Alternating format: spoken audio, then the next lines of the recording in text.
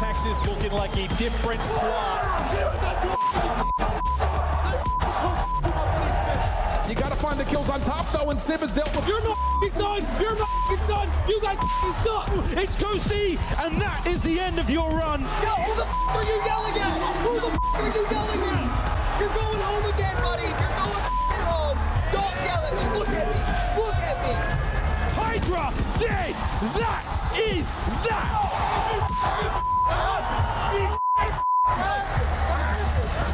Day one, 3-piece! Oh my God! That's a breakdown! That's a fucking breakdown! It's just waiting. Out of here! Out of here!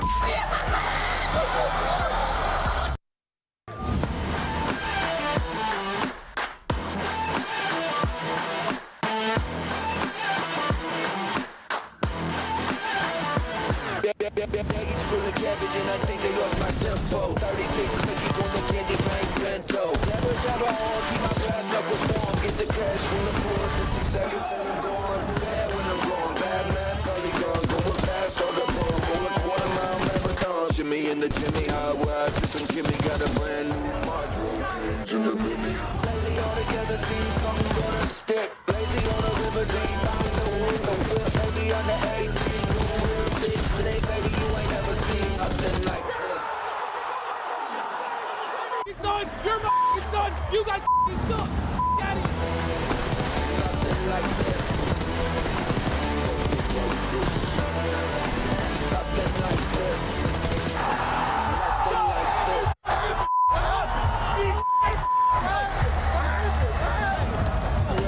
Ever think it gets better? Chain call a record, I can feel it, I can feel the pressure. Break loose with the ratchet, go to back, stab it on 2 round, magic, then my fuel injected savage. Lately all together, see something gonna stick. Lazy on the river, team, someone on my hip. Baby on the 18, no rim, all switch. Baby, you ain't never seen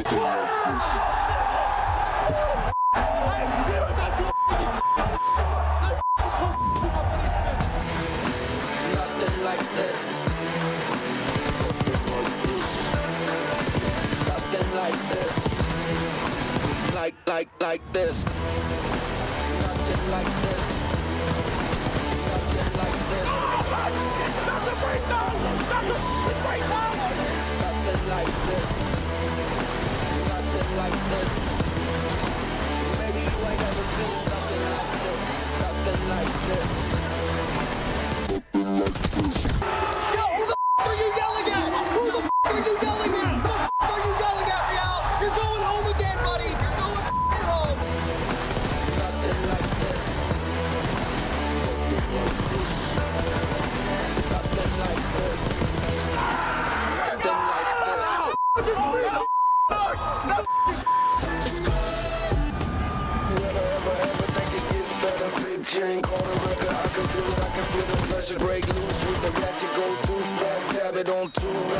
ratchet, I'm a fuel injected savage. Lately all together, see something gonna stick. Lazy on a river, dream someone on my hip. Maybe under 18, no whip, all switch. Baby, you ain't never seen nothing like this.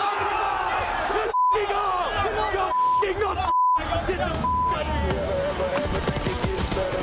Chain caught a record, I can feel it, I can feel the pressure break loose with the ratchet go to back, savage and two line magic, I'm a fuel injected savage. Lately all together, see something gonna stick. Lazy on a river, dream someone on my hip. Maybe under 18, no whip, all switch. Baby, you ain't never seen something like this. No, wait, dog. Don't ever Baggage full of garbage and I think they lost my tempo. 36 Mickeys on the candy paint bento. Jabba jabba on, keep my brass knuckles warm. Put the crash on the one, get the cash from the pawn. Nothing like this. Nothing like this. Nothing like this. Nothing like this. Baby, you ain't ever seen nothing like this.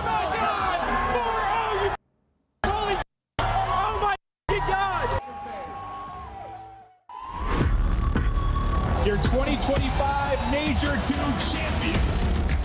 Here comes Abuza trying to push back forward.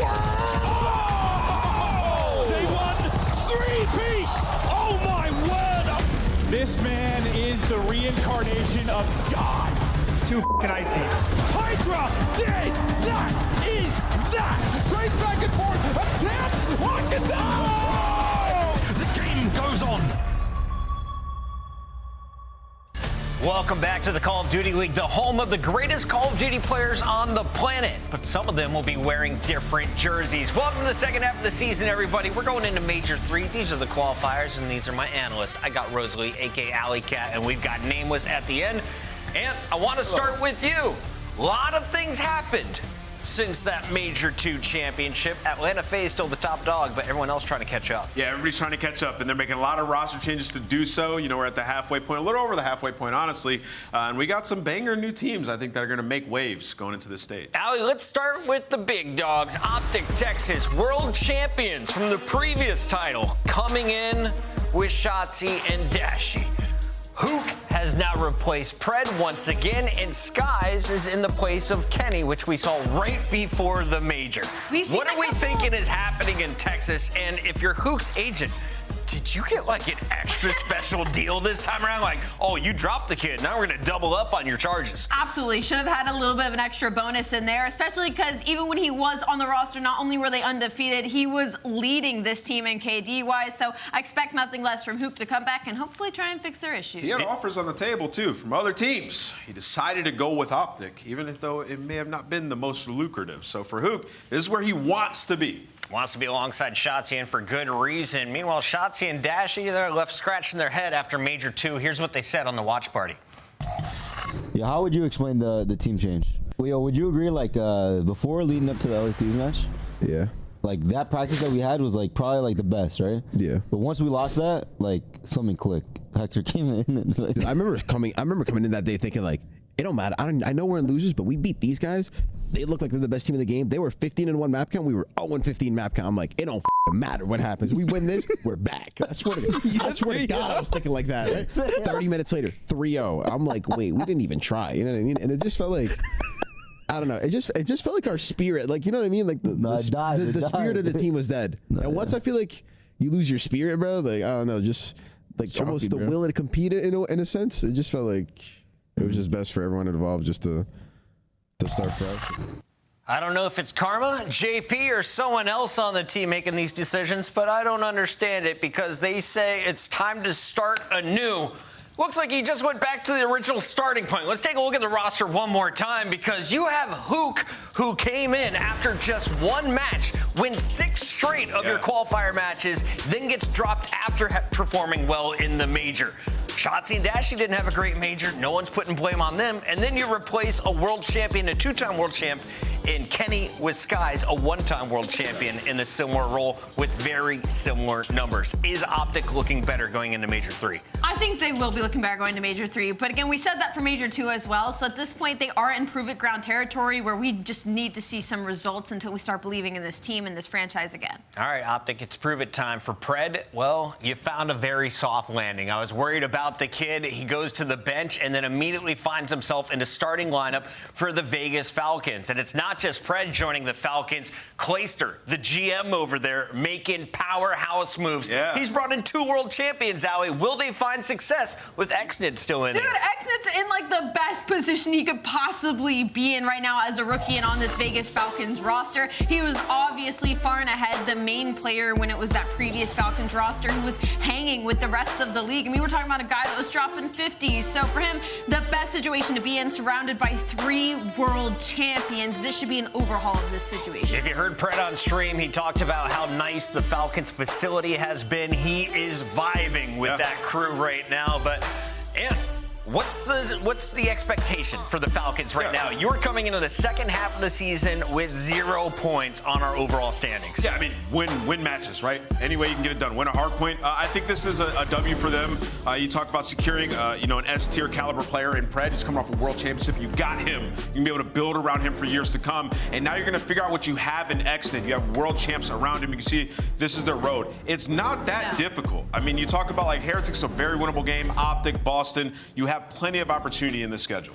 I had an opposite opinion. I was like, the start of the schedule is really rough, but once they hit that Optic match and then through Atlanta phase, there's some opportunities there for Vegas Falcons, but expectations are high. All right, so Pred has an opportunity to play against Optic for revenge in a few weeks, but today, Kenny gets a chance. He joins the Minnesota Rocker, and you have to think maybe this is the demon they have been missing because Paul X, he was hot or not, and more often than not, it was pretty cold. So now you're bringing a guy whose numbers have been terrible. They can only go up from here. He is a 2-time world champion, a fantastic in-game leader, and this may be one of the best young rosters in the game right now. Yeah, I mean, this is a win scenario if you're Minnesota Rocker. I mean, you're coming into the year with like a team, they're like a gritty team, and you're hoping that they can do some wonders. Well, an S-tier team blows up, and you secure yourself, Kenny, one of the greatest of all time, in the perfect role for you. A team that just needs leadership. They don't lack aggression. They don't lack slaying power, right?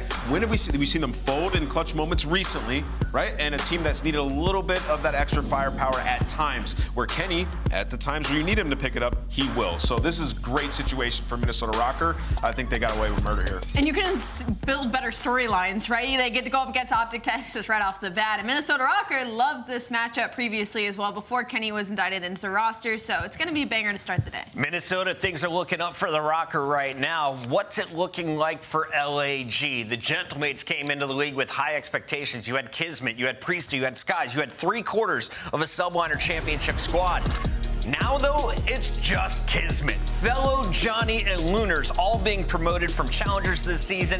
Fellow, welcome back to the league for a 15th time. Yeah, it sucks that he doesn't get to start the year on a team too often, right? He always has to go down challengers and fry. Happy to see him back. I think they'll be a great Surge team. You look at this fellow, Johnny Gray at Surge, Kismet as well, and that's something that they've lacked all year. So I think they can get it done in the 2-3-5. Allie, is it a good idea, the French org, putting the French player Linz on the bench? Is the experiment over? It's unfortunate. Obviously, you want to kind of keep that French across the board, obviously because your org owner is going to be in that side. But I think as far as we're nearing the end of the season, you need to start making up some of these points, if even. And so I think investing in the Lunars, I think investing in Kismet was a good move, and I'm excited to see what Fellow and Johnny can do for He's got to do the Neptune treatment. He's got to go down there and He's learn. got to go back into the gauntlet, back into challengers, Worked just for like Joe Joey Deceives, D. yeah. And then he can be brought back later. Is that snake choking you out? No. It looks scary. All right, let's talk about Miami. I just saw the close-up. I was like, she has a reptile on her neck. And let's talk a little bit about this squad because we love the GM on this squad. Yeah, you see with the Saudi team trying to build with Saudi players, didn't work out. Miami Heretics had a goal of building a Spanish lineup. Yeah. They found success early on, but they're looking for more. Yeah, trust and have faith in the Miami Heretics organization. I mean, they have done just such a phenomenal job, right, of getting better year over year, finding talent from within their own region. I mean, you think back to last year, bringing in Real. I mean, what a difference maker he was. And then you bring in Rencourt this year, unreal. And now it's time for Lucky to take a back seat. We're going to bring in Super, get the extra slaying power that we need. And for this Miami team, there's a lot of things to like about them already. It can only go up from here. I love this change if you're a Heretics fan. Top 3 placement back in Madrid is going to give Miami some serious points. Let's take a look and see where they're at in our standings currently. They were in the top 8. They're currently in 8th, though, and you are holding the door by just 5 points. Cloud9 is knocking on the door of the Heretics, and Optic by no means is safe. Only 110 points. That's basically 10 more than they had at the end of Major 1. This is when you're supposed to make changes, though, right? Like, if you're Heretics, like, even if you're Boston, like, you got to think, like, we're in 8th, but these other teams below us, they're coming up. We got to make moves. So Optic and Heretics doing that, going to try to put themselves in a good position. Those are our squads making moves. The question now in our hot take segment is who made the best roster moves? Allie, Yeah. is it an easy answer?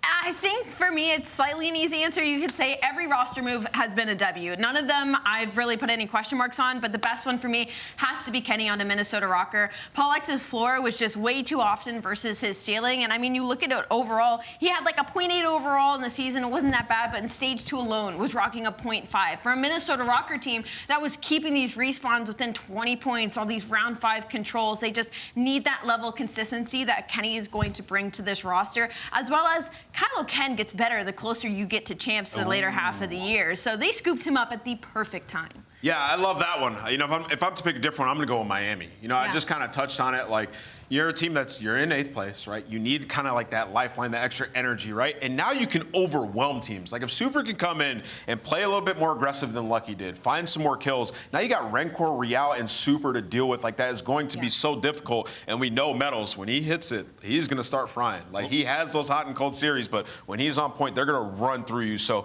I really like the Miami change. We'll find out how big of an impact Super has later this week, but let's talk big picture.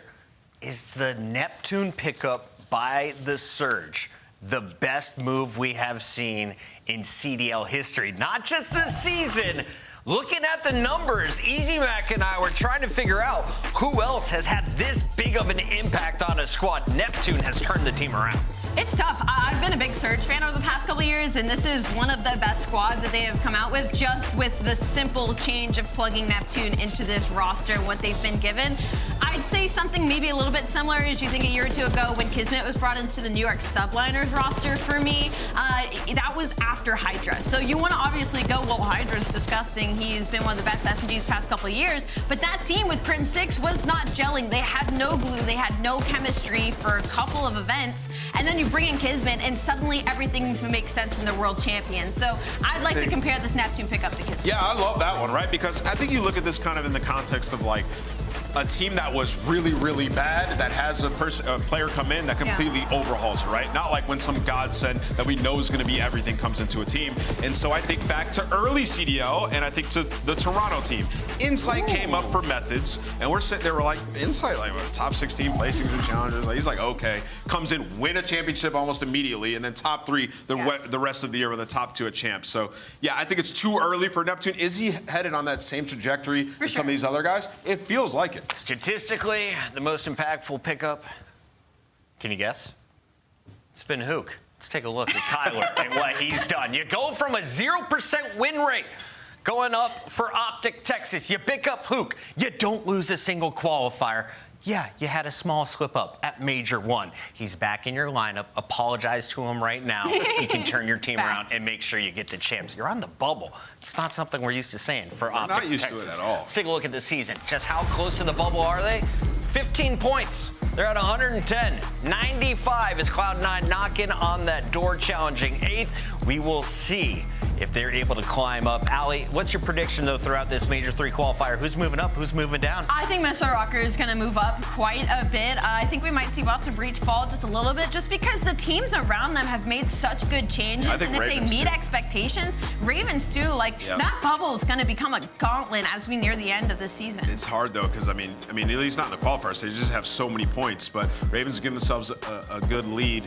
It's just, with all the rumors that we were hearing about Ravens, hopefully they can come out and be the same team. Quick reminder, we are going to have some new fun here in Major 3. The qualifiers are going to feature some new maps. We're going to be jumping into it in just a moment. We first, though, have to take a look at the schedule for the day because we mentioned it, rivalries galore. Kenny with an opportunity to prove he was not the problem in Texas. You got Vancouver with Neptune taking on Pred, the superhero, as he joins the Falcons. And, of course, our Major 2 champ and Major 1 champs, Atlanta FaZe, will be taking on Toronto Ultra. You guys excited? Oh, yeah. I think we're looking at a 10 to 15 map day for show. Let's jump right into the first match because the players are already in the lobby and I want to get to it. So Vegas to Falcons. Let's jump into a Pred. Priesta, Arseny's exited. Priesta, terrible stats. Did not find success on LAG. Sucked on Boston last year. But now he's got a chance, a fresh start. You got exited and Pred on the front line and Arseny's now to back you up on the AR role. Yo, I am pumped up to watch this match. All right, listen, like you got some guys who are like Priesta and Arseny's. Realistically, this is their last chance. Like, let's be Priesta for years has not been playing well, right? Like he's been in and out of the league, and the teams that he's been on when he's in the league have been at the bottom of the barrel. He has to perform, and now exited. Like we're gonna see, can he play within a structure? He's got vets around him, right? So they're gonna have a system. Can he play within a structure and still shine alongside Pred? This is exciting. On the other side of the matchup, we have the Surge, who have moved up into our top 3 in our power rankings. Top 4, where are they at, Allie? Is it official? Everybody was giving me crap for putting Vancouver Surge in my top 3 heading into Major 2, and thank God they pulled through for me, man. Vancouver Surge being able to pull it out on land, unfortunately, weren't able to do a whole lot in that final versus what has looked like the gods of Atlanta FaZe. But for Vancouver Surge, their online split was great, their Major was great. This has been an incredibly consistent team. It's just about, like, will they ever fall? Neptune, the trendsetter, bleaching his hair, fellow follows. Will the next challenger player rise up with blonde hair? Only time will tell. For now, we have our maps and modes for our first best of 5. And welcome in, Red Card Dealership, Vault Hacienda. Dealership Search and Destroy, though, is about to blow Maven's mind. Yo. How many car explosions will we see? I love this because if I'm like Vegas, I'm looking at Pred and Exit and I'm like, yes, dealership, 100%. Vault, yes, get it in the series. Like, they're just trying to make this a mix fest, and it can very well be that. For me, I love that Skyline and Vault SND is out for Vancouver Surge. I think this will fit them much better, especially 04, so I'm excited for this matchup. Game's ready, pick 'em time. I am going with Vancouver. 04 was a monster on land. He will be online. I think it will be a banger. I'm also going to go with Vancouver Surge, though I need to be proven wrong. Falcons upset? Yes, I got Vegas. I got Vegas, baby. Let's go. 83, just 10 back of the lead. And is he throwing? Chat, let me know. We got to send it over to kick off game number 1. Maven and Merc. How you doing? Yeah, he gave up. I'm doing great. He gave up. Yeah, no, he did. He's thrown in the towel. But no, I'm fired up. Listen, we got a lot of changes, whether it's maps or teams. This Vegas team's interesting, though. Like, you know, there's like no pressure because you hadn't won a single series. There's 0 points. But at the same time, I feel like the only person who's like safe and doesn't feel pressure is probably Pred. Like he's probably got the driver's seat. But Yeah, I mean, let's just sort of talk about this. It's just sort of a, we have our franchise guy now. That's the way I looked at it. There's no expectation. Like, what is exited? Maybe with some vets around him. Well, because what I said, I think one of those guys with like 3 other players, like they're more experienced, might be able to do great. Yeah. We're gonna find out though. Can he? And then like Priest, he kind of said last chance maybe. Alec maybe kind of last chance. Like, 100%. Those 3 are definitely feeling pressure. Pred, I mean, I gotta assume he's got the keys. So we'll see. I mean, it's just a team tossed together here over the past couple of weeks. I'm really excited to see what they're gonna do. And then what on the other side of this for Surge? You know, you had a tough loss in the final. You battle in the winners bracket final. Finally, you kind of get smoked. Yeah, those were 2 very different games. Yeah, we casted both. They sure were, Joe. Yeah, winners bracket final. You were like up 4-2 on that protocol search, map 5, in the driver's seat, and then FaZe does what FaZe do, and then clutch on up. But then, the final, you just got smoked. But I think the big difference is when you look at those two games, they split the hard points with FaZe, but 0-5 in Search and Destroy and Control, right? Sort of the recipe to FaZe's success this year has been in 2-3-5. Well, the second you told me, I was like, that's the same combo we had about Thieves basically after, right? Like the Control and the Searches where FaZe got it done. We'll see he'll be able to dethrone them, but let's focus on our first match of the day. One of our better looking schedules we've had on a Friday. We've had Fridays that have gone 9 maps, so I think we've got a chance for more, but really excited to see Alec back in the league, excited to see Priest get another shot, and well, we'll see what Exit can do on this squad, but it's a very tough test, match 1. No, it is. I mean, in terms of, okay, well, great shots there by Pred. Exit's gonna find the third. In terms of fundamental hardpoint, I mean, you're probably gonna say this Surge team top 2, top 3 with what we've seen throughout stage 2. So for Falcon, it's just like, yeah, what can you do here early? Excited to see exactly what that will be. Exnid, despite the failures you've obviously had for the original Falcons roster or the original variations of that Falcons roster, you still saw brief moments of brilliance out of him. Excited to see how he's going to pair with Pred kind of in that SMG role, but as I'm chatting through stuff, all the kills are actually going to be for Vancouver Surge, so they're going to get Control. It's 4 straight for Abuza. They are now set up for success with 48 minutes remaining on the hard point. You're going to have 3 hitting for Falcons on one side, and then the guy taking the route is going to be Pred on your screen. Pred was out early. This is why no one on Surge is really going to pick this up. He's going to try to flip the map, and actually does. So great long route there from Pred. Not one we usually see from him. Usually that was always sort of shotsy, but he immediately spawns up, flips the map. They get Control. So I mean, that is all just off the Pred play. They're able to find 4, and now in a position they want to be in on this rotation for P3. In a great spot. Also helps his teammates get the kills, obviously, as he's taking the route. But yeah, I imagine we're going to see big improvements for Pred in like a quick amount of time. I think, he came in a little bit behind. I think when he got back into it, he talked about himself. We talked about some plays he made. He's going to learn. He's going to get better. He is one of the better raw slayers we've got in the league. So excited to see him improve. But well, and again, it's just like now, there was just so much pressure. Right? With everything that went down with that team, in and out. Now there's just sort of you have 0 points. We're halfway through the year. Like, you're just trying to, I don't know, collect your bag. I doubt he's gotten the bag yet, but I'm sure he will get it. No. I wasn't really sure what the situation would be for him after he got dropped, but no, this could end up being something incredible. Maybe it won't be incredible this year. Correct. Who knows, going in the future, if he's got the keys to this. Well, you look at what the Falcons organization has done elsewhere in esports, and they've gotten the best or some of the best talent. They opted to go differently with COD, and I assume next year we might see a change with that. No, we absolutely might. I think it's going to be an interesting offseason, to say the least. But Priest is able to take out 2, and they'll try to secure some of this time, but this might be one that's going to the play clock, as we've already got a minute and a half off of this. Both teams sitting around 40 points. As they're battling for position, though, early bottom stage, he'll be 0-4. He'll be the Super Soaker inside. Neptune on 3 in a row, going to be looking to make plays here around lobby and steps. And when he gets to his spots, he can be such a nuisance. You'll see him running laps and finding openings, but shutting him down, not allowing him to find it there. So the pressure going to build towards 0-4. He's going to have to take out 1 or 2. At least able to get 1 and buy his time. Now 2 more flooding in. Can 0-4 make the play? Sub in hands, got the advantage, or does he? Exit able to swarm in and pick him out. And sometimes just getting that stage player, like getting them out of it, can shift things big. Pred able to get 2 as well, and now you're getting time. Yeah, it wasn't a lot at Major 2. It was Draza. Just every single time he was in this spot, just felt like you couldn't take him down. Yeah, like you kill the other 3 players, but then like still getting that player sometimes is such a pain. It just spawns so close, so there's just an immediate sort of fight back, and Surge, though, they're able to do it. So a lot of that time, you have a 30-point lead as we head to the P5. 0-4 going vertical. And now to Pred, though, as he's floating around, ticket now to camera and into the point. We'll try to push this out and kind of cut off the reinforcements. Pick at his quarter, reading the red dots and looking for the openings. Not going to find the opening, though. It's going to be all for Surge. They'll clear out everybody. Spawn's going to flip out. Now Falcons have to battle back from the other side. That's a perfect pinch and break there from Surge. Yeah, it's a tough little spot there for Pred, right? He wants to get pushed out and hope a couple just fall into his lap, but that's just not what happened. It's like they kind of waited for him, and then all of his teammates died. So it's just sort of, hey, be ready for a little pinch, able to find him, and then 4 dead.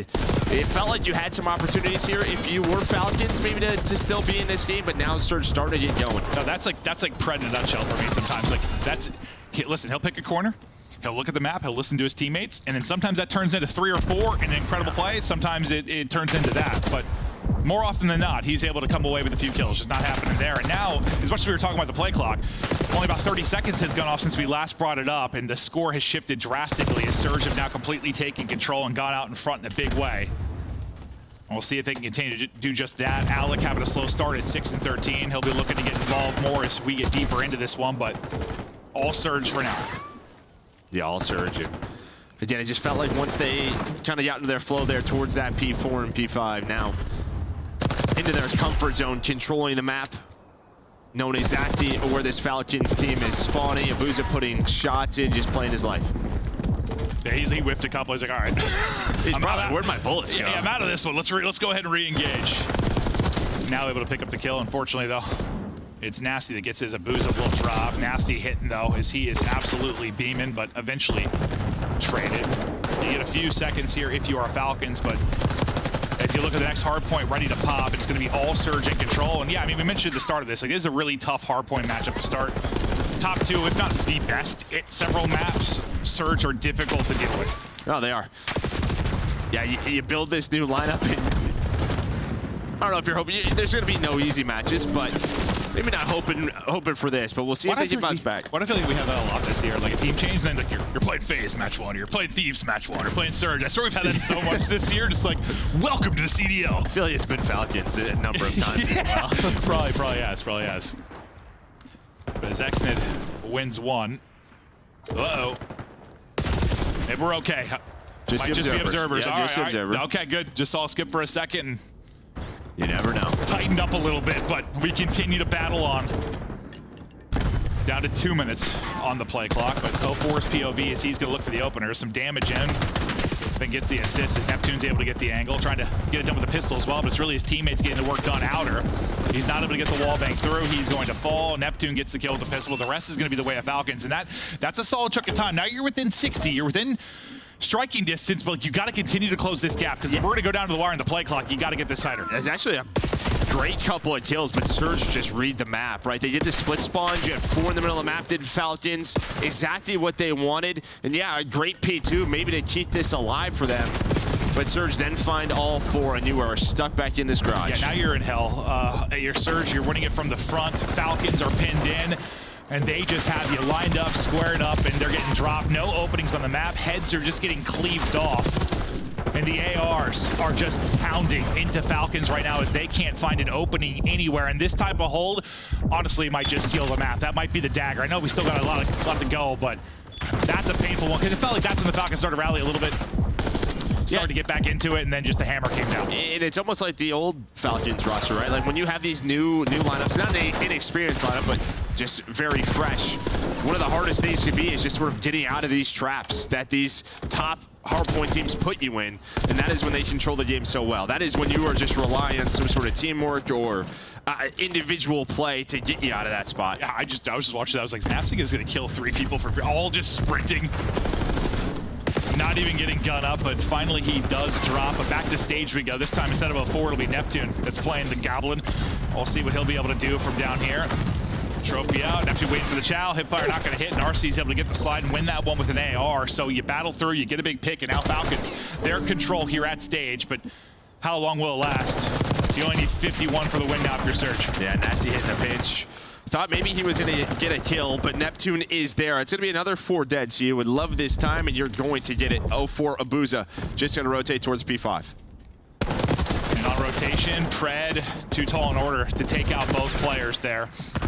He gets the one, but then the rest of it goes the way of Surge, so they'll get the clean sweep. They'll get the time. The only remaining player was, well, Falcons player was the one inside of the hard point, now on rotation. But let's see how this opening push goes. Pred is able to get one.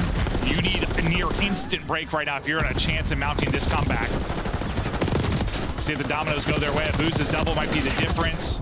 And there, it's going to be all 4 dead for Falcons. Split spawn coming in for them as they'll try to pounce back, but it's just going to be some clean time now for Surge. Yeah, you see all the Surge arrows. Just trying to, where are the spawns, right? That's the question right now. And even as good of a hardpoint team as them, sometimes it can be tough to read on red card. They are going to find all 3. Ooh. Neptune up to 30, leading the lobby 4 in a row, almost number 5. But Neptune saying, I am not slowing down anytime soon. No, I mean, we had some questions just about him specifically, getting back to land, getting back to a main stage. How would it go? And he had some incredible moments. Obviously, the final doesn't go the way you want it, but he is the real deal. This Surge team is the real deal, and I'm excited to see kind of what their trajectory ends up being over the rest of the year. But we'll see how high Neptune can get his kill count before the final seconds trickle through, or at least going to see one more hard point, but streaking again is going to be Neptune. Finally shut down on 33.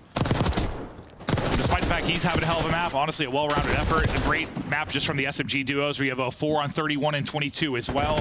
They've got hard point control. Show the final couple seconds here in a moment. Might have to break in one more time. Yeah, these bush fights always a ton of fun. 0-4 though, another double. He's gonna match Neptune's 33.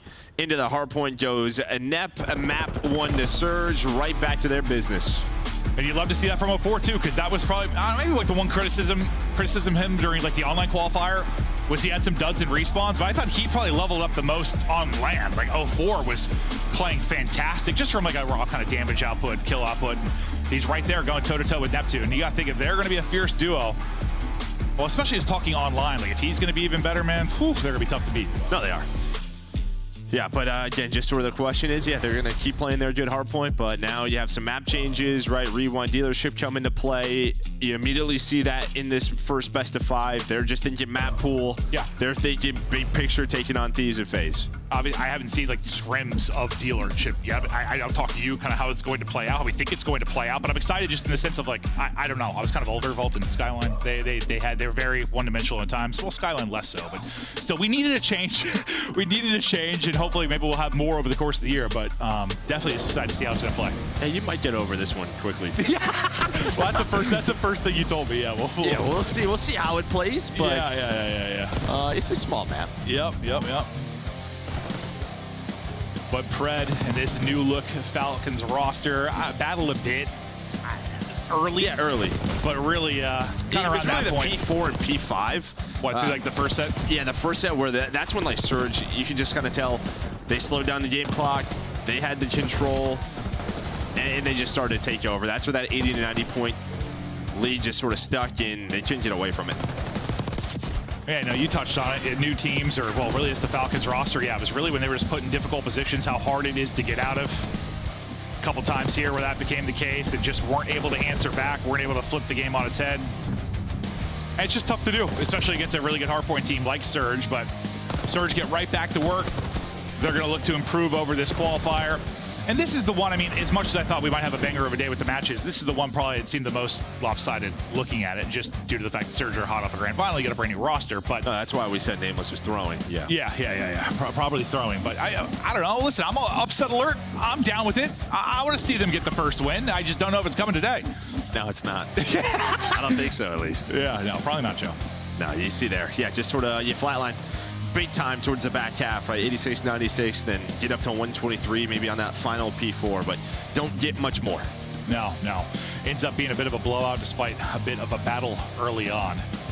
I'm excited to see this Surge team continue to improve, and I don't know, for Vegas, I don't know if this will even be the roster for the rest of this season. If I was a betting man, I definitely would say it probably won't carry into next year, but we'll see how much success they end up finding. But I don't know. It's just it's not. I don't want to say weird. Weird's not the right word. It feels like an 8s lineup. Like if I was a pro 8 yes, at night, okay. like this is the 4. That's a good way to put it. Yes, it feels like an 8s lineup, and it's like one of those things. Sometimes you'll have that, and like it just works, and those teams are good. But more often than not really the case. But we'll see. Let's give it a couple weeks. Yeah, I mean, Clay kind of put out, like, listen, one of the things I was great at in my career was putting teams together. I had a little bit more of a touch in this, and again, you're in the middle of this it helped season. having Simp and Beezy when they were first turning 18. It helped having Shotzi and Illy when they were turning 18. No, but yes. I agree with you. But like, he's just sort of saying, like, I'm trying to do my best here. Let's see what happens. But again, I'm not expecting anything. Oh, no. Even when like he first took the job as like head coach, I was thinking of it more like this year might be the blender, but it's a long-term project, right? Like it's Call of Duty. We're here every year. We're here forever. Let's see how this thing goes over the next decade. It's exciting to see what they're able to do. But Clay, maybe a little more work he can do now with these players. Try and get them improving game. Map 1 not going great as they kind of chat through things, but I'm probably, if you ask me like who I'm most excited, like on an individual basis, they do probably Exton, because this is kind of what I wanted to see. Like if he was with 3 players that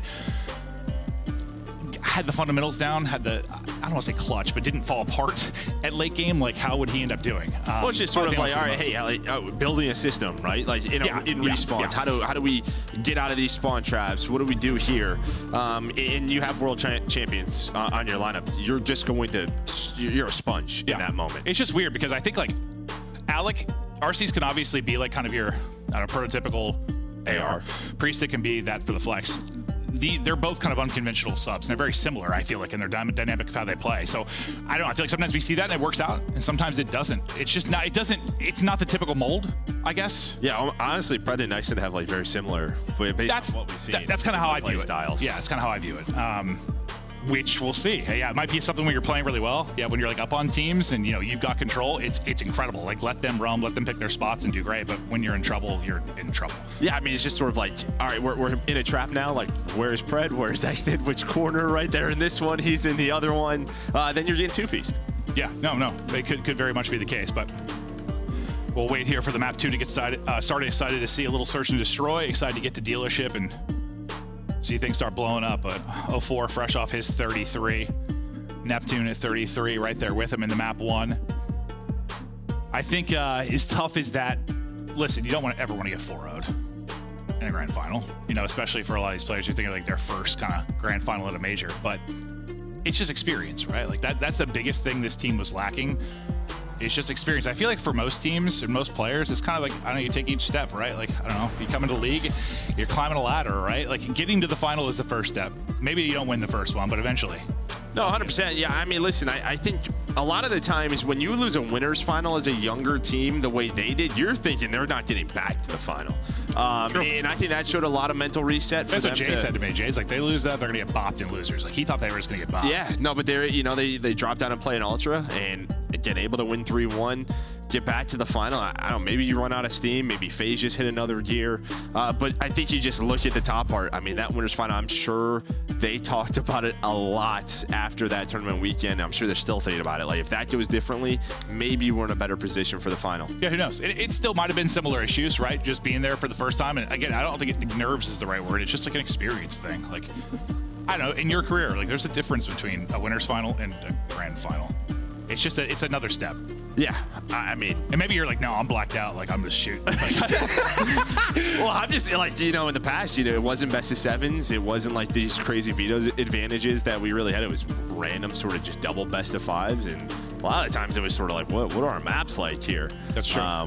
But for them, yeah, I think it's a lot different where like those vetoes do come into play. Where maybe if they're coming in from winners, maybe they're feeling better about it versus FaZe. Yeah, you get the advantage maybe a little earlier on in the series. But obviously that didn't end up being the case as they lost that map 5. But still, I mean, it's a good point you make. That losers bracket final win is it was impressive. Just to bounce back with a young squad. But this is their last 5 maps in search, and you know, you kind of talked about that, especially against the matchup with FaZe. Like they need to work on the search, you need to work on the control. And it's tough to look at the last 5 because you're talking, I mean, 3 of these are right against. Yeah, versus Ultra they won. I mean, they won the match, but yeah, 3 of those are versus FaZe. The 2 red card in protocol, you know, go round 10, round 11, which they did so many times versus FaZe, but continue to falter there. But the Skyline in the final was brutal. But here we go. No more Skyline though. Again, smaller map. I think the big question mark here is sort of that A-bomb side. There's 3 cars around it. It's going to blow up a lot. But you're going to see maybe some attacking teams just sort of take their time, a little bit slower, and decide what they want to do. But a lot of the early nade breakoffs could be key, just to see what's open. Is Neptune going to get aggressive? But I think for defenses, it's all about middle of the map, where Neptune is, because you have so much ability to go from A to B quickly. Yeah, no. Quick transition plays, and Neptune is picking them apart. He gets 2, Nasty gets 2. Shutout defense there is kind of played it slow on the attack, like you mentioned, looking for that opening pick, but it's them that gets picked apart. Nice opening round win for Surge. But I think that's a conversation we've had just, historically for S&D maps. It feels like it's either a map that's a tough and long rotation from site to site, or it's a quick one, and it just changes the dynamic of the map massively. Yeah, and you can just get naded from 2 feet away from you. Perfect. Off spot. Yeah. I mean, we've always had that in COD. You have to wait for your nade spots, right? What trophies do you have? Every single one of these maps we play pretty much has that option. But if you have trophies, maybe you throw a quick A. But it looks like Surge going to play quickly for now and just play around this B-bomb side. I'd say they're looking a little more attack heavy and more decisive than maybe we saw on the opening push from Falcon. So here we go. Surge looking to hit it, see if the utility can hit. Getting through, hits the nade, but not able to win that opening fight. Nasty will get one at 3-0, get away with his life for now. That's going to be bombed down towards B. That's not what you needed if you're Falcons. Team nade comes in. Pred is going to drop. And now what was a 3v3 and you had bomb down, it looks like a good situation, not the best situation. Neptune, great slide to the bomb heady, and then Fries one. Last player cleaned up as well. Surge dominant early, maybe goes differently if the team kill doesn't happen. Well, and that was just excellent patience there in that gunfight from Neptune, because he has the long slide that I think if he comes up short and aims in, I think Arceus wins the gunfight with the AR. But he goes all the way through to finish the slide, right behind the bomb, pops up, able to find that kill, and then, yeah, gets the angle. But you can just see from mid-control for defense, there's the B window. You also have the vent on the other side. So, yeah, we'll see what these attackers can do. Can you get mid-control? Does it matter? We're going to find out. Yeah. All right, we're learning. Well, people at home learn. We're going to have fun with it. But Neptune has yet to drop. Nasty yet to drop. All Surge early on. Similar kind of setup and pacing from Falcons, it seems early. Just looking for openers. Maybe want to catch somebody getting aggressive. Now, though, they're starting to group up. Whereas last time they kind of stayed spread across that 50-yard line. Now working it up towards A. There's all the jars. Yeah, it's like, which? Wait for a moment. We got a trophy. We got a trophy. We're good. Thank the Lord. Stun hitting deep. Not going to connect. Booze is playing way back there. We got another trophy in just in case. You got to double bag it. Alec trying to get the pick. Not connecting. Nasty. Tucked away, looking for an opening through vent. As he creeps forward, does he find the opening? Got one tucked right around. He's going to go ahead and pounce now. Flying out, dropping one player remaining, going to fall as well. Did you see his body? God. Did you see his body fly? His body just ragdolled. I don't know what happened to Exodus, but I'll be honest, I turned and looked away. Someone Exodus went flying? Yeah, he went flying 20 feet in the air. Superman. Perfect. I'm all for ragdoll physics. But, I mean, just great preparation again from Surge. Sort of mid-control. All right, they're not going B. This is going to be an A-hit 4-on-4 retake. I saw this, right? Maybe it was just from our POV, dude. I'm telling you. I want to see it. Hold up. Oh, yeah. Yeah. Oh, Whoa. holy hell. Wow, my gosh. Gravity on the map has changed. I thought I was making things up, No, honestly. I literally just turned and I pace a lot when I It's a great cast. replay, thank you. Yeah, we appreciate that because I thought Joe was high on drugs. He wasn't. I could be. I'm not. Thank you for the clarification, Joe. It's like 3 p.m. So you're waiting for 4. Got it. Nasty. Get a couple headshot tags, but not finding the opener. He's yet to drop in this one. So last time, they kind of group up and worked the bomb over towards B. Four's kind of by himself right now with bomb. Too, yeah. Yep. He's going to get hit by Nate, and he's out of there. Down to 31. Just going to back down for now. And this is, I'm thinking they're trying to show a presence A and then wrap this quickly to B, but they end up losing a player, so that kind of falls apart. Now you've got numbers for the first time, really, if you are Falcons. You just kind of see you have like this uphill battle as the attacking team. And there's all these different angles. It'd be cool if you like steal car keys, just hop in and start running people over. I mean, I don't know. Yeah, we had avalanches. That's a good point. Neptune. Tax on one, suddenly 3 versus 3 in the post plant. Nasty trying to find the angle. Eyes on 1, eyes on 2. He's going to rethink it now. Great little shoulder there on the spot, too, to see Priestess cross out the bomb. Priestess able to win one, though. Nasty doesn't keep gun up, only gets 1, then Falcons sweep them. First round up for Falcons, and, well, they finally get a first blood. They finally have numbers. Well, yeah, and honestly, they throw the numbers away. Pred goes on the full flank, and it felt like maybe he should have just waited for his teammates to go and then flanked. They were just sort of waiting on him, even to get that bomb down. I was like, how are they just letting this happen with numbers? But doesn't matter. They get the retake. They're on the board. So is there any difference? This is probably a dumb question, but you know I like to ask dumb questions. Is there any difference like in learning an S&D map like right when a game comes out versus like when it's added in the middle of the year? Not really? I don't think so. No, it's just sort of reps.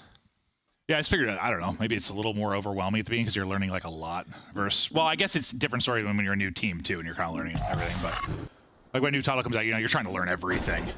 Versus you can just kind of hone it in on maybe one thing, but still kind of the same basics, I guess, you got to get down, right?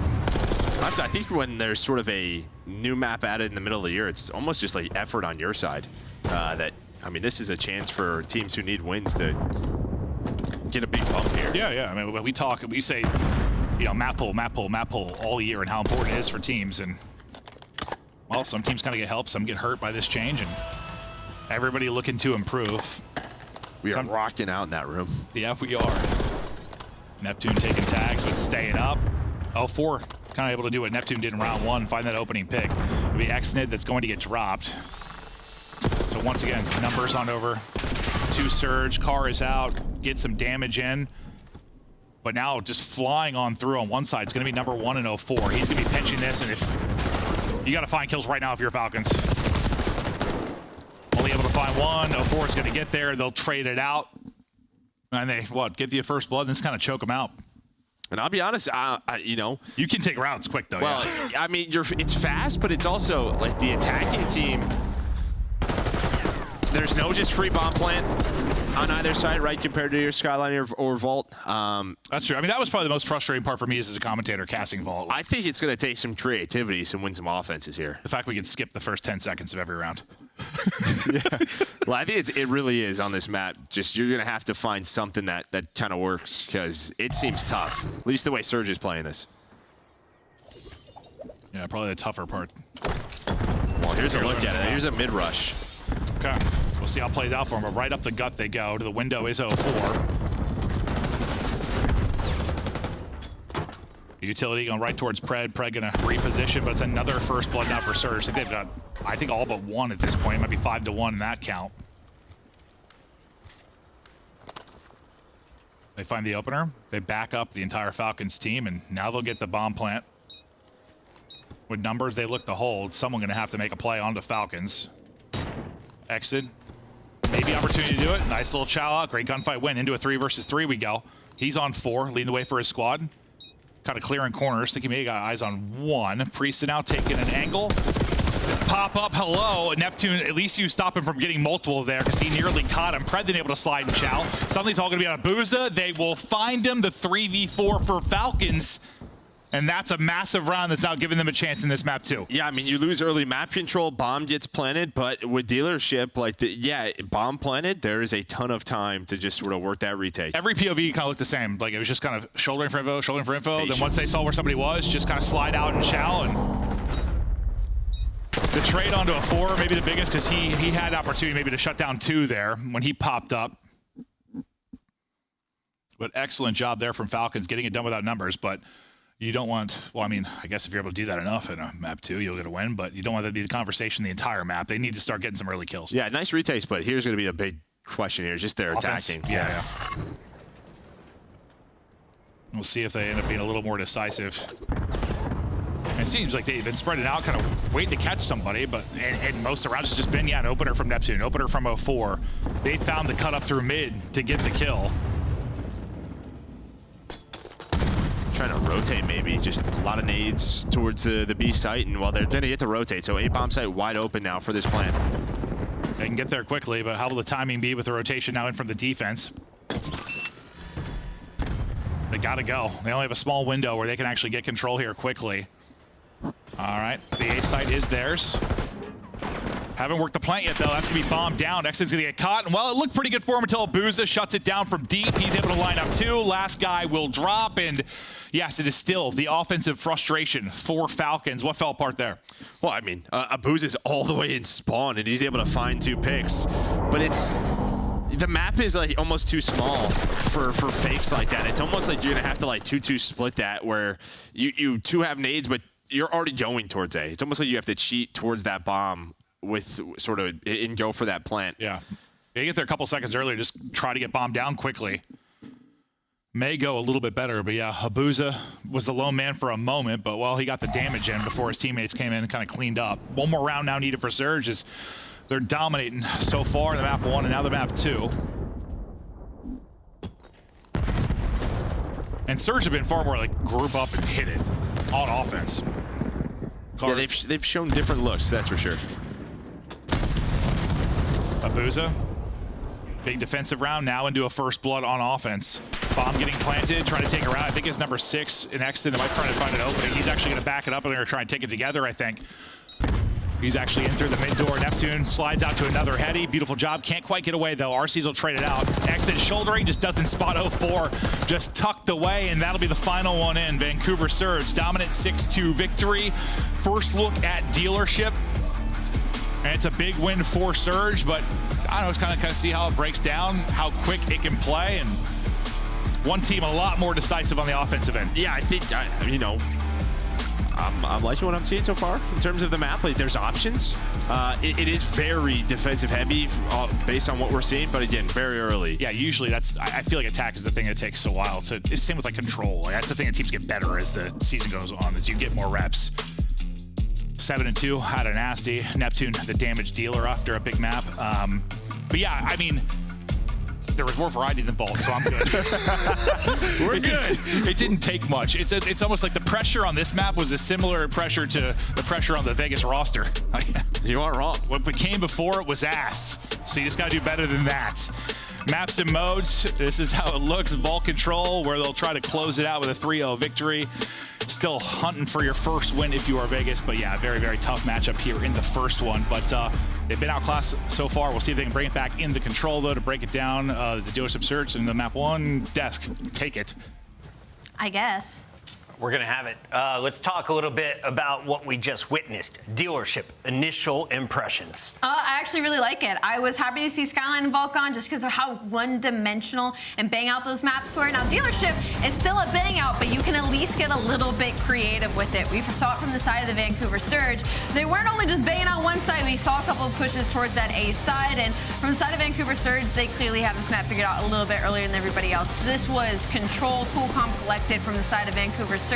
Vegas Falcons, a couple of good retakes, but other than that, not a whole lot of life in the search and destroy. Well, first things first, I mean, teams are going real early. You know, Pred with that solo flank and stuff, it's just not, you got to cut it out. It's just not going to work. Cut it out. Yeah, on this map. I mean, they're just nipping that in the bud real quick. And then also, like, on the offensive rounds on this map, it's like if you don't take space early, so you saw Falcons, like, trying to play a little slower. If you don't take space early, then you have to have, like, 2 players kind of commit to mid and play those kills. Otherwise, you're going to get instant pinched, which happened to them so many times on their offensive rounds. So I think that'll be the learning curve, will be how to approach your offensive rounds on Dealership. But as it stands right now, I really enjoyed that. I thought it was awesome. Nameless, did you think your prediction was wrong after seeing the 6-2 defeated Search or the 250 to 127 beat down on Red Who Card? said I thought my prediction was wrong? Okay, I will have you guys know he came out of the green room talking to our producers about a reverse sweep. Yeah. So at least he's standing on business. Yeah. But, I mean, and this map 1 for me, it's been 0-4. I mean, even the map 2 a little bit as well. He opened up like 1-6 when this game was tied, and we get to a singular P3, and he starts putting them in the absolute spawn blender in the back staircase, and that allows Vancouver Surge to relieve the pressure from the middle of the map, set up for new at P3, and from then on, I mean, it was just fundamentally beautiful hard point from the side of Vancouver Surge. All the plays on the side of Falcons were so slow. Like, even like the approaches to breaking hills, it was like, I saw it was like Pred trying to make a lot of those plays, and it was just so way too slow, them trying to execute at the same time. Obviously, it's a brand new roster. They're going up against a world-class hardpoint team right now, so it's going to be tough. But yeah, I mean, we got a couple vaults coming up, and I do think that map, plays better for them. All right, so let's talk about Vault coming up. More pressure on the ARs or SMGs for the Falcons if they want to stay in this series? Yeah, your star players are your SMGs. They got to take over. I mean, I know everybody's going to look at the map 1, look at RCD stat line, and be like, he's the one who hard costed. Like, yeah, can he play a little bit better? Sure, but the pace setters, the SMGs have to be on the same page and making plays together. New maps so far, both in favor of the Surge, but we are going to see 2 more matches tonight, and we have a feeling this will not our only dose of rewind in Dealership, the new Search and Destroy maps that you also saw a little hard point on. So talk to me a little bit about Dealership moving forward, Allie. I'm excited for Dealership. I think there's a lot of room for opportunity on this map. As we saw, we don't have to see the one-dimensional bang-outs. Unfortunately, though, on the flip side, you go over to Rewind. This was a map everybody was kind of favoring at the beginning of the season before it got kicked out for a couple of weeks. Same sort of deal. We're going to see a lot of bang-outs towards this middle side of the map, but I think this helps a lot of teams rather than hurts them. So with Vault and Skyline gone, Does this help frontline, backline, specific play styles? What do you see, Ant? Yeah, I mean, Dealership is going to be similar to those maps, right? So, but when you talk about Rewind, like Rewind's a map early on, you can make different plays. Like if you do get bombed down inside a DVD, a lot of clutch opportunities. I mean, I think everybody think back to Snoopy, one of the better players on this map, just kind of roaming around making plays from gens. And if you want to have a slower approach, you can have a guy out towards street, take your time, get information. You could wrap, you can go towards the B-bomb site. So I really do like Rewind being back, just a traditional COD map, I feel like. We got Season 3 loading up in the Call of Duty universe, and you can see we've got some fresh game maps as well. Barrage, Nomad, and the return of Firing Range. Firing Range, I expect to see you in the competitive level eventually. And Search? Yeah, maybe in Search and Destroy, I think it would work. We can't have it for Respawn, unfortunately, anymore. Just wouldn't work too well for Hardpoint. But some of these new maps, I mean, obviously the players got to get to testing. I mean, you got to get in there, you got to get to test and see how they work. Because when we get towards the end of the year, it's nice to have fresh new maps and change our meta. All right, if you guys want to see Firing Range on the CDL level, make sure you head over to Twitter at MercJD. He is in charge of all of our competitive decisions and has been since 2016. Sole dictator. Merc, is it because we don't have Capture the Flag or Domination? Why are you hating on my Firing Range, bro? It just doesn't work. These games are way too work. fast. These games are way too fast. It totally works. It just doesn't work. We played Bocage, we can play Firing Range, Hardpoint. Bocage is bigger. It's insane, actually. Yeah, Bocage is bigger, and it's still God. I'd never want to cast Bocage. Yeah, I think we just need to rethink how maybe we're making some of these maps. And how the spawn system works. Yeah, I mean, I'm in. But maybe some of the other ones, there's supposed to be more additions, I think, too. Yeah. Like, We got a bunch. We got a bunch coming. Like mid-season, right? Yeah, it was mid-season or next season. I know there's a bunch coming. Well, there's some at the start of this, and then I think mid-season. Yeah, well, we'll see. No, I mean, I'm hoping for. I'm always for the evolution of our. No, but yeah, Fire Range, even in like BO1 for like Search, it wasn't my favorite. It was great on Blackout. We're dropping range. That's about it. No, honestly, Domination and CTF it works, but I just a much different game. We are flying. We have attack sprints. We have slides. Yeah, no, very, very different. Very, very different. But this is how the series looks so far. And I kind of like what Ant was talking about. Like how they were slow on Hardpoint, because I think we talk sometimes about Surge, like on Hacienda, how like they have these like slow and patient breaks, but there's like different types of slow. Like they like make decisions quickly, and then they can be very patient and work things slow. But like that's probably the hardest thing when you're a new team, is just to get things to be very decisive, like execute things fast, like get on the same page. You've only done that break how many times, right? Like, how many times have you broken a P2 of Hacienda together? You're all going to have different ways. I mean, one of the biggest skill gaps probably here goes on is like how fast you can make decisions and work together as a cohesive unit. And yeah, that'll be the biggest struggle when you're a new squad. Well, you're playing against a team that is like a fine-tuned machine with Surge right now, so difficult so far. I mean, I can't be too critical of Vegas Falcons right now just because this matchup and it's their first match, but we'll see. We'll give them a little bit of time. You know I was critical of last roster, right? We gave that plenty of time. We gave that too much time. This one we'll give a bit. We'll see if they can continue to improve, but up against it right now and maybe facing a 3-0. We'll see if they can battle back on the vault. Exnid trying to find the opening. Nice little slide out in Chow. Not able to take the second fight though. RCD's in a world of trouble as Nasty's got an SMG in hand and he's able to shut down too. Priest, a horrible timing there as he gets caught hitching and trying to push forward. We'll see what Exnid can now do off spawn as he's able to get right back into the mix. Yeah, you're trying to just find anything right now, but Surge is giving you nothing. Maybe a bit of an opening with RC's able to get that AR kill. Now starting to work this 8-point is Falcons and doing a good job. As Nameless was talking about, he just thinks it's behind the subs. That's where the power is going to be from. And, well, he's not wrong. Exnid 5 in a row, up to 8-2. Nice little multi-kill there. Gets them onto this 8-point. A little slide cancel and Chow. Thing of beauty there as he gets it, and he should have this 8-point. There's the extension, 1:20 left to work with. A great shutdown there from Surge, though. As you go 4 for 1, kind of in that transition moment, maybe from points, and look at them, they just get forward, 1 and 3, flying at you. Nasty, already headbutting you back towards spawn, controlling the other side. We'll hop to him. That'll be Neptune that's looking to get eyes. We'll see if he can find anything from Catwalk. He's finding some bullets, and he's not able to get away. Exit will hunt him down, but now you're under 60 seconds. Lives, I mean, you've got enough to get around with him, but it's going to be tough. Yeah, it's I think you're just thinking, like, what extra takes can you get here? I mean, I think you're already happy with the 3 if you're Falcons. And EB progress. Yeah, considering that situation towards the start. But yeah, Exnid gets you out of it. But now you have to deal with, well, Abuza's not in his house yet. He's not in his house yet, but Nasty is there. He's going to be the first to fall, but his teammates get 2. Yeah, he's leasing it to Nasty. Nasty gets cleaned out, though, and now we'll get right over to L4. Both weapons now to work with. 5 lives remaining for Falcons. Can you somehow muster up 1 tick here? Not looking likely, but this will be your last chance to do so. Priest to Challen. He misses a bullet or 2 and not able to finish that off. Neptune now with the AR out. Under 10 seconds to go, just trying to keep them out of the point. No respawns left for Falcons. This is your last chance to go. Exton nearly catches a fastball to the face. So that's what I thought he got stuck. Yeah, I thought he did too. Honestly, I thought I saw the hit marker for it, but 4 will get 3 to close out the round. They are all smiles, fist bumping away, and things are still rocking and rolling in the Surge camp. Yeah, Habuz he's drinking his morning coffee. It's early over there. Early over there still. For them, probably. Yeah. So is it that early? Yeah, it's 12:40. Gamer schedule. He's drinking tea, dude. He looks like a tea guy. You know what it used to be like. He's a tea guy to me. You were doing that like 2 years ago, like waking up. I don't know. It's not really, because once our streaming schedule started, I kind of was up. That's a good point. Right? Like, it's been a minute now since I was a night owl. I'm an early worm or whatever you call it. Sure. Yeah. It's an early bird. Early bird, yeah. Early bird gets the worm. Yeah, not early worm. What am I doing? Early worm, you're gone. Maybe I'm the one that took drugs. Holy. Well, right out to the point we go.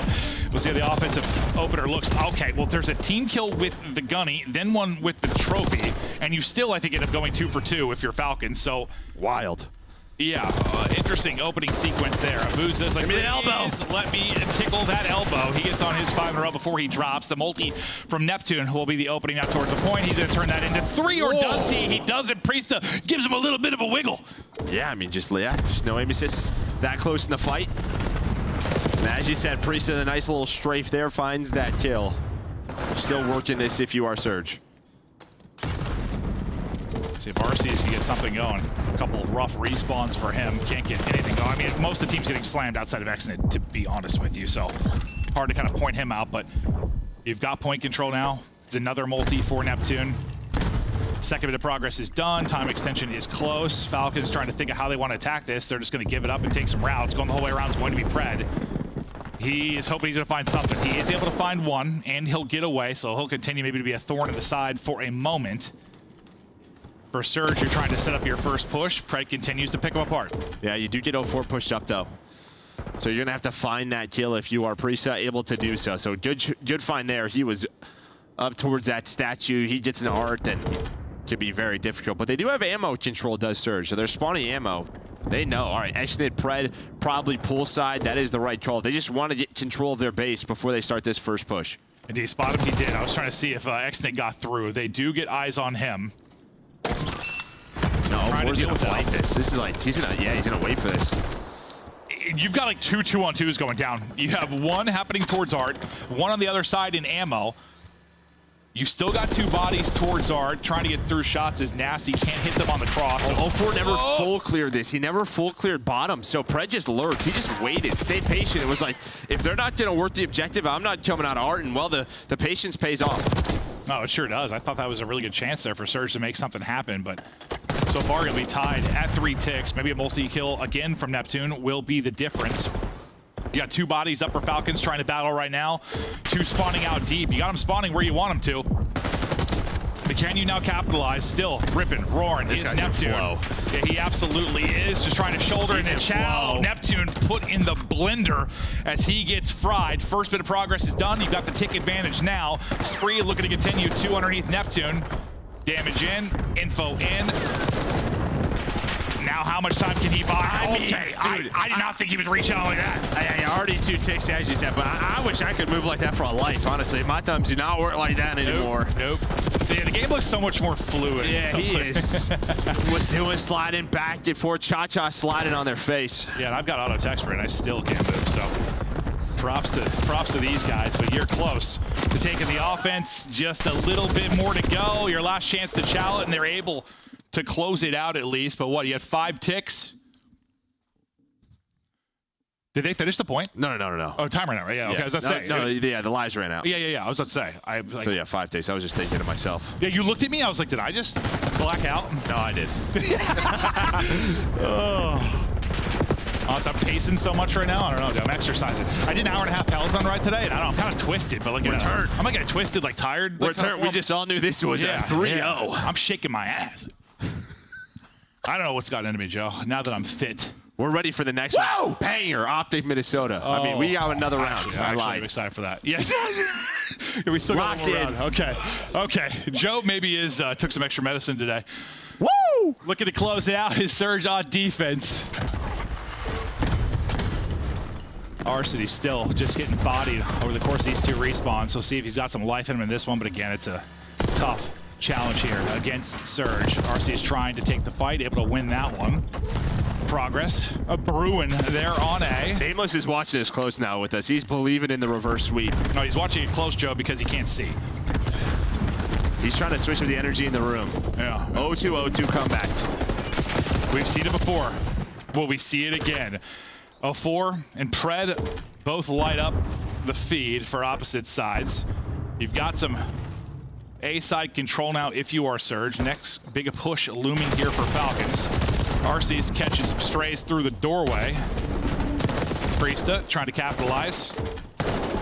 Gets one. Numbers the Falcons, I thought for a moment here, but you're still going to have a one-on-one around the point until the reinforcements get in. The reinforcements will come in quicker for Falcons. That's a nice gunfight win for Pred. So numbers in, extension in. Now here we go. Nameless is getting fired up, dude. You think this is where it happens? But this is the tough part now. Can you get B? Yeah, I mean, last time they got A, they couldn't get anything on the map. We'll see if they can do a better job this time around. RC's reading it and able to take him out. At least making sure no one gets into their ammo and kind of delays this push. You have 90 seconds to work with. You don't have a ton of opportunities, though, because you've got no one really forward. The battle for maybe art side control hasn't really started yet. You're going to take some pull side routes. Abuz is going to be the one watching that in the cross from top art. Yeah, I mean, the one good thing is you have ammo control, right? Normally where someone on Surge is.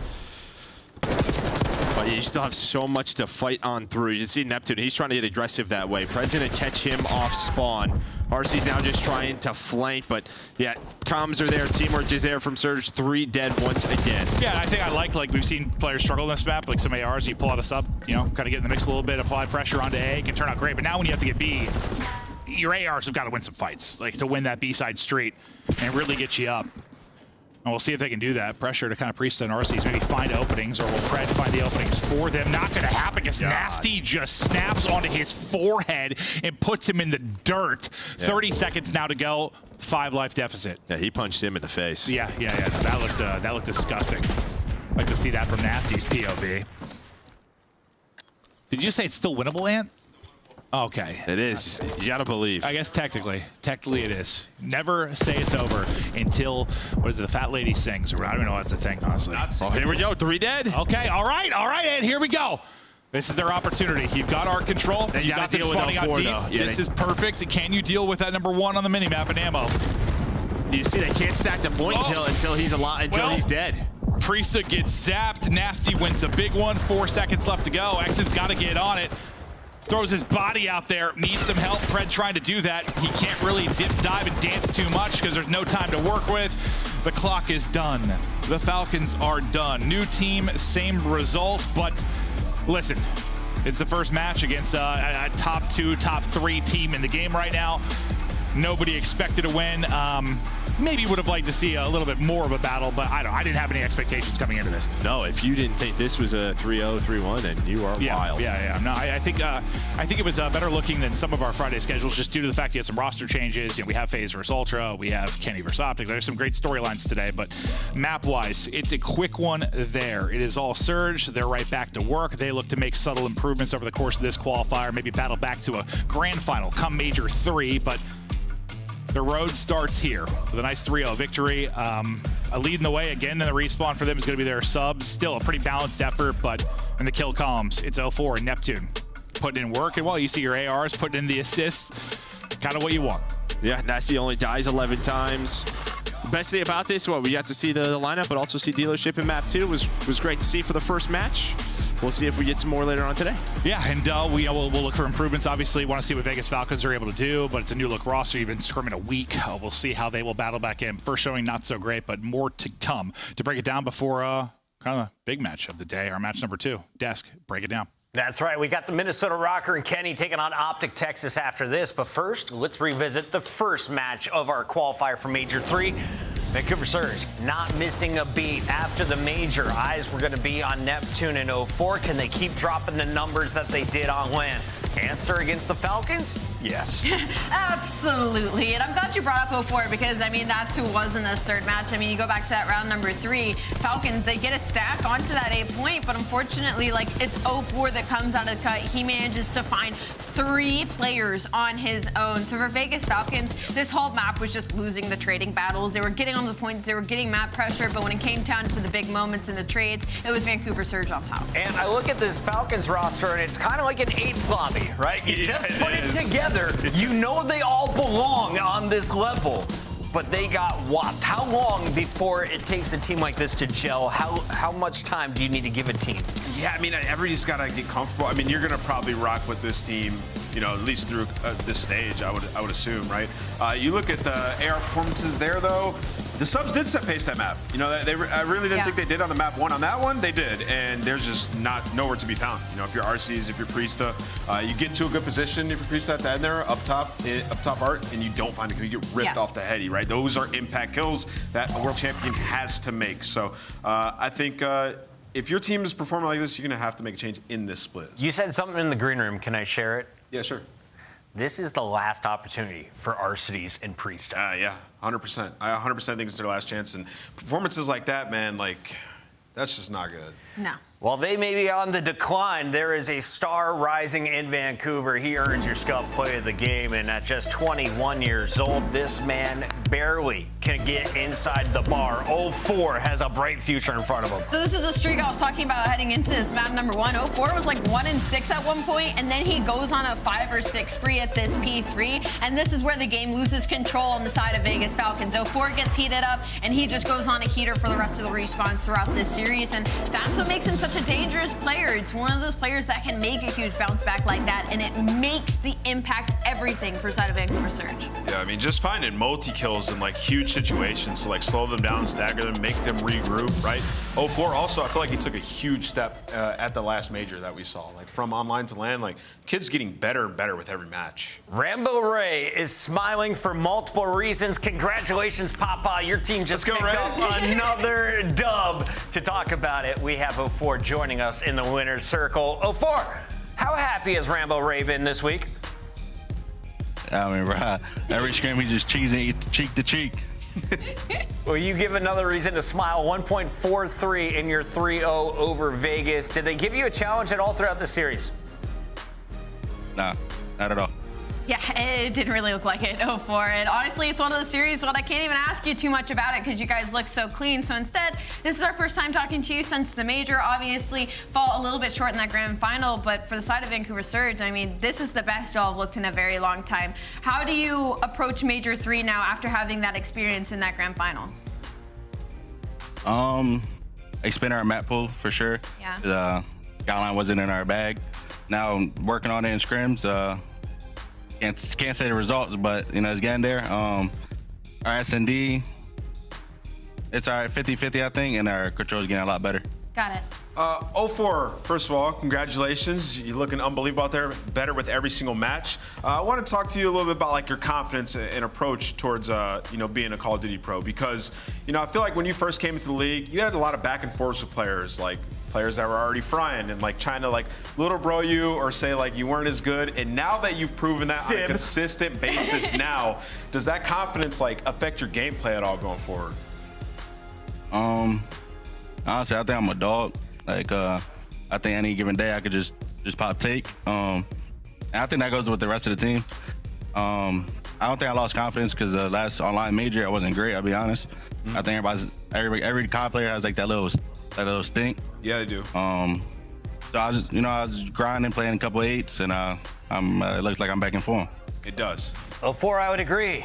You're looking like a dog. If you were a dog, though, in real life, what breed would you be? Might be a little pit bull, boss. It's the only answer. That's my pit bull right there. 0-4. Congrats on another dub. Thank you. That's the man who originally turned things around for Vancouver's Surge. Let's point that out. So we have a bulldog now. And We got a bulldog? We got a pit bull. We got pit bull. Dang, man. We got some dogs out there. Well, get your dogs out, because when we come back, Dogs it's the out. biggest match of the day. Take off they your cut away socks. quick. Flex those sexy toes. They cut away quick. Kylo Ken coming out for Minnesota Rocker, taking on Optic Texas. Hook makes his return, this time alongside Skies. Yeah, I'm about to pull the dogs out.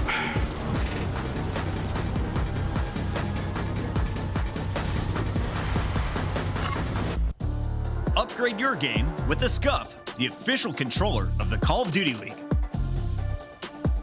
The Esports World Cup is an official partner of the Call of Duty League.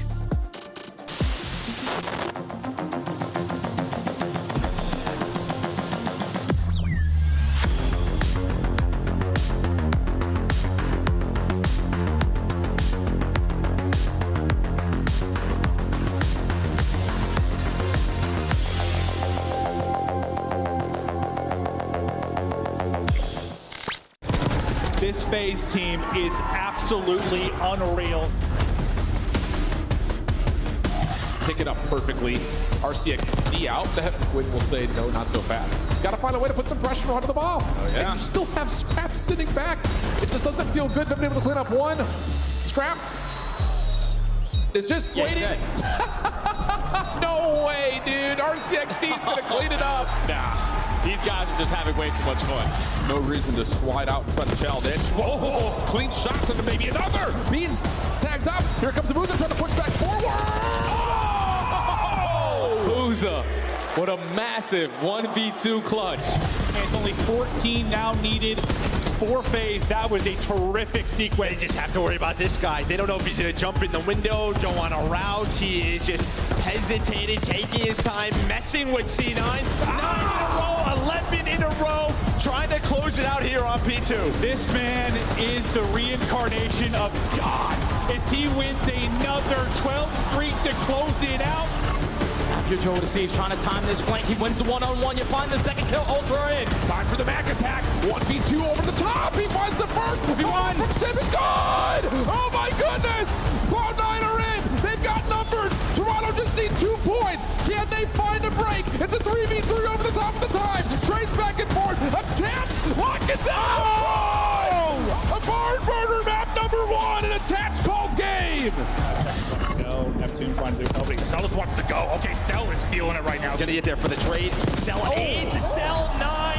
He calls game. So I guess good thing is, FaZe, you force this out. Good thing for Surge, you have this to actually utilize. Cell shot it again. Cell shot it. Did he actually? Yeah, Cell shoots it. So you have 3 players on this. He connects with nobody. They are flying. Surge has to get here. 3 players on it. Celium gets 2. Celium gets the 3rd. And the Hellstorm. Are you kidding me? Championships. So right now, it is there. You're able to win 1. You can see this FaZe team is absolutely unreal. Just 5 needed to close it out. Last swing in from Surge. It is done. Tack on another one for the Young Gods. Your 2025 Major 2 champions, Atlanta FaZe.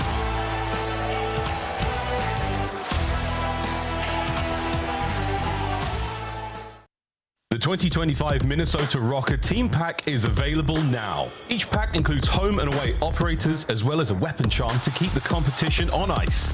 Next time you boot up, suit up at the in-game shop. Let's go.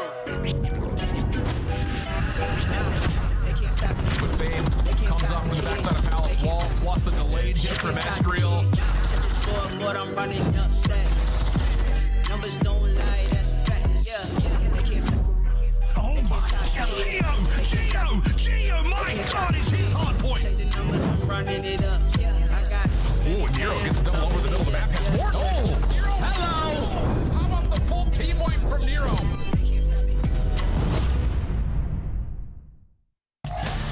There's There's a new Sith Lord in Minnesota. He goes by the name of Kylo Ken, and today Kenny gets to take on his former roster. Just 2 weeks ago, he collected a World Championship ring alongside Optic Texas.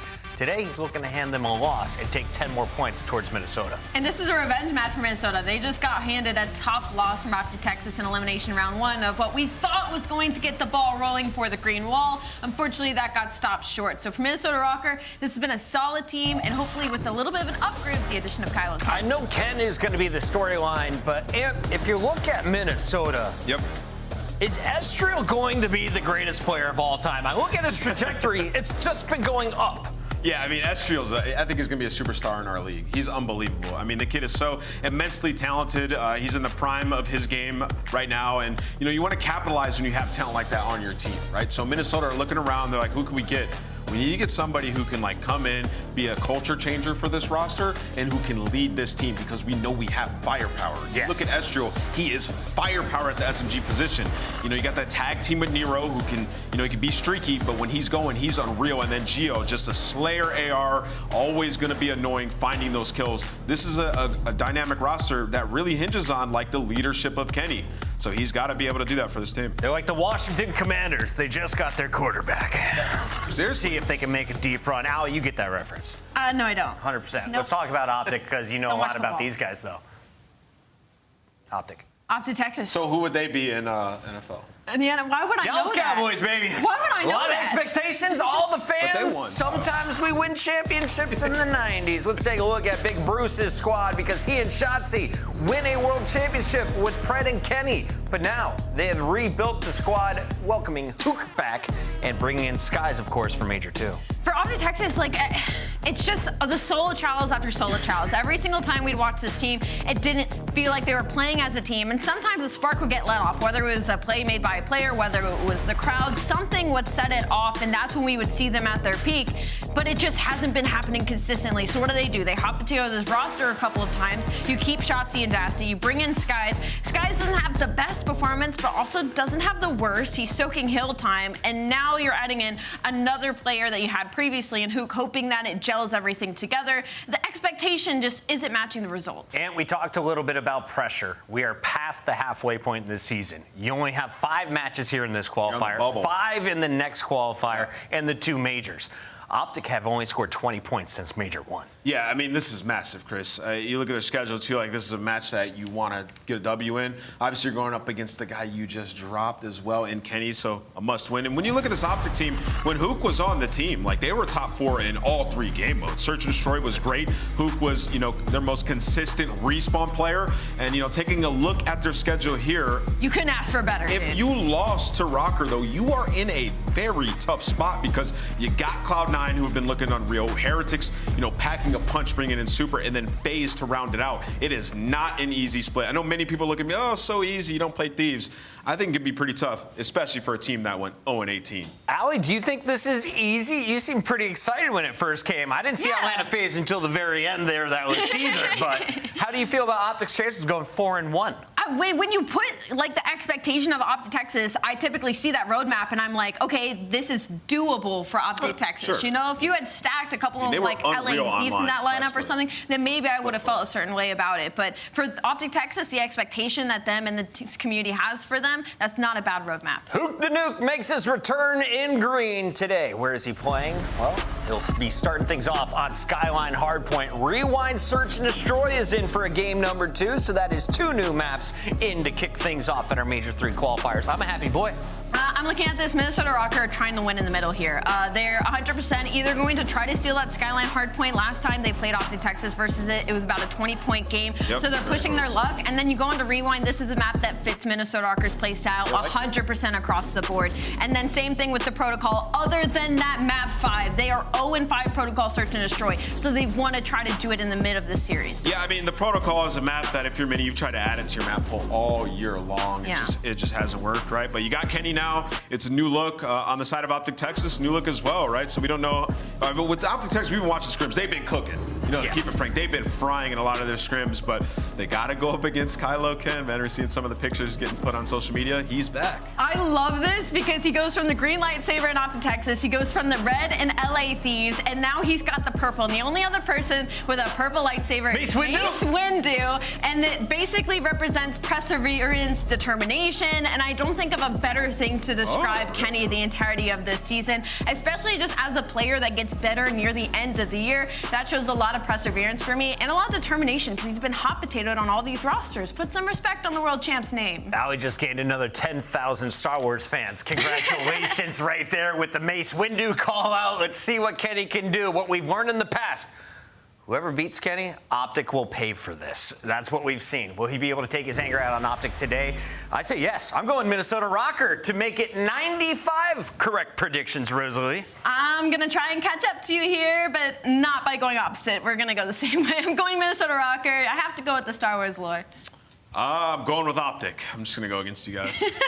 But no, I mean, Optic have been unreal in scrims. If you think back to stage 1, especially online, like, they were just dominant. I think they're flowing, a change that they all individually on the team wanted. So I think they come in, they get the...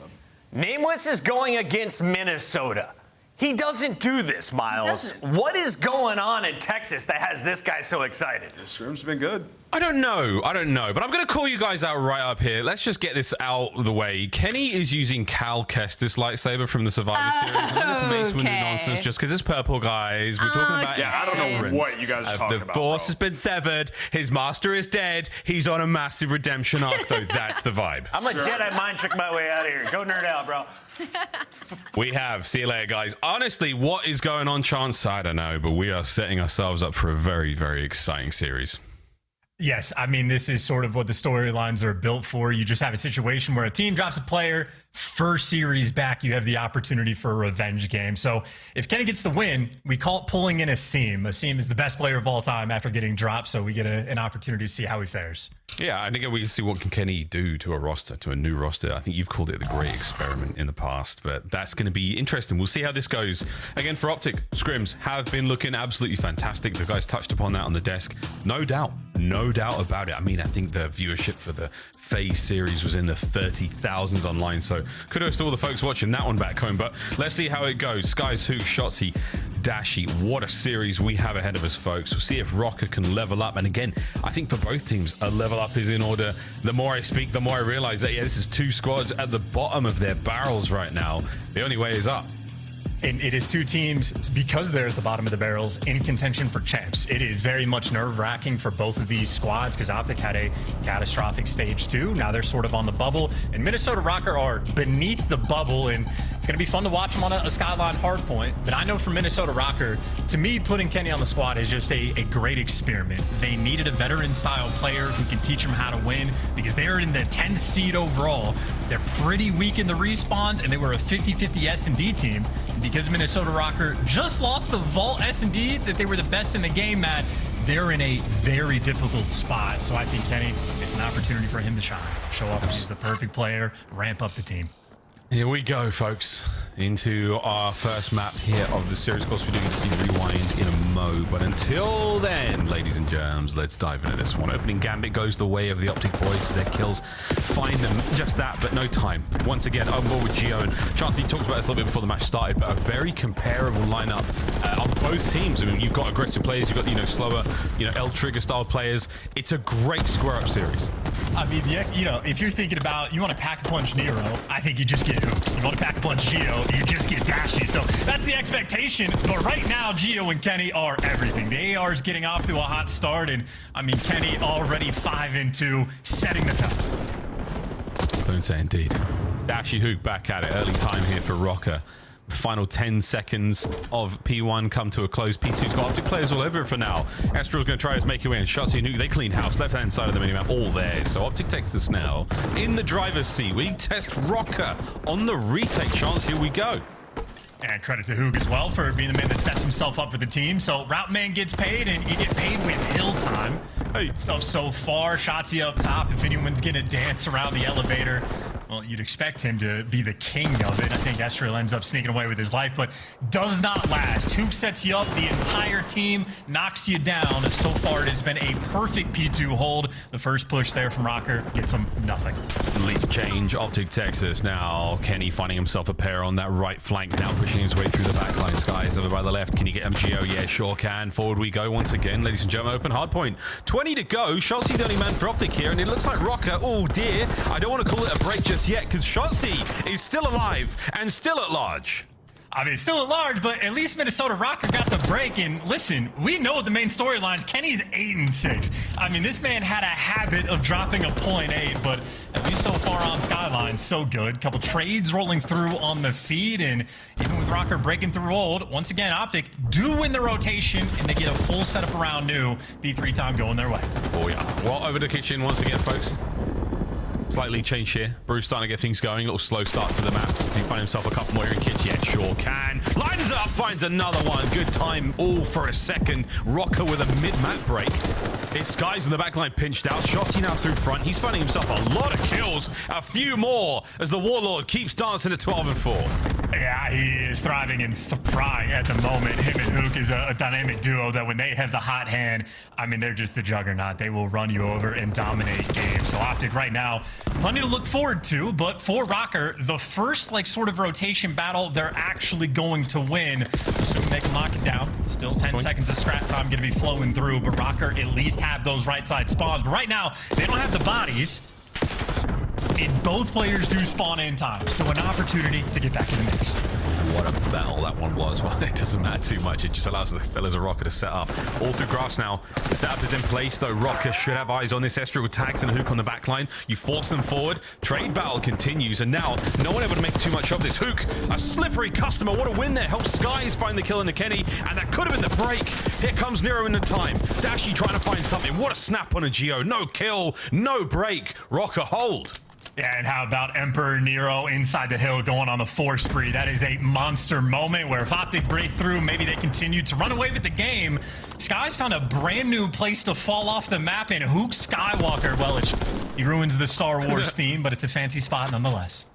It was a fancy spot. Dangling off of Cloud City and Bespin right there, folks. Nice fire spree from Nero, from time as well, so that's going to be a Hellstorm in the back pocket. 11-9 overall. Nice lead here for Rocker. Going in our second set, can they keep this pace up again? Optic Texas, everyone looking absolutely fine in the kills department. Shotzzy the big man now on stage, finding kills. 3 dead though there for Optic. Last man, Hook finds 1, and that keeps the boys out of time for a second longer, but Minnesota Rocker right back at it in the time. Yeah, I don't know if they're going to be entirely reading the spawns though. Geo, a delicate moment in the hill. And he just needs the protection that he's not going to get. Skies gives you 2, and Geo's going to fall as well. So you already see that Nero has a Hellstorm. I know Shotzzy had one of his own, but Geo nearly got a 3rd piece of armory to throw in the mix. But, well, here comes the first one. If Optic have the outside hill, Nero wants to break it immediately. Yeah, he won. Yeah, and again, everyone's getting a lot more wise to this. Nero takes a slightly alternate, path there with Missile because, again, it spawns in the same location. Everyone is so adept at shooting these things down now. So Missile doesn't get defeated. He gets a couple of kills out of it and buys his boys a little bit of space. Can Kenny be the opening man right now for Rocker on rotation? Skies eyes on the prize, and it's a big win there. A trade as we get P2 open. Numbers for Rocker. Trade once again. It's going to be a 2v1 on time for New. Oh, that spawn was insane. Yeah, Sky just spawns right in the back. And Estriel making a heads-up play, though. He gets out of dodge, but can't give you the second. Those are electric shots coming out of Mr. Bueno. And while Estriel nearly made the play, now it's up to Nero, maybe, to try to be the hero. Picks up 2, but has 2 more to deal with. But somehow, Rocker, I mean, from the front side of time, they have turned this into a mixed-fest battle, and they're able to get the spawn. So a beautiful P2 just to make sure Optic can't go crazy, because the best hold Optic have had pretty much the entire map is the first P2. A lot of information getting there on that push here. Let's see if this P2 can be any better. Nero dancing through time, trying to stay alive. Again, the only man upstairs for now. Big win on a Shotzzy. Next man in, not going to be there. Estriel softens that blow. The final 15, and it should go the way of Rocker. A perfect 30-point hold there. Halfway through that P2, they turn it on. And Kenny knows to play for the rotation. Hook, though, right gun for the job and heads up on the approach as well. So you're shutting down all the funny business, but right now, bigger problem. The lead is going to be pretty massive. Optic, you want to chain these hills back to back together, and they're off to a good start. Gio's going to fall. The pinch there from Shotzzy, absolutely perfect. Frankly, Optic just needed a trophy to keep themselves alive, but while they don't have a trophy, they still do have a Shotzzy, and he has been undeniable. Him and Hook wiping the feed. A pair for both of them. Now Hardpoint went again. Optic with a decent hold, space to work with on the map now, but they're not going to read this from Esriel for a moment. Dashi might. And again, a wide open play here. No one able to get off time. So again, this P3 has been a delight for Optic. Esriel finally now slips the net, cuts two. The trophy gets turned inside out as well. Snaps are there. Rotation on as well. And this could be huge. Kenny on the flank. Kenny gets the pair. And that's going to be the break in the back for the next point. Oh, that's revenge on Hook as well. Delacto now spawns in. Well, you get set up in, well, we talked about the best hill from Optic, maybe being the initial P2 or P3. The best hill for Rocker was this P4. You do have Dashi, though, able to actually get on a time first, so everybody has to turn their attention his direction, and he wins at least the first gunfight at a time. That opens up the map. Shotzzy able to flank him while Gio deals with him. The pressure overwhelming. Dashi kicks the entire sequence off, and all of his teammates deliver. Optic breakthrough to the time. Optic breakthrough time. What a hard point this is going to be. Let's go to Minnesota Rocker for a listen in on the break.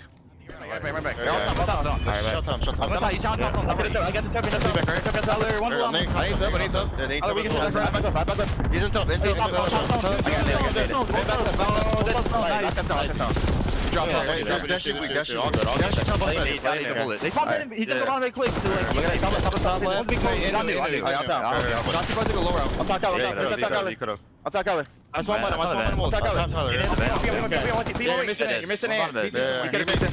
Little bit, Season. Watch out a little bit. Add to a little bit. I've been. I spawn one. We're good here. We're good. I need you drop too. A little bit. We trying to do. And once we come talk to me. One bit. Stop on backside turn. I got you. Next top ball. Shotty top ball. Hey, watch that down. I'm a bench, bro. Top ball. Yeah, bench. Take it down.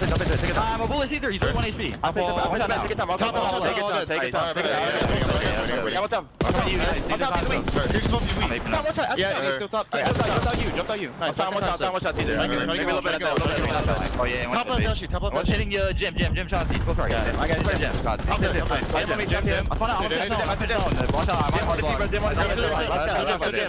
Jim. Yeah, make sure you block. I'll send you, Jim. What a comeback. Optic takes us right back into this one. Rocket, not a bad listen in. They've got themselves a good hold here for P2, but they got to win a couple more fights, and Kenny, they line up for him again. Yeah, another rotation where he just makes sure his team can get that initial time, but while he did that on P4, Dashi had a major hand in breaking it down. This time, Dashi getting effectively naded by his teammates. That's because of the Semtex from Minnesota Rocker, but whatever. You're still down a man, but now Kenny, he got the initial two. Now he's last man standing. Every single player falls. Optic in the back, and Shotzzy delivered you the P2 time. Minnesota Rocker just got broken down. Broken down once again. Lead change again. Optic Texas now in the driver's seat. Shotzzy, the first line of defense. Skies the backup. Over the top. You have to bring him down. If you get that one shot call on a Shotzzy, you better end him. 4-man up now for Rocker. Second attempt at this hard point. 25 seconds to go on it. It has not been a great hold for either squad. Now the game of keep away continues. And while Dashi's going to be in the time, you see he's getting surrounded. He's got Hook as sort of the turret, sort of swinging around him, but it is just a mix fest in around the time. Shotzzy, the next man in line, just going to get traded out, and I mean, that is just a long-winded battle for the P2 time that leaves us at an effectively tied-up game. And a P3 that's been a beautiful thing for Optic. This time, Nero gets the first 2 kills, and Hook, well, can't seal the deal. Esriel for the trades, and Minnesota for the initial time. Initial time, green spawns now for the Optic boys. They're going to fight their way through a single front. Can he hold him down? He one bullet away from it. Nero on the trade, not going to be there. Over to Esriel. What a battle this continues to be. The kitchen. We are certainly cooking in this hard point. Time for Optic. Rotate. Oh, sorry. Time for Rocker. Optic on the flank. Shotzi's making a big one happen. Been red. Kenny finds it. And the time's still ticking away for Minnesota. Yeah, look at that patience from Esriel. Yeah, Hook taking a quick dip in the pool, and Esriel just knows where the gun gunfight's going to be. It's an eventuality, and this has been a P3 that has set up Minnesota Rocker for the kill, and Gio, it is his moment to strike. One gunfight win for the spawns, but he loses it, and Shotzi spawns up instantly towards grass. So Optic, green wall, you gotta build it here on this P4. It's not been a great P4 in the map so far. This could be it now. Rocker on the fight forward. Optic setting up for the hit. Nero cut down on the right flank. Dashi on the soak. Left flank now wide open, and it's nobody home for Rocker. Then been dealt with again. And you're trying to find the route. Hook there to drop you. He's the perfect man for the swarming and the cutoff kills. Gets eyes on 2 out of 3, and number 3 is just going to be up top. So Optic, they have all the reads. Rocker a step closer. They get 2 kills down on a time. Down again. Last man Estriel. He gets the time open. Pinched out by Shotzi. 35 and 25. What a map. And a lead change. Once again, we could be looking at a win here. And the green wall holding strong on this P4. This might just be it to seal the old deal. You're taking rounds. It's a last-ditch effort to try to make the break, but you're just not going to be able to get it. Every single player in the feed wiped out, and Dashi and Hook, they call game. Oh, it was a stupendous comeback during the listen in, and a 20-point difference in the end. A little bit of a smirker smile and some swagger there from the Optic Texas boys. That was a very, very firm resolve they had.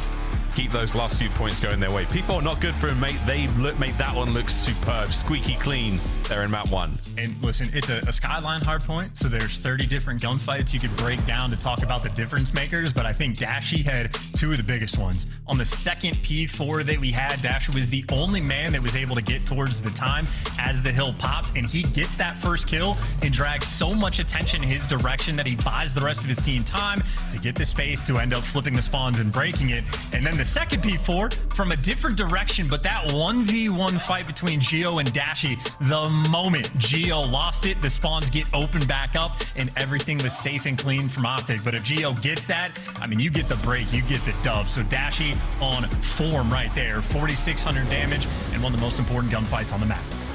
Highlights, ladies and gents. Boy, howdy, do we have some highlights. Kenny was a piece machine for, feels like the entire map, man. He had some big lineup kills. Shotzi started to really get things going. Again, one of the major differences we see when Optic Texas get their respawn wins, Shotzi goes big positive. That was another good example of it there. Again, as a disgusting start to this series, a little bit of a personal one.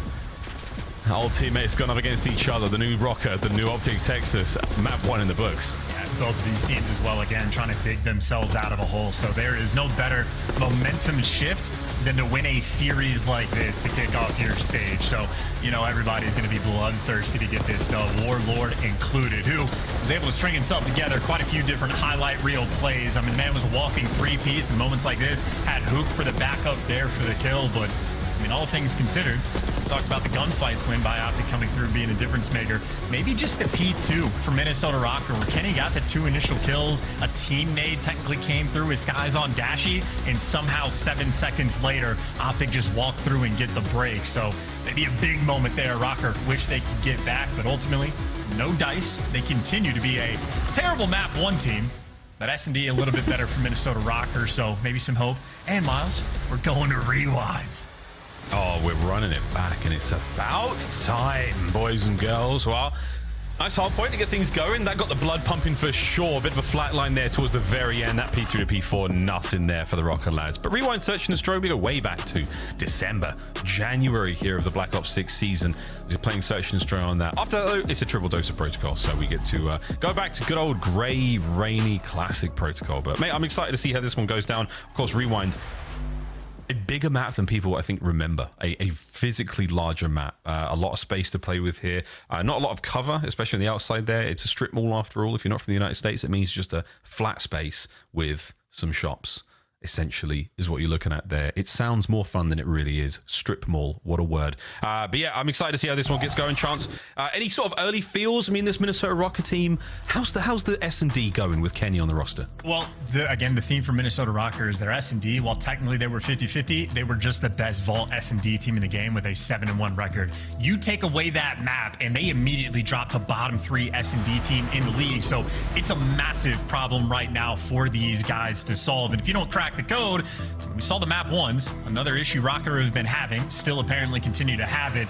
If the S&D isn't working off, this is just going to be a tragedy for the squad. So you have to be good at the new maps coming into play.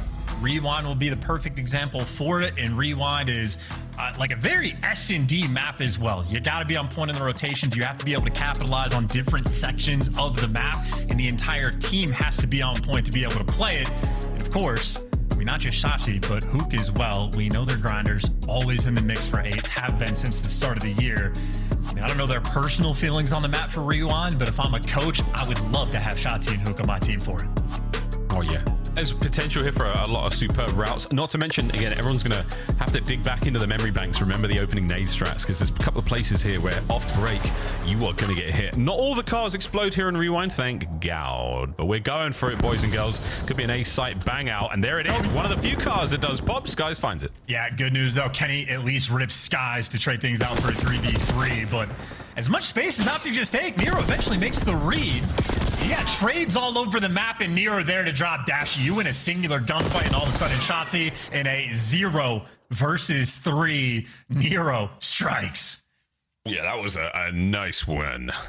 Dashi unable to pick up enough damage onto the second player on his challenge, but Nero finding 3 on the round. The old in and out there. He managed to win the 1v1 against Shotzi in a nice way. He didn't have a bad respawn by any stretch, but starting things off right here on Rewind. Yeah, and great call, by the way, on that opening nade. Yeah, you were exactly right. On defense, chuck it straight over the building that's right in front of you, just to the left of the triangle on the building, and you landed on like the generators, I think it is, that are right next to it. So, yeah, Optic, this is the spot. A little bit careful, but Minnesota not going for it. They've taken all the space inside of A. Estriel, so sneaky. Yeah, Shotzi's trying to bait out some play there with noise, but no one's going to bite. Estriel got himself into a lovely position here. Slight exchange. No real contact yet for either team. Bodies on the inside of A. Nero might have been spotted out there yet. Stun check lands. Hop check for the intel. Spots 2 players out. Hook, though, managing to find a blood on towards the site, and here we go. Skies getting active. Yeah, Minnesota trying to make a play, though. Their teammate dies, and they were looking to get active over towards Elephant. Estriel for 1, and that's bombed down as well. An opportunity here in the 2v3, and with a gunfight like that, I might be a believer. Or maybe Estriel spots out internal Shotzi. Geo's managed to go to the other side, so poles apart. Dashi will be coming up behind him in a moment. It's a Geo sandwich, and Shotzi and Dashi, they're the bread. Oh, I think Gio got eyes on him. That was crazy timing. Yeah, Gio got eyes on him. He got the drop. That is insanity. And now Shotzi in a 1v2, and he does not have the bomb. Oh, it's the Atkins diet. It's no carbs, mate. No carbs to be found. Shotzi's had to get bombed. 10 seconds. Can he get the plant on A? Estriel has eyes. He's going to get the round, and that's 2-0 Rocker. Yeah, dude, that's insanity. I mean, listen, great play there from Estriel. As soon as Kenny gets first blooded to get active to try to make something happen there for the trades on Nero. Geo just wins a ridiculous gunfight against Hook. And the Jackal Nerf not even coming into play. Like, that was point blank range, but he delivers. And then Geo certainly had the Call of Duty timing on his side as well. But that is, I mean, just a shredder. Yeah, that's unbelievable, man. That's a game-changing moment. Not to mention the nice timing he got. Again, Dashi and Shotzi were closing in on him. He manages to somehow escape that timing, so Geo becomes a free reign still. 2 spree for Heat, 2 spree for Estriel as well. Opening nades, pop. Everyone there from Rocket makes their way forward. Hook, though, in a far forward position, causing some noise. But wait, Estriel from behind. The opening dagger delved for both teams. Yeah, that's the Hook special, man. Just running it down and at least getting his one. Kenny, timing does not go his way. He gets dropped in the trades. Not going to be there very quickly. And Estriel, you jump over the wall. You're going to jump into the hands of every Optic member. Stabilizing on defense. No crazy or funny business there. A good execution. Optic take away the round. Yeah, nice stuff. Again, watching the way Shotzi plays a position like that, you've got Estriel on one side.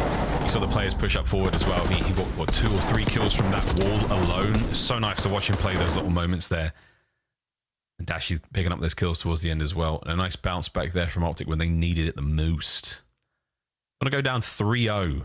A team like Rocco, a gritty team, as we have called them in the past. I wonder how Kenny affects the grit levels. We'll find out this series, I would imagine. I would assume, if anything, it would only help. But we do get to find out. And Got a different look as well on defense for Minnesota Rocker. This time, much more prepared for the beat pressure, so they have called this correctly. Well, yeah, and Chelsea's managed to make his way through, right back over towards Dumpster. Banks it, catches a trophy. Lovely intel on Nero. Oh, it's 3! The Emperor puts the sword to Optic. Oh my god, once again, Nero strikes, man. It's like a Mortal Kombat fatality. I don't know how he pulls it off. Hopefully we get a second look, but yeah, Dashy with 1v4. He's one of the most clutch players in the league. You're getting nothing to work with there. And Nero gets to laugh about that one. That is destructive. Yeah, and the mini-map towards the end there. Gio gets the final kill, but all members of Rock are marching towards the final kill there. A dominant display so far. Here's Nero's opening kill. Spots the feet out. Uno, dos, and Skies. The stun connects as well perfectly over the top. So Shotzi, not necessarily that free, but Nero, perfect timing on the hit. Yeah, and maybe a spot SMG players are going to want to steal as well. You see the feet poking through underneath the 18-wheeler. So cheeky stuff getting brought out. And clearly Minnesota have done their homework. Nades on both sides. This time, Kenny wants to square with Dashy, and not fun to be on the receiving end of that gunfight. Dashy actually, he is dealing with 2, and he still walks away. Nero's so active. Oh, he saw the top of the head of Hook. Oh, and it doesn't matter. The Hook wins the fight on the second man as well. That's unbelievable. The nuke on the inside of DVD finds it. Last man, Gio, tagged up now.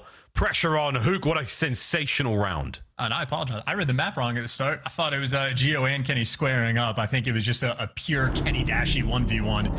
But either way, Hook is the one that gets credit. Nero pops 3. And as mentioned before, Nero and Hook, very comparable players in my mind. Hook responds with 3 of his own instantly. Oh, look at this. The fadeaway, quick hop, barely taking a beat. 2 HP for it. What a 2-piece out of the nuke. I don't think Hook processes necessarily when he's 1 HP. He just knows that if he's alive, he can get kills. He's challenged.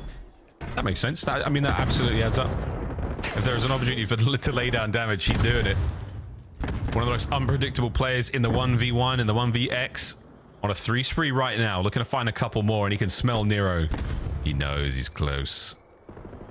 No intel to truly work off of yet. Dashy, first blood again. Yeah, Kenny keeps squaring, Kenny keeps dying. And Nero doesn't overbite just yet on the information. If Shotzi's shooting out here, I mean, you walk into this section of the map, that'd just be a trap. Rocker, they're staying inside. Yeah. Yeah, Shotzi on top of the container as well. Coverage there. Oh, but wait, Nero fights his way forward. Shotzi, he can get Estriel, backs out, gets away with his life, keeps the man advantage up right now, and Optic on the prowl. Here comes Gio from the outside. Oh, Shotzi. Wait a minute. Wait a minute. Oh, so nice win from Gio. No second. Last man, Nero. Me too. Could do it. 1v1. 1v1. Nero, the Emperor. Again. What did he say? Lip read on Nero? I think he said, nice. Dude, that was nice. Ferocious. Oh, that is disgusting. He tags Hook back. Yeah, that's rancid. Hook took no damage in the initial fight, so that was a straight up 2v1 from Nero. Yeah, and listen, guys like Nero and Gio as well have been bailing Kenny out. Kenny's gotten first blooded a few times. Kenny keeps squaring. He keeps dying. He's 1-4, but his teammates have absolutely picked him up for 4-2 lead. But that is 2 different big clutches coming through from Minnesota Rocker. So far, the clear-cut difference on the map. Yeah, indeed. Well, a big A-bomb site hit right now for the Rocket boys. They've managed to get themselves on the inside. A little bit of intel there from Gio. Watch out for that big flank. Shotzi. The right timing on Kenny. Nero, the snapper is there, but so is the trade. Can Estriel pick up anything here? Hook on the outside by Hedges. As you're starting to feel the pain here, Rocker. Gio on a deep, deep flank. Estriel's got to do this alone for a while.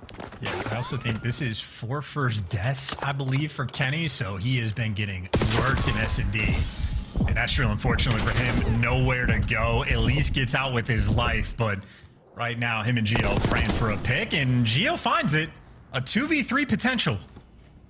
And still the unpredictable here. Rewind is giving you options, so now Optic Texas, man advantage is dissipated. Gio still playing the outside. B-bomb site in question as well. It looks like we're going away, and that's a lot of intel. Push forward. Oh. Gio on the pinch. What a setup. What a play out of Rocker. The seemingly unwinnable round. And look at this pickup from Gio. What a place to be. this might quite literally be the fact that the map hasn't been in rotation for so long. The Optic players just don't know what they want to do in the post plants because it's not like they have the chemistry working together. You're bringing back a different combination of like rosters and players that you did not have in stage 1. And admittedly, not a massive difference, but I mean, 3 clutches like that to go away and how quickly they fall. 5-2 lead right now, Rocker. You just want to close this one out. That's a great place to be right now. Map point. Hook, a freebie. He's in and out. No questions asked. He's going to keep the bomb in hand as well. And Shotsy, nice shots into the next man. As we're still dancing, Skies gets himself his second kill of the map over to Nero on the close push. Can Hook find this? Rocker, you've been down before. You've managed to win the rounds. Can you do it here? Shotsy on the flank. Number 1, number 2. And they stay alive. And I mean, that is the chemistry, by the way, being shown off of the SMG players from Optic there. Hook is absolutely one shot, as is tradition. He's challenged, but the reason he's challenged, it's an intelligent moment from Hook. He knows he just wants to keep those Rocker players looking that direction and set his boy Shotsy up for the easy 2 kills. So I think if Hook tries to run away, the Rocker players are going to be doing the same thing, looking around, but Hook knows he can just set you up for the kill, and they execute. You had a 70-point lead just about in the hard point that Rocker built up, and Optic made the comeback. Right now, we scream for ice cream is Rocker screaming away, trying to get this final round.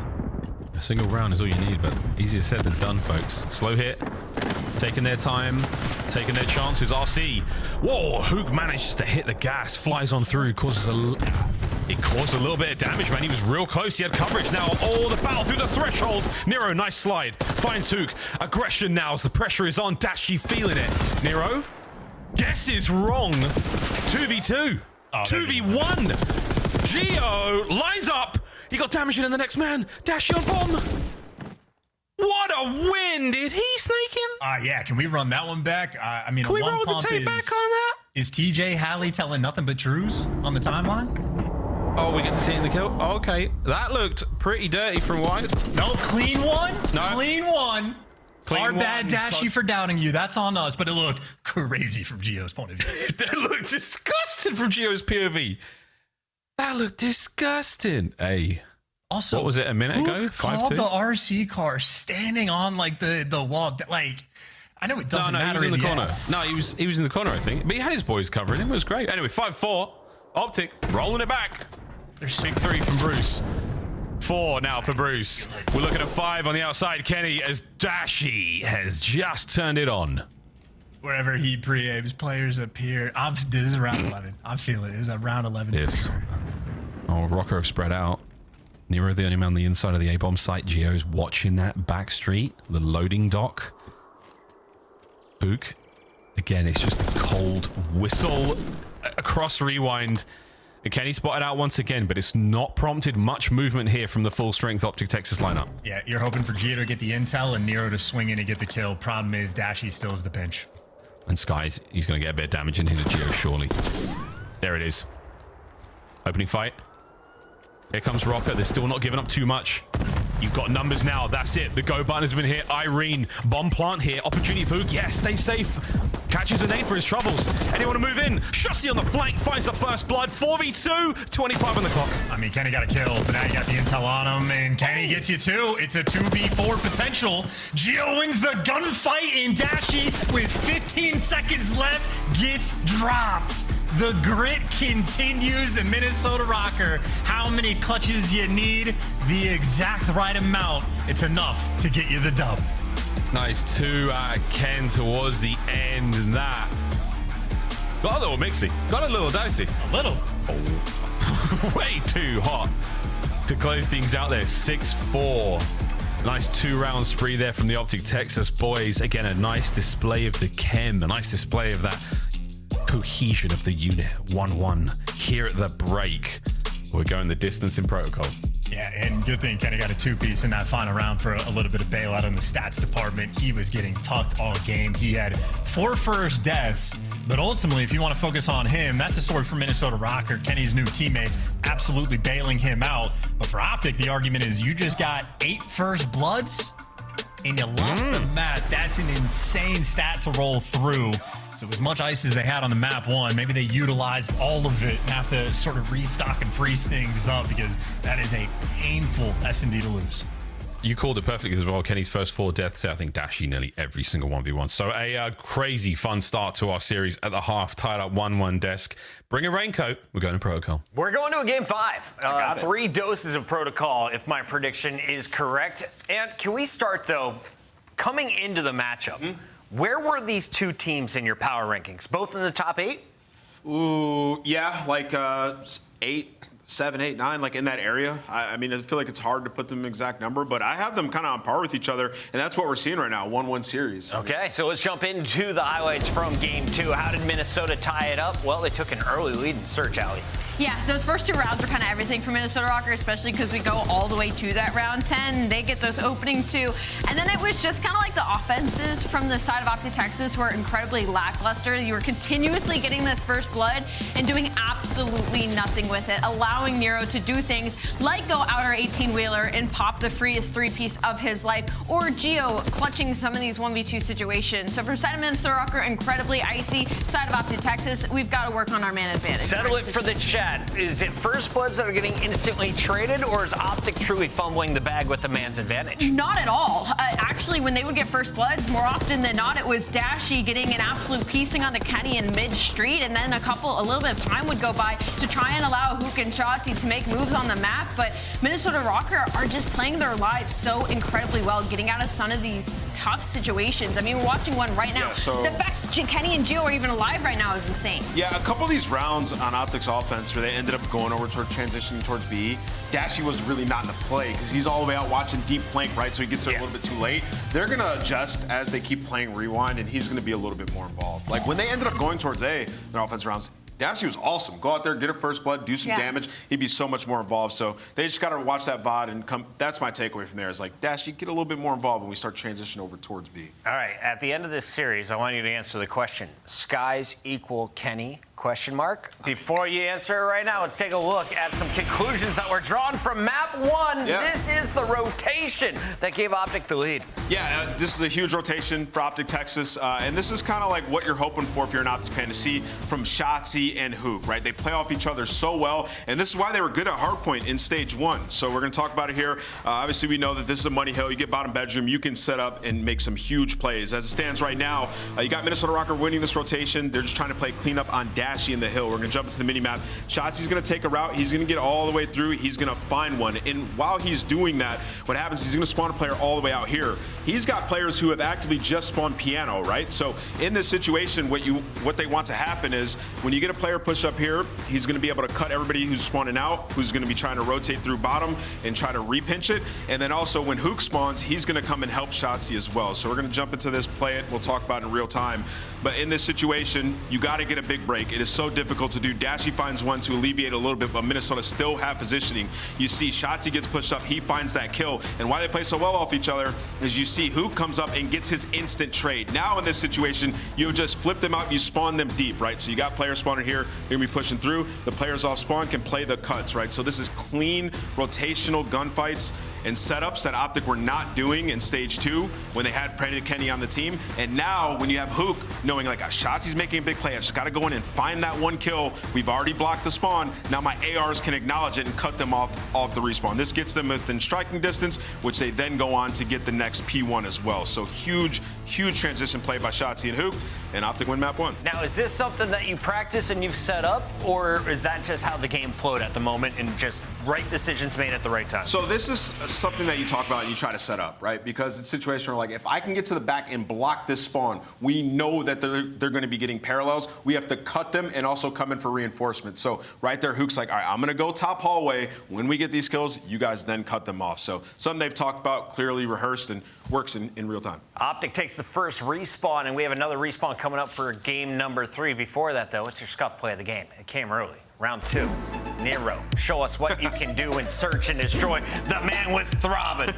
And we talk about Mr. Rocker, like, it literally takes one moment for this team to start hitting their stride, and they can absolutely just roll a series. And it almost feels like in the Search and Destroy, we got a couple of moments from that from Nero. Shout out to Optic Texas, though. They did stop the bleeding there the later half. So, guys, you know, some lore for you guys at home. When you guys see Nero's player cam and he's rocking back and forth like this, he is absolutely turned to the gills. Like, he just made a big play and he's about to keep on going. So once you see that, we got a series on our hands. You see the rocking start. Also, the longer his hair gets, the better he goes. He cut his hair, did not perform at the Major. Just saying, grow it out for Major 3. And you can join us at Major 3 if you're a Challengers team, because right now passes are on sale. Major 3 Challengers team passes are on sale tomorrow, actually, at 3 p.m. Eastern. Not today. Tomorrow. It's like Saturday, not a Friday thing. Here. Anyway, we got a game 3 loading up. Triple dose of protocol. I'm going to go take a nap, Miles. Good night, Chris. Hello, chat. Let's do this. We've got a lot to get through still. If a game 5 is indeed on the cards, which is very, very possible, it's going to happen. A quick one, though. I wanted to shout out Ted for the win on Reddit for doing mysterious and important work with one of the best Severance CDL meme crossovers I have ever seen. Thanks for the out loud IRL LOL today, mate. And yeah, we are indeed back. We're looking at a 5 chance, hopefully. We start things off on Control. How are we dressing this one up, mate? Well, just because it's a protocol, we're expecting, obviously, the spawn traps coming through on the defensive end. It's where SMG players get to run the show, so you're excited for either team. In terms of the map pool selection, an important one for these guys to lock down as well. The game mode as a whole from Optic has been a problem, so much so that they were challenging Miami Heretics on Vault, which is just a bad sign. They don't know what's going on, so they got to figure that out. And then for Minnesota, again, it's maybe more so with the SNG changes that have been affecting them, but Control, they've been below average, and it's not hard for other teams to veto one of the better maps. So this is the type of thing that Minnesota do need to figure out if they want to be a top team. Well, let's find out how much work they managed to put in the relatively short space since announcing Kenny the roster. Astral cutting a couple of players down, 3 dead, big stack on a B, and a man on A. Let's get it. And Gio in his happy place. Man loves the windows. He is never going to leave.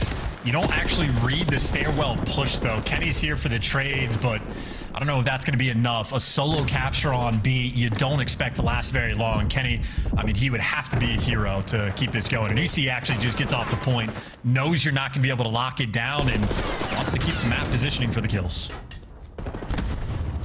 Positioning pays the bills. Slammage there. Dashy with a pistol, close range, lovely work. Still getting the A capture going at this point in time. So a solo man getting the job done right now. Estral, and a nice coverage from Nero, and it's an aggressive hit from Optic. They're trying to get him off. The contest at the very least is going to help things here. Nice timing there, Kenny and Nero. What a wombo combo that is. And shots in again from Nero. The capture continues and the second segment is gone. Yeah, those are great comps coming through as well. I think Nero was working with Kenny in that moment for knowing the guy's sidewalk, knowing the guy's weak on time of when and where to go for the child. So communication on point. We got a taste of it in map number 1, but Control, it shines, and A zone secured. Kenny already got the ticket progress over towards B, and Esriel maybe back in his happy place outside a lighthouse. And if those shots are connected, he looked like a hacker, but he knows either way. That's 4 down, and it should be a stack on the time. Nero, back it up. Stack on the time. Nero's looking for kills here. He's going to find a whole lot. He might catch out one player. No, he doesn't, but the zone's done. There we go. Minnesota Rocker round 1. A nice offensive round. The opening hit towards B was so successful. They managed to get the segment done there. Halfway through, I think, before things got really squirrely for them, but we'll swap sides now and give Optic a chance to attack. Can't believe comic book accurate Wolverine didn't want to stack the point. That's crazy. He has blood in his eyes. He wants the kills, but, you know, all's well that ends well. That makes perfect sense to me, Bob. For that healing factor, he's willing to take as many fights as he wants. I'm not sure who's just picked up. I don't think the chat did pick up on who comic book accurate Wolverine really is, but we all know. We'll find out. Here we go. Optic on the attack, round 2. Let's see where they decide to go. It was a bit of B-love there for a Minnesota Rocker in their opening round, and now over to Shot C, who's going to find himself a stun, but again, looking to get forward through mid, and not a lot of love. And that's a whole lot of love for Minnesota Rocker. Get 4 kills instantly now, push the spawns. Oh, this round might go down like a lead balloon. This is going to be tough to get out of. This is exactly where, I mean, again, talk about perfect positioning, where guys like Escher want to be, but Kenny gonna get dropped. Unfortunately, Nero's still alive, so they've gotten rid of most of the Minnesota Rocker players to get out of their spawn, but still have extra to deal with. Yeah, you were dazed and confused for only a second there. It might have been a communication breakdown chance, but at this point in time, we're flying forward. Nero, 5 spree, makes it a 6, knows there's another player there, and he's dancing. Now he's on a stairway to heaven. Yeah, and the most important thing about this stairway is you are running out of time to make it towards the top. 35 seconds now left in the round, and an opportunity to go to the B zone. It's the tougher one to capture first, but they got all the kills. Now you can stack the point and get the ball rolling. Oh, they're over hills and far away, and now they're right on a time. First segment on the way out of B, onto A as well, but the last man up for the roster is going to be Dashi. He's on the defense through middle of the map, so not able to help out on the capture. Can Rocker recover this one? They have managed to secure A.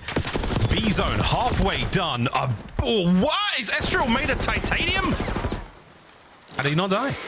B zone safe. Either way, though, again, if you're forced to go to the B zone first, it's a good times, bad times sort of situation, because you just might end up back in the spawn trap blender. Estriel on a 3-piece and 10 seconds left. Optic have to stop the clock, but frankly, I don't really know where you go. Oh, well, 7.4. There's still time to ramble on. Here comes Gio. Dancing. Time ticking. Wait, onto B. Kenny, quick check. They find it 3 seconds. Anyone home? Rocker. 2-0. I mean, the grit showing off. Minnesota Rockers certainly had it in map number 2, and like a black dog, they are fighting here on the protocol as well. 2 clean and comfortable rounds, and I mean, wasting no time. Nero 13 and 7 as well. I mean, I think he had maybe 3 different plays in this round that could have been the best play, but I'll give it to him for these clean shots with the aims over by the helicopter. Ooh. This is the moment where every one of his teammates fell, and he just destroys you and puts you back in spawn. And again, for Optic, I mean, 35 seconds left on the clock before they even touched his zone. Very difficult to win a round with that little time. Yeah, man, real tough. Minnesota, come from the land of the ice and snow. Alexa, play the Immigrant Song by Led Zeppelin. Let's start this round off with a bang. They are rocking and rolling right now. Nero with a coverage down low gives Estriel free reign to fight forward. This could be another 2-man hit on over towards B, but no, it's been red this time by Optic. No, if I knew what a dire maker was, I'd keep going, but I've lost my energy, so we'll see if Rocker can keep it going on the 1-man stack for the moment. And right now the minimap is looking something serious on the side of Optic. Nice shots there from Kenny to keep the pressure on the back spawn, but more problems to solve. And problem 9 name is Shotzi. Gio gets it. That's Gio on a 5. Just by the way, and Kenny making the perfect reads as the Slayer. He's 12 and 5 as well. This is Rocker in their flow state. Yeah, man, absolutely. Gio goes for the Misty Mountain hop right over towards it, and here we go. On a time, Shotzi with in and out. Stops Kenny at the very least. Gio still roaring. 6 spree, and we've got the B capture still in play. Dashi trying to get involved. Gio picks him off with the 7th. Number 8 as well. Gio kicking ass. These are not easy shots to hit, but Gio barely blinking as he does it. Just going to get the next man in line, and Sky's left out. Food for fodder. Kenny's picking up a big 2, and I mean, I tell you, Kenny is one of those, like, indication players. If he's struggling, in my mind, that just means the team dynamic is not doing well. If it's 15 and 7, Rocker are enjoying this map for the moment.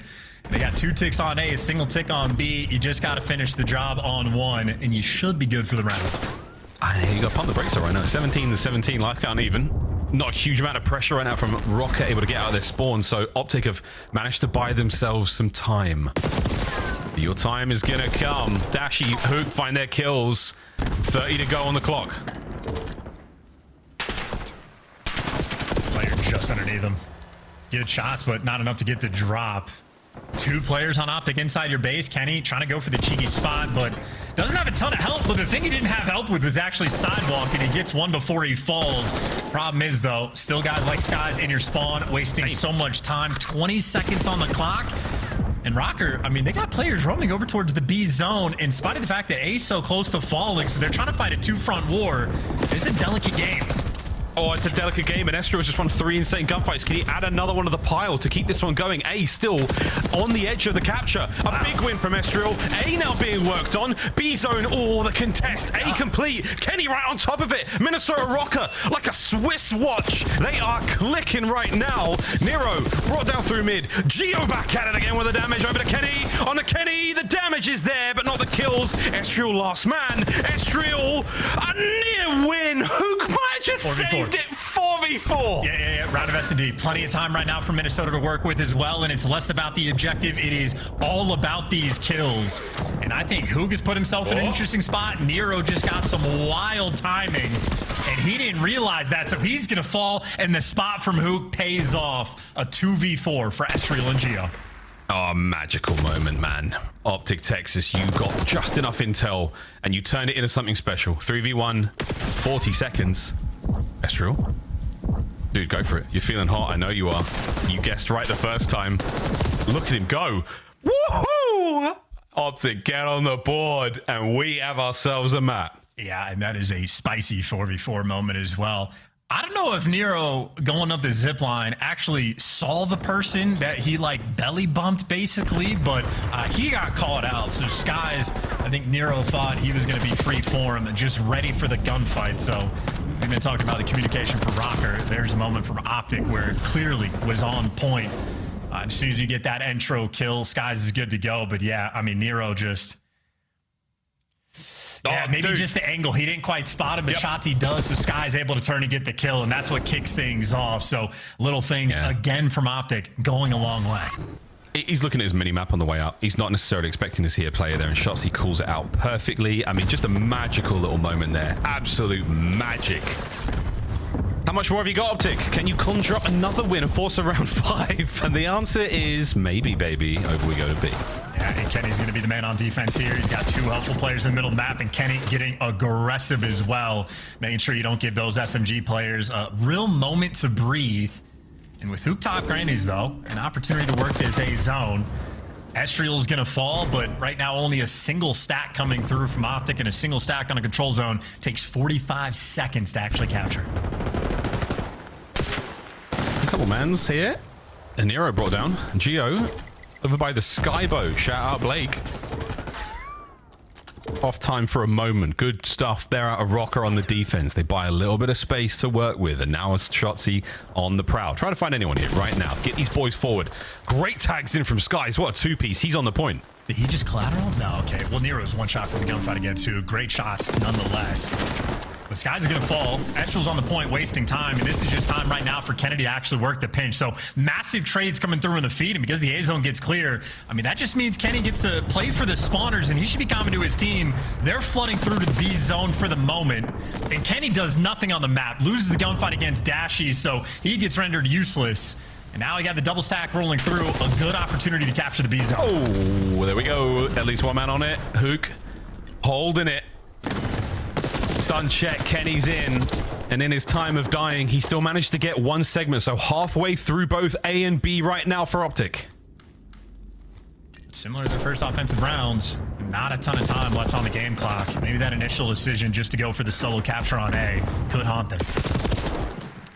Spooky stuff down low from Kenny as well. Nice work. 20 seconds to go here, and this is going to be the map for Rocker, and the lead in the series. Shotzi. Can he find anything here? A little bit of space towards B to work with. He's going to opt for the high road. Boog finds a kill. Over towards A in a second. Enough to get himself in there. The turn is the burn there onto Nero. Oh, the nade. Ah, it's an awkward moment. Not enough time. His teammates are on it. A 2-man stack turns into a no-man stack, and that is going to be that. The nuke can do no more. 3-1 to Minnesota Rocker. They take the lead in the series. And Protocol Control has been a halfway decent map for Minnesota Rocker in the control map pool, but certainly one that they really have to make sure they solidify for the rest of the year if they want to be a contending team. But, I mean, they certainly look good in that moment. And Kenny might have been used to the 0.8s, but he ends up throwing a pretty solid performance there on Protocol as well. One of the better maps we've seen from that two-time world champ in quite some time. So Rocker showing off the goods.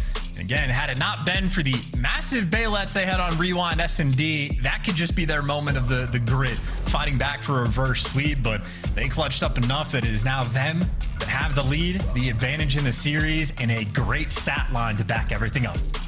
Delightful, folks. 3-1. Highlights real quick. Is the swan song here on Protocol Control was absolutely the attacking round. Minnesota Rocker started things off so well, man. I mean, it was a high kill count game for them as well as they're capturing both zones at the same time. Extra having himself a good time. Big damage and big work out of Kenny there as well. I mean, this is a wonderful addition to the map format with the big changeover towards the B zone. I think Protocol Control has just become such an interesting game mode and much more fun to watch and much more exciting for our players to get involved in as well. So shout out to Trevor for helping make that one possible. We'll see if we can't keep this series a rolling still here on the same map. You know, I'm going to stay on the board with Minnesota Rocker, at least thematically. They're in the 10th seed overall. You bring in a guy like Kenny, a guy that knows how to win, proven winner time and time again. And the question is, how much better can he make and elevate this squad? And obviously, this is a long-term experiment we're going to see, so a lot of Call of Duty left to be played. But just to remind everybody, Rocker currently in 10th, and they're below like 500 in every single game mode. So a lot of things they're going to have to solve. Just going to be a lot of fun to see how far they can go. And even on a player-specific front, Kenny very much a guy that likes a system. I think if you get a good system around the Rocker squad, guys like Gio and Nero are going to look like gods on the map because they're the hot and cold players. Estriel's been Mr. Consistent. Estriel's a guy who I very much believe in to be able to fit into a system and seems like a system player as well. But if this team can find it, Nero might just ascend as one of the best players in the game because when he's hot, there's very few players that are like him. I chuckled there, and not because I don't believe it, because it's scary, man. It's a real scary prospect. Nero's one of the most unbelievably ridiculous individual players we've seen in COD. He really burst onto the scene in that Boston Breach roster in Vanguard. The Tyrant of Tuscan. With good reason. We saw some unbelievable sprees out of the young man. But yeah, let's get a system going for Minnesota Rocker. You know, the coaching staff back there are working away. You can even see them occasionally working away in the player camps, quite literally.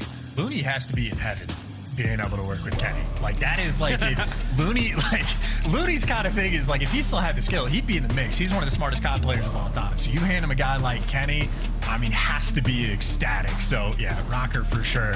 My coaching staff front excited for the opportunity to, again, dig yourself away from the 10th seed. Absolutely. Let's aim for 8th. Let's try to get up and towards the bubble. Become, you know, the run towards champs is still on, but no one is quite having to make their Achilles last stand just yet, folks. Plenty of time still to crack on through towards champs. For now, though, it's going to be a nice attack towards this hard point. Minnesota Rocker, Optic Texas. If you've just joined us, hello, welcome. What Kenny's going to know every single opening break this team wants to do. He just gets to choose who he wants to chow. Knows where the flank's going to be coming through, but maybe a split second too late. Optic win the break. They get the initial time. Yeah, nice shots. Nice opener. Optic, time going their way. Estriel now pinned, half health. No way he gets away with a kill here. Can he buy some time for his boys to get forward? The answer was yeah. Bad news. Hook absolutely slaughters you. Chokeslam there to keep you back in spawn. Next 20 seconds looking good for Optic. Nero on a close contest, but not enough help here to really get anything done. So Minnesota Rocker back to spawn. Eyes towards P2, boys.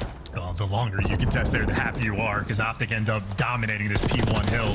So they won the first hard point. Other than that, Optic have struggled, but the first hard point, if it goes your way, and you're just happy to see the second one. Great timing rolling through. Estriel, right gun for the job. It gets traded. You do have Rocker at least set up around P2 first, but they're not winning all these gunfights, and that is Skies from the highest to top ropes, picking up 3, trying to make a dent. The Rocker still do have the time. Yeah, it's crazy when you get a 3-piece like that. Oh, Kenny was so close. Slice and Hook open. Gio, though, does just that. Nice 2-piece again, even with that 3. Oh, woohoo! You got to fight hard, boys and girls, to break P2 here on Protocol. Kenny with the trophy over all his time, but coverage there from Optic are not going to allow him to get much closer, so good stuff there. Pinches from Estriel, the 25 to go on P2, and dare I say it, Chance, Optic again breaks at the right time. They are keeping themselves very healthy here in the lead. Yeah, they might not have the spawns yet, but they have plenty of time to work with, so that is a massive amount of scrap time in 2 beautiful hills back to back from Optic. And Hook loves to play with the zip lines. The idea there, the execution is not. And for Rocker, I mean, a testament of how good are their comms going to be, because Skies has gotten through. Estriel does turn for it, so they are heads up about it. Problem is, though, he is still alive. You still got to win the fight. And Sky, but they're committing a lot of resources to take Skies out here. It's going to allow players through the front. Big wins again. Now Hook, last man left up, no HP to his name, so he's going to have to back on up. So great work, Rocker. You managed to deal with the problem, and you've managed to maintain that front line. So what do you do with it? Push that lead forward, shots you through the back door. That's going to hurt. He gets traded, though, so you're fine. I mean, this has been fantastic. The only thing that could have gone wrong was letting Sky slip through uncontested, but, I mean, either the awareness of a singular player on Rocker or the entire team, but they root them out together, and they have strung together a sizable P3 hold. And I think Optic, yeah, you're going to have to chalk it up, give away the final 20 seconds, and just play for the rotation. P4 is absolutely money hill. You saw Estriel. I mean, Minnesota Rocker got here first. Maybe the most important gunfights of the map, Geo versus Hook down low. And he found the route. He found the timing. He got the kill. Rocker, they're in. That route was a thing of beauty. 7 spree still on. Working towards streaks. Teammates getting bodied. Skies. Oh dear, we've sent it, and we are feeling ourselves. Gio, you were 1 bullet away from getting that one. Sky is going to zip out of trouble, but that hard point still very much Rockers. Optic now through the front door. Dashi managing to peel 2. Estriel's going to have to peel back now, catch a couple of kills, make it nearly 3, only 2 there, ladies and germs. Everybody stay in your seats. Optic are about to take the lead. Oh, stay in your seats or stand up and die. Maybe an accidental medal there from Dashi, but that is an opener to get back in time. That Hook and Shotzi slam that door shut. Phone from Optic to not give away full 60, and they absolutely deliver on P4 and make sure they stop that bleeding and kill the momentum of Rocker just a little bit that they were trying to accrue. And on the reset over towards the new time, Optic have about a 20-point lead. Yeah, lovely stuff.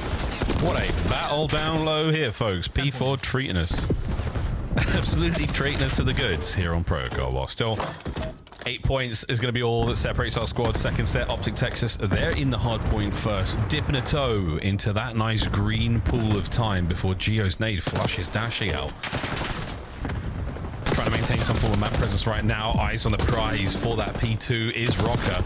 And Nero through middle. He is shooting.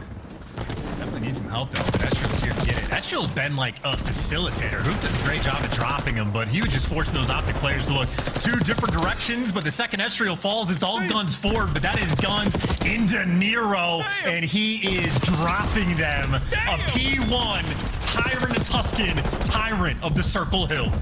Absolutely rocking, baby. Wow, Nero, nice 4 spree from time. I should have looked. He might be close enough to a Hellstorm. Indeed, yeah, very much so. Looking for a couple of cut-off kills here, or he might have bit off a little bit more than he can chew. Doesn't get the streak, but he does get the 5 spree. Lead, though, still for Minnesota Rocker. Over to P2 we go, and they are in position.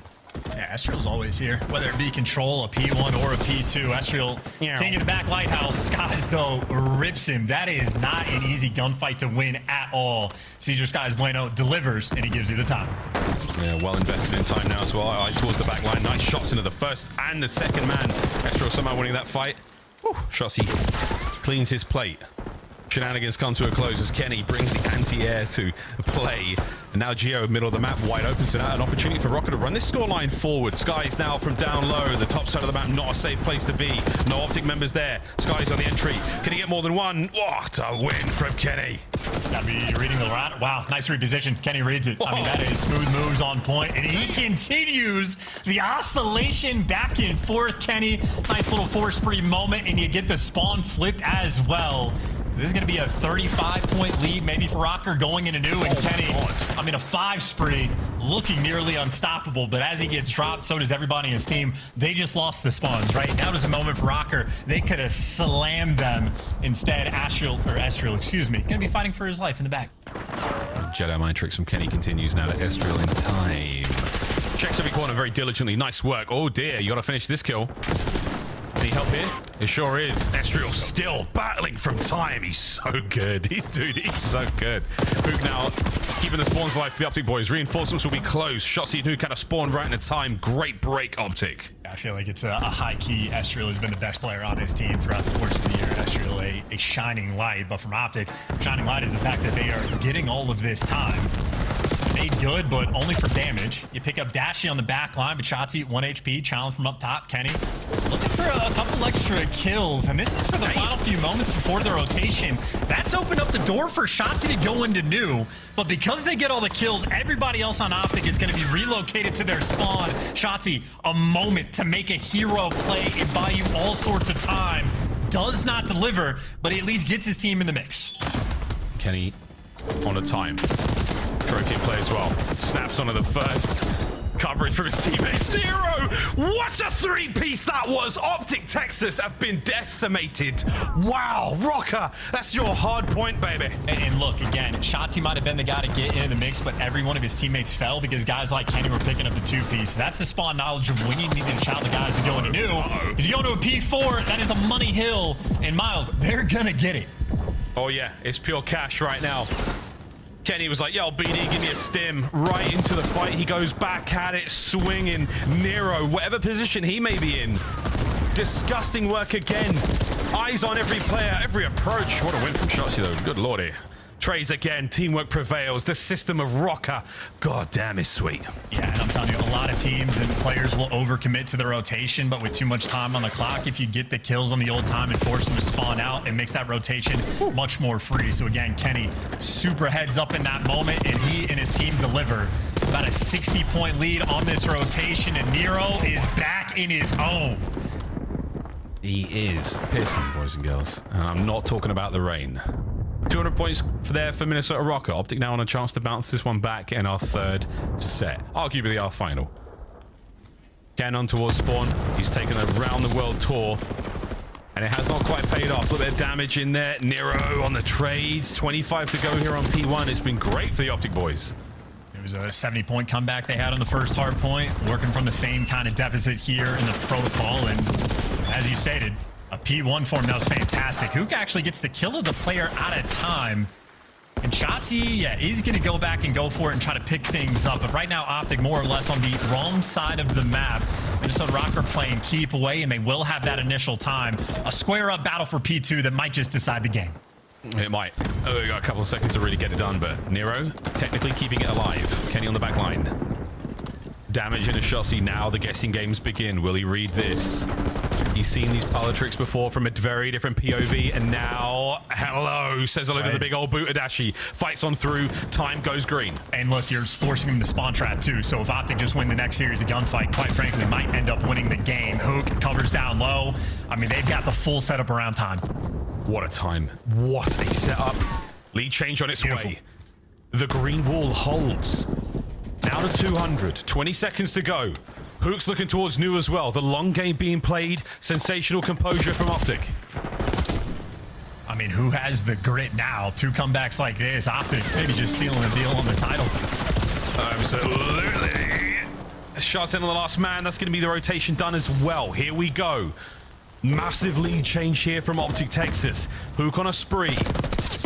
Keeping the members of Rocker at bay. Hardpoint now goes green once again. This could be it. Oh my God. I mean, this is devastating. I feel like this is almost a guarantee at this point. Gio's the only man that's been able to get through, but he should get traded out. Shotzzy gets dropped, and there you go. They have everything covered. Another 4-man wipe, and this has been 150 seconds straight of perfect Call of Duty from Optic Texas. We have not seen a team flatline like this before. 5 seconds for a game 5. Dashy, front line. We're going all the way. A 5 spree on time. A game 5 in the series. Optic Texas. Better late than never in these hard points. I mean, we're just creeping closer to those belly slaps that might be rolling through. That was legit, maybe 3 minutes, a perfect hard point time. They're down by 80 points. And from the jump on the P1, it seemed like everything just fell into place, and Rocker not able to stabilize in any way, shape, or form. That was an absolute breakdown, and much more so the map number 1. 2 for 2 Optic with the comebacks in the hard point. Minnesota Rocker unable to close out a hard point in the early days. Their honeymoon is not perfect so far. Everything's looking good, but not great. Optic give them a chance to wind up, and they truly are the grittier team in the series so far. Rewind Search and Destroy goes the way of Rocker. We stay on protocol for our game 5 chance, and oh man, the flat line, it was something special. Look at that, 196, 4 hard points. That is some tough stuff. 3 technically, sorry folks, 3 hard points. There's the clip. 3 hard points. We'll fix it in post. 3 hard points. Barely anything gained there. Optic, what a run. I gotta chop up the YouTube bot for that one, but yeah, I mean, it cannot be understated how light clean that was. Who goes on a 5 spree throughout that time? I think Dashy also goes on a 6 throughout that time. And just for the fact that once they got them pushed back in their spawn, when I say 0 mistakes in their setup being made, everything was just done perfectly there from Optic. And I think Rocker just simply, almost left dumbfounded, couldn't find a way to reposition at a point where nobody is winning gunfights, and it turns into a scattered mess of solo chow and solo chow and solo chow. But the ultimate grit test is nothing better. Something we never saw at Major 2 is a map 5. I'm glad we're getting him now. Let's do it, boys and girls. One last break before we get in game 5, giving you a chance to grab yourself a drink, get yourself refreshed, maybe listen to a Led Zeppelin album. We'll find out what happens in our game 5 after this break. Optic Texas, Minnesota Rocker, Protocol Search and Destroy.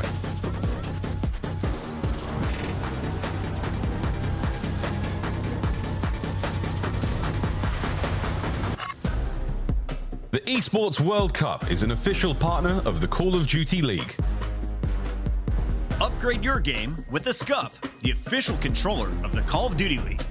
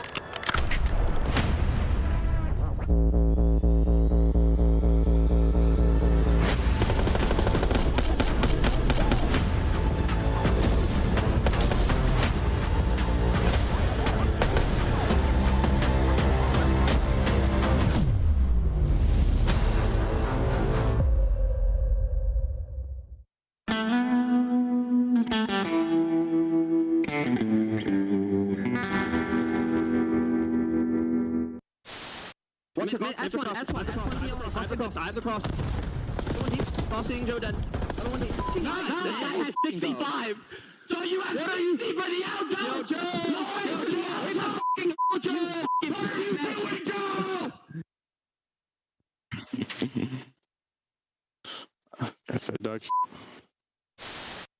Obviously having a big performance there over at that Train Hill. This guy is looking to finally really pick it up. He's had a few slower maps, but I guess he's finally caught his bearings. Now 16-9 and forcing the issue on the flank. He's inside of their face, as that's going to be 5 in a row. How about 6? It's 6 for Capsidal. He is woken up and erupting right now on the subliners, making 8 in a row. Nice, 2-1. I'm backing up. Here, 1v1 is Dashy. He's slow as f***. Get bombed down on these coasts for sure. He's slow. Yep, got that shit. He's laying down behind the blue. He's laying down behind the blue right here. Nice, baby, go! Let's go, boys. Let's go, bro. Let's go. Come on, Eric. Let's go. Come on, Eric. Sure.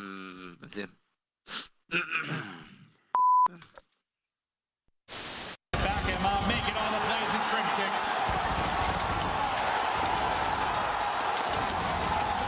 The curse has been broken. The dynasty has been cemented. They are the greatest roster in Call of Duty history. Optic Gaming are officially the Call of Duty World League champions. The 2025 Optic Texas Team Pack is available now. Each pack includes home and away operators, as well as this vinyl proving your membership in the Alien Task Force. Next time you boot up, suit up at the in-game shop. It's It's time! Game 5, Minnesota Rocker, Optic, Texas, Protocol, Search and Destroy. Kenny had a wonderful look chance in the rewind. A couple of nice pieces. The rewind, the S&D. We're going back to S&D. Yeah, some nice looks. We're talking about saving the final round. True. Your 4 first bloods. He had a singular nice look and otherwise got picked apart. God dang, all right, man. I'm trying to get things going. I'm trying to build up, but come on, let's get it. Here we go, chat.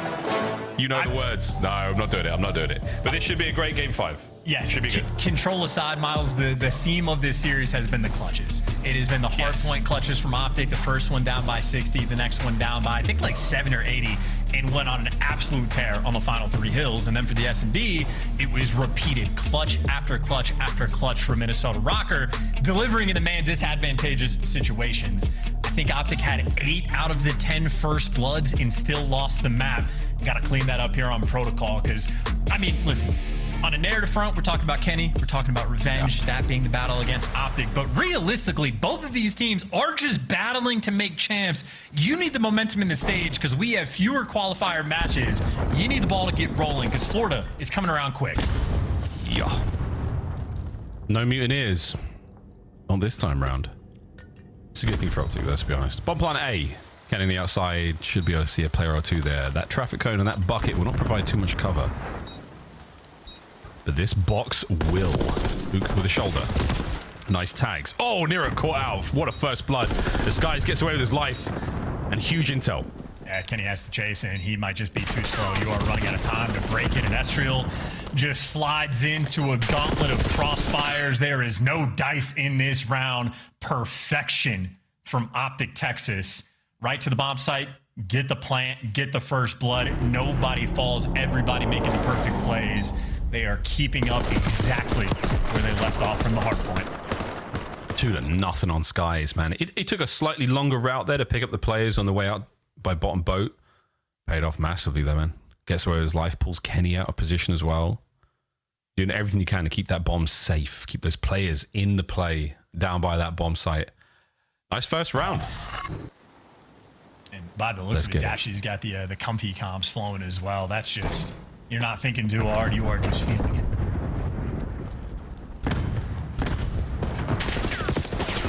Estriel desperately trying to get involved here, but again, too much suppression, too much fire superiority download there from the Optic boys. So now I'll give it up.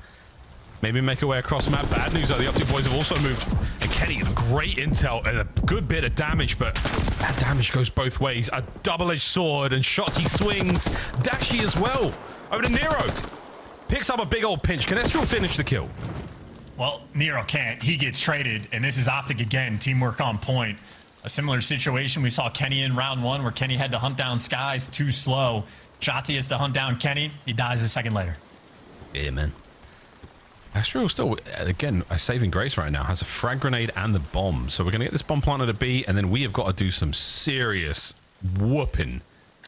Or are we going to go back towards A and maybe get caught out on the drop-down spiral? We'll find out in a second, folks. The problem is you plant, it's just a homing beacon. They're going to trap you in, but he couldn't find an extra kill, so going to be forced to get it down anyway. This is Hook, Shotzi, and Dashy. They're grouped up together. And they got him. Perfect coverage there from Dashy, jumping up on the boat. No funny business there. Nothing going to get it away. Perfect angle, and I think that's why we saw Estriel looking for a kill before anything happens, because if you get that first pick, your opportunity to clutch goes up massively. But Optic Texas, again, for whatever reason, in the past 4 minutes they've had on the map, whether it be hardpoint or this one, it's been nearly perfect Call of Duty. Yeah, man. They cover all their bases in that final, in that 3v1 situation. You know, you make sure no one's making their way out through mid. Dashy with a perfect coverage over the top there. No one's getting traded out. And that's what your main AR is, man. He's going to post up on boat. He's going to watch over you as you run up towards, you know, that potential gunfight. Little things like that go such a long way. It's a 2-0 lead, but it's a very, very confident start right now from Optic. Yeah, and Dashy still has those like comfortable comps flowing like he is in the game as the Vision. Geo, though, has been ripping heads all day long, able to get that first blood on Skies. Now we test Optic's ability in the clutch. Bruce is looking a little closer towards a Hellstorm here. Geo, no stranger to the chow, manages to catch Shotzi, so as good as your coverage may be, not enough to keep Ant alive there. Wow, Gio's just, I mean, he's handling everybody right now. Oh, yeah. It's an absolute bulwark of defense. Extra from down low now. That's the bomb in no man's land. And what a win. Ends the spree of Dashi and gets Rocker on the board. Yeah, stops the bleeding. Credit to Gio on that one. Dashi sort of calculating everything on the map for the comms, but the second Gio gets that first blood, things get a little bit more difficult. And then again, Gio has the perfect angle that Dashi can't just rip his head like in the windows, and he does a great job getting vision on Tati. I mean, Gio literally sees every single player on the map and makes his teammates' job that much easier. So maybe similar to what we had in the rewind, Minnesota Rocker needing those bailout moments Gio often provides. Well, he does so again. Still, though, down 2-1 in the round count. Bombs up. It's time to go to work. Back down low once again. This time the trophies are being played. And yeah, it manages to make it through. All 4 players down low. Everyone is there. The red dots are all over that minimap. Optic Texas know the play is happening down low, and now the counter attack is on. Let's put the retakes of the new squad to the test. This is like almost their Vault S&D setup. Everybody down low. Rocker, they live for this. It's the trade fight. And that is it. Nero opens things up in a lovely way. Hook has been pushed backwards. You've got Skies on the outside, waiting for anyone to show face. But right now, 30 to go. Man down. Wow. Last man, Hook. Wow, Rocker. They are going to equalize here on the round, and what a way to do it. The shots here from the Nuke are great. Not enough to close it out, though. Minnesota, a fantastic, aggressive opening, and they close it out well also. 2-2. It truly is like the dream setup for Minnesota Rocker. On Vault, it was the same thing. One of the few teams that would just have all 4 players play in and around the bomb site. Well, I mean, Protocol, this bomb site is built for it. It almost forces you to, it feels like, at times. And once Rocker get a setup like that, you just imagine it is going to be a dream for them. You'd have to have something weird go wrong. Someone overcommit for a first blood, maybe nades coming through, something to that effect. But as soon as Rocker get that first blood, I mean, your confidence levels just skyrocket. So tied up 2-2. A lot of rounds left to be played. Yes, at this level, trades in that situation, something unheard of has to happen. Easy reads there, but a good bit of damage. I think Dashi, that's why he was common frantically. He only saw at least 1 red dot there, but he might have got a couple of players there on the RC cam. Making any moves just yet. So Optic haven't taken space, don't have sight control, not working towards B. They're very much pumping the brakes. You do have Shotzi, though, able to get into a decent position up top. Question is, what do you want to do? He wants to go for the break down low. Might be a mixy moment. And a full Assassin's Creed moment there where he manages to get down without taking any full damage. What? Underscore. Kenny makes it a 3v3. Shotzi. What a round. Man, we had it all in that one. Rocket take the lead. Yeah, Barracuda backstep can't save you on that gunfight. The knife is just gonna, I mean, literally be a dagger. If you're trying to think of that reference, Miles, you're never gonna get it. That's a... I'm not doing it. I'm not even trying. Not even trying. I'm not even trying. Barracuda backstep. I'll Google it later. Legend. Dude, that was a fantastic round. We saw some really good moves again. Everyone getting as creative as they possibly can here on attack and defense when it comes to Protocol. There's a couple of looks you got, but here we go. Rocker, 1 round lead. A massive spree from Gio in the 5. And here we go. Another opportunity to get creative. RC car. Kenny hits the dude, he hit the Tokyo drift down the stairs, but it didn't seem to matter too much. And Estro looks lost in bedroom. That's the last Fast and Furious movie you want to be replicating.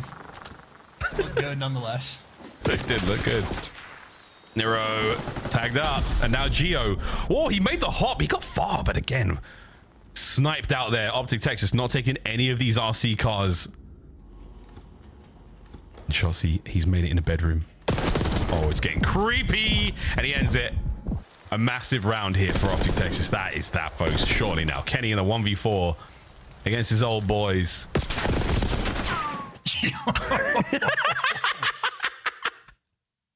This is fun. That was dope. That was dope. I still maintain RC cars hurt you more often than they help you. But then, you know, you say that if you're Nate shot on broadcast and you say it at the worst possible time imaginable. So I'm going to let the players rock, but RC cars can be a problem. I mean, when we get the play, it's so exciting. It's so good. And when, you know, the observers are obviously doing their part to try to catch those moments as well. It's just nuts. Motormouth Sky is there in the comms trying to make something happen here. No crazy sprees developing there for the Optic boys on the approach towards the A-bomb site once again. Nades there through middle, though. That hits hard. Yeah, Shotzi straight on the time. Oh, the site finds 2, finds 3. What a round! Last man left alive, Geo, and Shotzi has an ace on his mind. Yeah, and the spot Geo's on the map, by the way, just to the left side of that boat is exactly where those nades landed. I think they got connection on both the players by Big Door and Rocker. I mean, a hope and a prayer that they sent it into an Optic. They don't let Shotzi get the ace, but by God, did he get the highlight reel play. My God, he got that one. Did he have the bomb the entire round as well, or did he drop it on site after getting the second kill? That is a question I have. Oh, Hook had it. Sorry, Hook had it the whole time. I thought Shotzi was running bomb at this point as well. I'm faded, but what a kill. The Kenny kill was good enough, but then the stun connect, Spiral, last player called out, Estriel. No hope in that situation. What a round from Optic. That was the Optic Evolve. Yeah, and that is also, I mean, you're getting naded on defense, and the players on Rocker, both Kenny and Nero, just full sent in, praying they can get away with it. So a little too aggressive there. Nade's being hit on the flip side, but you see Rocker not really capitalizing off of it in the same way at all. Really, just the nades are good for damage and information, and Shotzi is feared. Nero is wet outside. Gentle patter of rain now is all he's got to work with. You know, the sort of echo, the explosions down low, that's where the party's taking place. And right now, it is just an all nerve being held by Rocker. Shotzi does this 9 out of 10 times. Yeah, I mean, that's just unbelievably difficult. At least you get the trades, you see the play, the execution, just to try to get down low. Rocker, they've gotten down low and taken it over in a 3v2. Look at Big Bruce is trying to move fast. He's trying to get involved real quick. Being a man down in this situation, not ideal. Dashy somehow just gets destroyed. Sky's 1v3. This is looking like 4-4 in the round count. Bang. Right back at it we go. And I feel like I probably got sucked into that round the same way that Optic did. Just sort of lost track of things. I'm so focused on the Estriel and Shotzi fight, knowing that Shotzi is basically almost guaranteed to win it. And somehow in the meantime, Geo found the route to go in for the trade. So I think when Nero's up top, Big Door, spotting out like, hey, grass side's good, probably got top trips over here. What are you going to do? Geo takes that information and works his way in and finds the timing. So Rocker, pump the brakes, really slow things down, and keep the odds even. And I think that the storyline for the teams is going to be that for the moment with the roster changes looking through, they look very comparable. And that just means with two teams that are neck and neck fighting for champs contention, you need these wins at the start. You need them. Yeah, the honeymoon's got to be sweet. And if it's not tough, you're not going to champs, basically. Estriel down low, shot CRC. Damage, sends it. Oh, wait a minute. No, he tries, maybe not. Estriel finds a kill on a hook. They went for it, but the nade was in position there. The Semtex slowed the descent, and now, oh dear, you're down 2 men. What a turn from Rocker. That's just great teamwork just for the follow-up nade. I think that might have been either Nero's or Estriel's, or maybe both of them, but the teamwork on Rocker, I mean, they're just showing off. Yeah, that is huge, man. You basically put a claymore at the bottom of that mine shaft. Elevator shaft. You know what I'm talking about. Sky's outbound now. He's got a player above him. You are still hoping to recover that bomb if you are Optic Texas and Estriel. That is the coverage all over it. Sky is now from behind. 1 damage. Wow. No hope in hell. Rocker push the lead. Yeah, and Estriel just king of that elevator shaft. I mean, he camped it for a solid minute and 10 seconds straight. Even after they got the kill on Hook, he just knew this is exactly what you have to cover. And again, similar to the Vault S&D, Rocker are on form when they just get to be grouped up together. But this is just a look at Shotzi absolutely going for it. And he got Estriel to 22 HP, so it looked goofy, but you're trying to win an unwinnable gunfight, and Shotzi was close. Yeah, I think what he's doing there on the dive is he's not having the same camera shake effect. Yeah, his player model. I think the camera shake effect maybe because if he drops like this, you have this little bounce moment. I don't know. That's some dirty tech, but it didn't quite work out. RCX car is still rolling. Oh, on the hops. The bomb site is such a dangerous place to be right now. Watch out for the nades. And the trades are on. Nero pushes forward now. Full regen. Is he going to dip? Yeah, sure. But what an exchange this has been on site. Go, go, go. Get out. Run. Oh, and catch him on the exits. Look at this. He got him trapped. The trophy, good enough, but not enough to stop the damage. You still get a 2v2, though. But Gio's able to calm a player back by P2 and the other guy in depths of spawn, so at least Rocker have the information to work with. Or maybe not. If Shotzi's able to take this route and get away around back. Yeah, Rocker maybe not working with any information at this point. I don't think anyone is. We're trying to play for it now. Dashy's out by B. Shotzi's got middle of the map covered. Oh my good God, here comes the Warlord in from behind. Will he time this right? Here's the trophy. Shotzi! What a win that could have been! And now it's a 1v1. Nero with the bomb. Looking to plant it. Expecting Dashy to be here sooner. Here's the plant. To force the round 11. Or to outright win the series for a 1v1 Nero. Dashy has him trapped. Checks it. Beautiful. Round 11. Incomparable composure. Just beautiful stuff. Yeah, I mean, one of the best clutch players in the league, or the most clutch player in the league. He traps him in perfectly, so as soon as the bomb goes down, he knows he's in the backside. Dashy waits for a scam to happen. A few seconds go by, no scams, no shoulders thrown, knows he's cornered up, and then just checks every spot one by one. And the moment he's not up top, you know you're hitting the slide, you know he's in the deep corner. I mean, that is textbook coming through from Dashy to get you to the round 11. So again, these teams very comparable. No like shot you could say one team has a massive advantage over the other. They are neck and neck, a single round to get the advantage in the CDL point standings, a battle for champs. How important this round is. Here we go. Trophies down ASAP towards the A site. Dashy manages to get downstairs. They manage to get the trophy in the elevator room, in map. So now over towards the bomb site. Hook once again looking for the plant. RC car cut down. Oh no! RC cars will cost you. It'll cost you big, especially in a round 11. Estra now trying to make it work, fighting forward towards the bomb site, and Hook, he repositions. They're playing for the kills. You are buying a little bit of time for Nero to attempt to make the play, but not a ton of time, and you get the bomb down. Rocker are great when they have site control. They have not been good at breaking it. This is Optics round to lose. Absolutely. All bases covered. You get one chance at this. The trades have got to be absolutely perfect. Playing off the advantages you can make. Rocker through the threshold. Both corners covered. Damage in from Gio, the first man. The pinch is down. The kills are on. 2v2. Over to Hook. Sends it forward. Oh my God. Texas survived the round 11. And Skies drops them all with the pistol. Pistol whip king, Mr. Bueno. How do you do? That is electric stuff rolling through. And take a second look. The Strider as Estriel trying to make the play up close on the bomb. Optic, what a fantastic display for the squad in their opening series against a comparable team, Rocker. It comes down to a round 11 and 2 big drops in the hard points. A game 5 to start these two squads off here in the run-up towards Major 3. Yeah, that might very well be a haunting series for both Kenny and Minnesota Rocker to deal with, especially because, as you pointed out, those hard points just slipped away. Gio gave you a fantastic game. It did not make a single bit of difference. I think Scrap might be the only player in the league we should allow to use the RC cars. I'm telling you, it's just bait. I'm with Nate Shot on that one.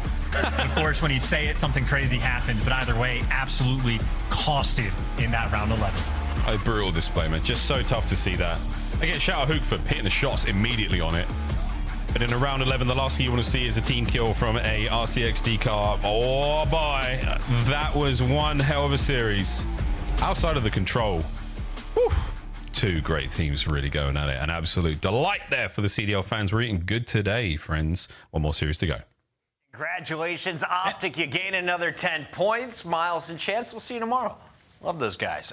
Let's break down what we just witnessed, Al, because you were freaking out during that final round. You were going, oh, no, no. Is it because you picked Minnesota?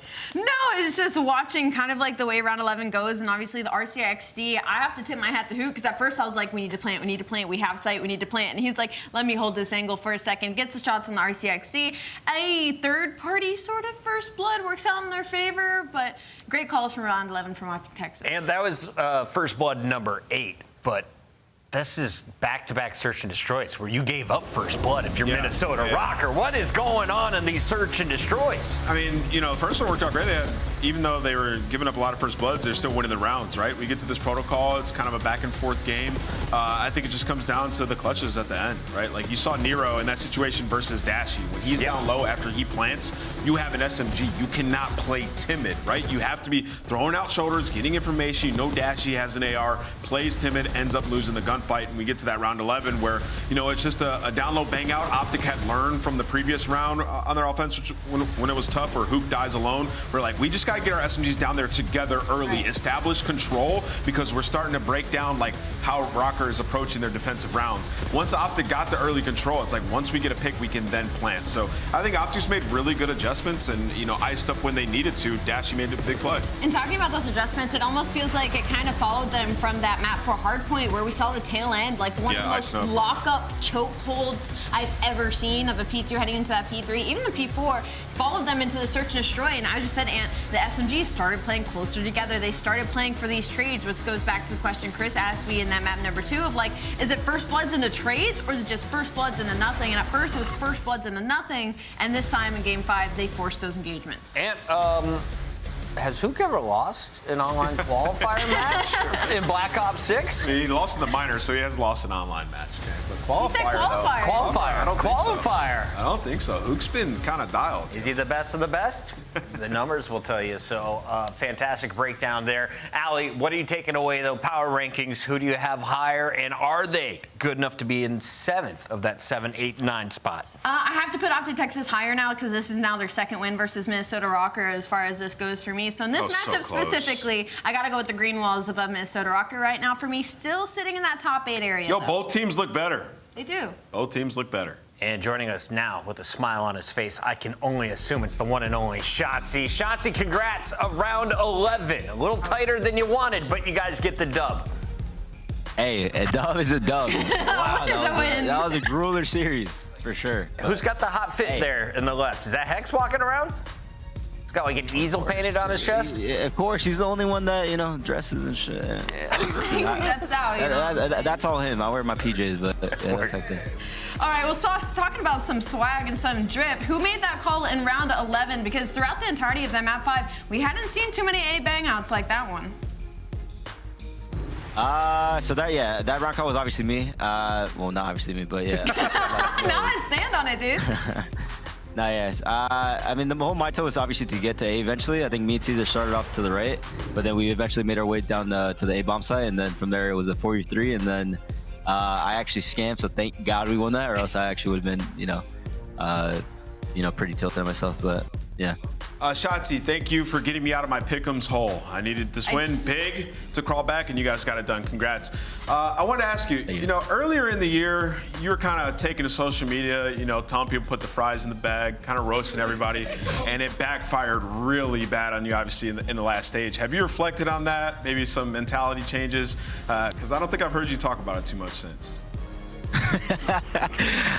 It's funny you say that, because after I went out Rogue and stuff, you know, we went 0-18, which is insane. So, yeah. With that being said, I'm never talking shit. Everyone's insane at this game, and Smart kid. He learns. Everybody has to learn at some point. I love it. Last question for you, Shotzi.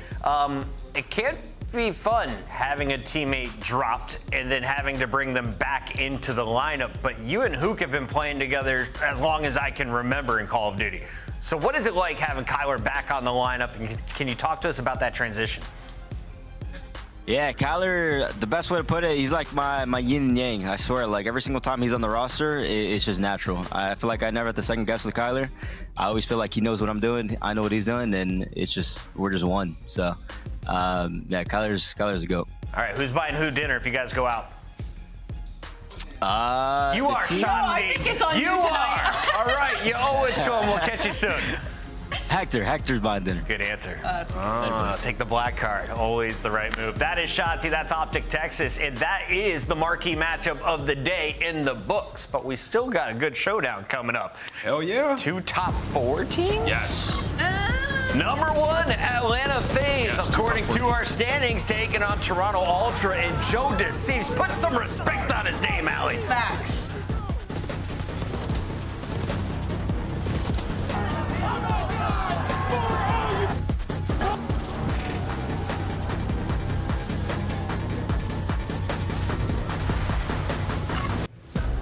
Upgrade your game with the Scuff, the official controller of the Call of Duty League. The Esports World Cup is an official partner of the Call of Duty League.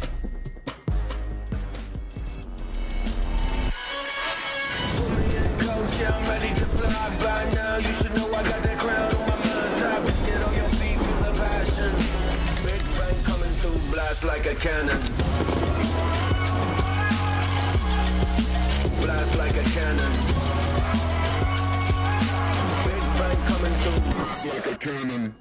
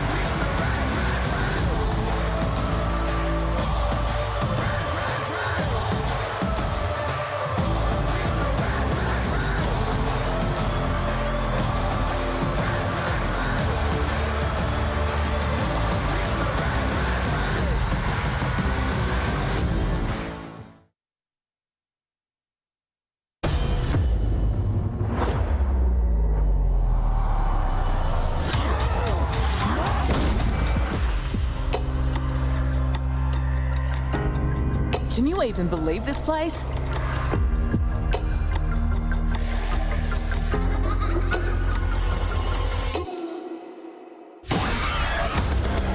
Sit your slimy ass down. The sizzle sells itself. Someone give me a 10-gallon hat. I'm going full cowboy on these bastards. You're not sure you have the right floor?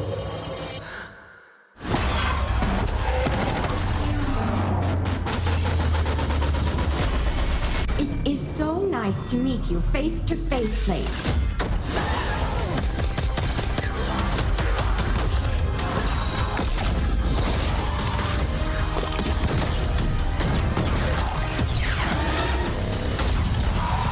You don't trust me, fine. But you cannot trust her.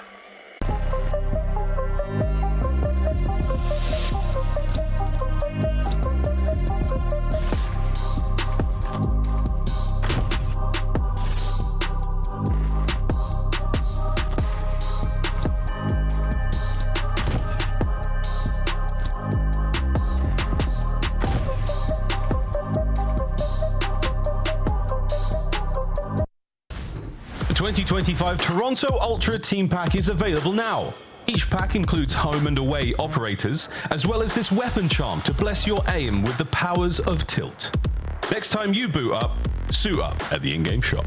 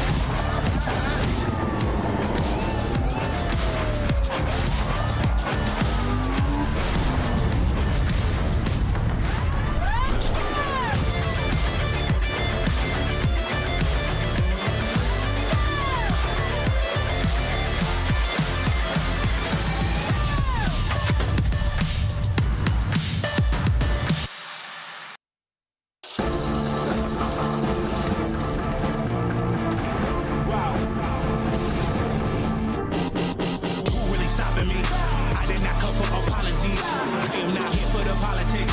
Your confidence started with common sense. They gonna cry for acknowledgement. I got the team to conglomerate. Give it to Austin, not stopping it. I am the one, they not stopping him. No.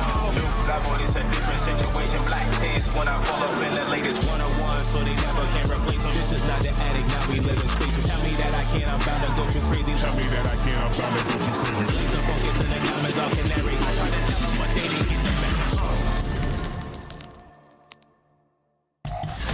The best team on the planet is about to grace your monitors. Welcome back. It's the Call of Duty League. Maven and Merc are loaded and ready to go. We got a powerhouse showdown. It's number 1 versus number 4. Look how handsome that head is. It just shines underneath these lights. But Nameless, let's talk a little bit about Toronto, because on land, we had big question marks after Major 1. Major 2, they silenced the doubters, especially Joe Deceives. Yeah, I mean, Joe has been really good all year long, right? And I think Joe and Beans both took another step at that last Major, and then they just put it all together. I mean, this is a team that's been extremely dynamic in Search and Destroy all year. But let's switch gears to talk about Atlanta FaZe a little bit. I mean, truly doing something historic at this point. Like, these guys have won 3 lands in a row. Haven't lost on land this year. Seemingly solid on almost every map mode combination that we have here in Black Ops 6. They haven't lost since November on land. Since before November. We're getting to the point where, again, you talk about Atlanta FaZe, and it's like all you can do is sing praises. They have not only been dominant across just about every game mode. If you have anywhere to clean up, you would be like, oh, maybe their Search and Destroy for Stage 2 is 9 and 6, a couple of map pool expansions. But other than that, they have just literally been unreal across the board. In the slaying category, in the stats category, it's Atlanta FaZe. Draws it, talking the smack and backing it up, but it's the guy in the bottom right to keep your eyes on. If you play an AR, learn to play like Soham and you might go pro. Yeah, I mean, MC was insane at the last Major, right? Like, he had to do some soul searching last year, try to figure out his play style, like get that confidence and swagger back of challenging. And he's sort of got the hybrid of when he was slowing down and challenging at the end of last year, and now he's just like the epitome of the perfect AR right now in Black Ops 6. Control Room, I owe you an apology. I got excited to talk about Toronto. Now's the time to do it, Ali. Now's the time to do it. This is a squad that you said doesn't belong in the top 4. I said you didn't say it with your words, but you said it with grunts. I said it with my vibe. Do you stand on your business still? I do stand on my business. That they are not a top 4 team? They are not a top 4 team right now. Maybe. Obviously, they make an insane run on land. You're standing on a maybe? Oh my God, I am not standing on. They're top 4. Are they top 4 or are they not top 4? They are not, and I still need to see more from them. What do they need to show you? Squad. What do you mean? What do they need to show They me? went on a 3-0 World Star streak in the losers bracket, frying everybody in sight. They beat LA Thieves, they beat Texas, they beat Boston. They beat gentlemen. A Boston Breach that has not been great during Stage 2. I don't know what it is. We're not saying they're number 1. They're have just not top been. 4. Their respawn hasn't been there for me. They're 50-50 when it comes to hardpoint right now. They're like the best search team. All right, you take it then. Listen, Toronto. Toronto has been awesome. I think they've improved. I think they've improved a lot. You talk about their search, like world-class search and destroy. It is going to be harder to know now this split, because you look at Vault and Skyline, 7-0 across those maps. We have removed them now, right? So we got to see like how they are on dealership, how they are on rewind. But you know, up until this point, this Toronto team has proved it now to me. Ali, before we let this just move on and we close this chapter, who do you think is the 4th best team in the league? Who I think is the 4th best team in the league? Let's see. I got Atlanta there right now. I have Surge. I have LA Thieves. And I'm probably going to put maybe Cloud9 in that conversation right now. Okay, you hear that? You hear that, Toronto? It's maps and modes and then pickups. Games ready. Let's go quick. Vault. Hacienda Protocol. We've seen these maps before. We've seen these teams before. Who's got the better layout? It's time to make our scuff pickups. Tell me over your answer. I'm going first, Toronto Ultra. Because I respect you. You're a top 4 team, but you're not going to beat Atlanta FaZe. Atlanta FaZe is the best team in the game. I thought you just picked Toronto. Nah. Switch it up. There you go. I don't hate this layout for Toronto. They're trying to go for like you lose map 1, you push for that map to win. I almost wish the Hossie was map 4 instead of 1 to start this series. I'm gonna go Atlanta FaZe in 4. All right, Ali threw that pen at me. It kind of hurt, right? I don't throw the pen. I'm going to pick against you, though. Don't hurt me this time. I'm going with Toronto Ultra. I got Toronto winning this series. I think that, you know, this team took a big step. Joe, you used to work at a corporation. What do you do when a coworker injures you? I have no idea. I don't think we had that department. No, there was like 10 of us. If there was an HR department, I would have a job. But no, as we look forward to this, you're off back-to-back wins if you're FaZe. Well, back-to-back-to-back if you go back to last year. All you can really do right now is stay on top, and you do that by expanding your map pool. What we talked about, you and I a lot, Joe, last qualifier was Hacienda Hardpoint. They got that in every single series outside of one. They worked on it. They won every single one at the major. That's the plan. That's like the gold standard, right? You work on it, you end up winning it. The other one they work on was Hacienda Search. They've only played it twice. They've lost it twice. They haven't looked good. They pick it here. I think that's going to be kind of their baby over the course of this qualifier. We might see them pick that a bit. Just try to get better. Yeah, like I don't know. Rewind and dealership. I assume they're gonna throw that in. No, that's true. That's true. Actually, that's a good point. With the two added into it. Two added in. I was actually surprised it didn't go for one of those. I kind of wasn't surprised about Hacienda Search just because they tried that. Remember, it was like the Brave Series last qualifier. They like went to 5 games because of that particular pick. Like they have not looked good on it. So we'll see. And on the other side for Ultra, I mean, similar conversation that you're trying to obviously work on your map pool and stuff, but you're just hoping that was a turning point, right? The major, like you finally rounded a corner. Yeah, I mean.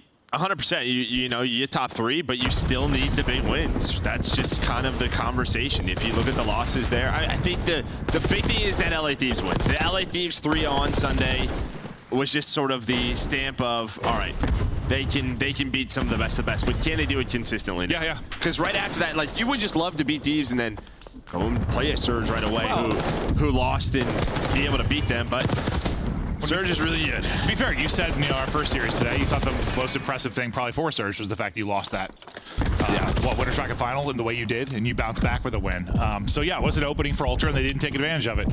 I just blinked. We were talking, and he's 6-0. Yeah, okay, that's Chris Lear things. Yeah, okay, because he's shooting like that, by the way. What the hell? Simp maybe going to have himself one of those days as he starts out. Yeah, he's on 7. The rest of his team combined for 4. Nice little early lead here for Atlanta FaZe. They've got the rotation 2 next. And this is one they also, I guess, want to work on a bit in the sense, I mean, think about the major, right? Like, what, the first 2 times they played Surge, this is like the map they beat them on, right? Then they get pummeled in the Winners Bracket final. They have to veto that in the grand final, right? Like, we were sort of like, wow. Away from this. They stayed away from this. So, yeah, they're just doing what FaZe does. Just trying to build out map pools, fix some simple gameplay mistakes so that, okay, when we have a best of 7 or if we have to adjust some vetoes, we have every map that we need. Yeah, we have our full toolkit, our full arsenal, whatever you want to call it. But a guy that was insane, talking about that grand final, this guy dropped, what, a 1-7 or whatever it was. He is truly remarkable when he's in form. But on the other side of it, guy, a great tournament is Beans, who's able to pick his head off, and they bring it back. Looking for a lead change here with a nice break at 2, a nice hold then at 2, and now we'll focus on 3 to 4. Yeah, and I remember talking to like Habizi like pre-major 1, pre-major 2, and he's always talked about like he's had a lot of respect for this Ultra lineup. He just felt like in scrims, in practice, they've always played them tough. So, you know, finally maybe we have to see that a little bit more in Major 2, but don't be surprised maybe with Ultra to play with some big confidence here because I think in practice they played pretty darn well. No, Crowder said the same thing. He's like, we either destroy them or they destroy us. Like, yeah, it's real back and forth. Like Ultra, it's kind of how we feel about Ultra a lot of their matches. Like they're either 3-0ing or getting 3-0. Draws it though. He chains together too, and the fight for arc control. Kleenex can't quite get around the corner. He does spawn one of his teammates there, so Beans is going to spawn in. I don't think they're going to be ready to pick that up, so it's control that side for Toronto Ultra. Hardpoint will be white for now. Joe Deceives trying to continue in his form because he has been disgusting. Seems like he's just really, I don't know, getting comfortable as a player, and it's been fun to watch. Yeah, I think like last year he was just like very hot and cold. Joe's back down to challengers, comes back to, still kind of felt that way as he's on 5 in a row up to 10 in the map, but it just feels like, yeah, he's just, all right, I know what I need to do. What's important, I can sort of, you know, just play my game. The game's like coming to him now instead of maybe the other way around, but a little bit of a lead here is Insight being a straight shooter. P4 is up. Kleenex now trying to get to work. This has been a disgusting stretch from Toronto Ultra. They have been dominant over the last 90 seconds or so, and they're trying to build this lead.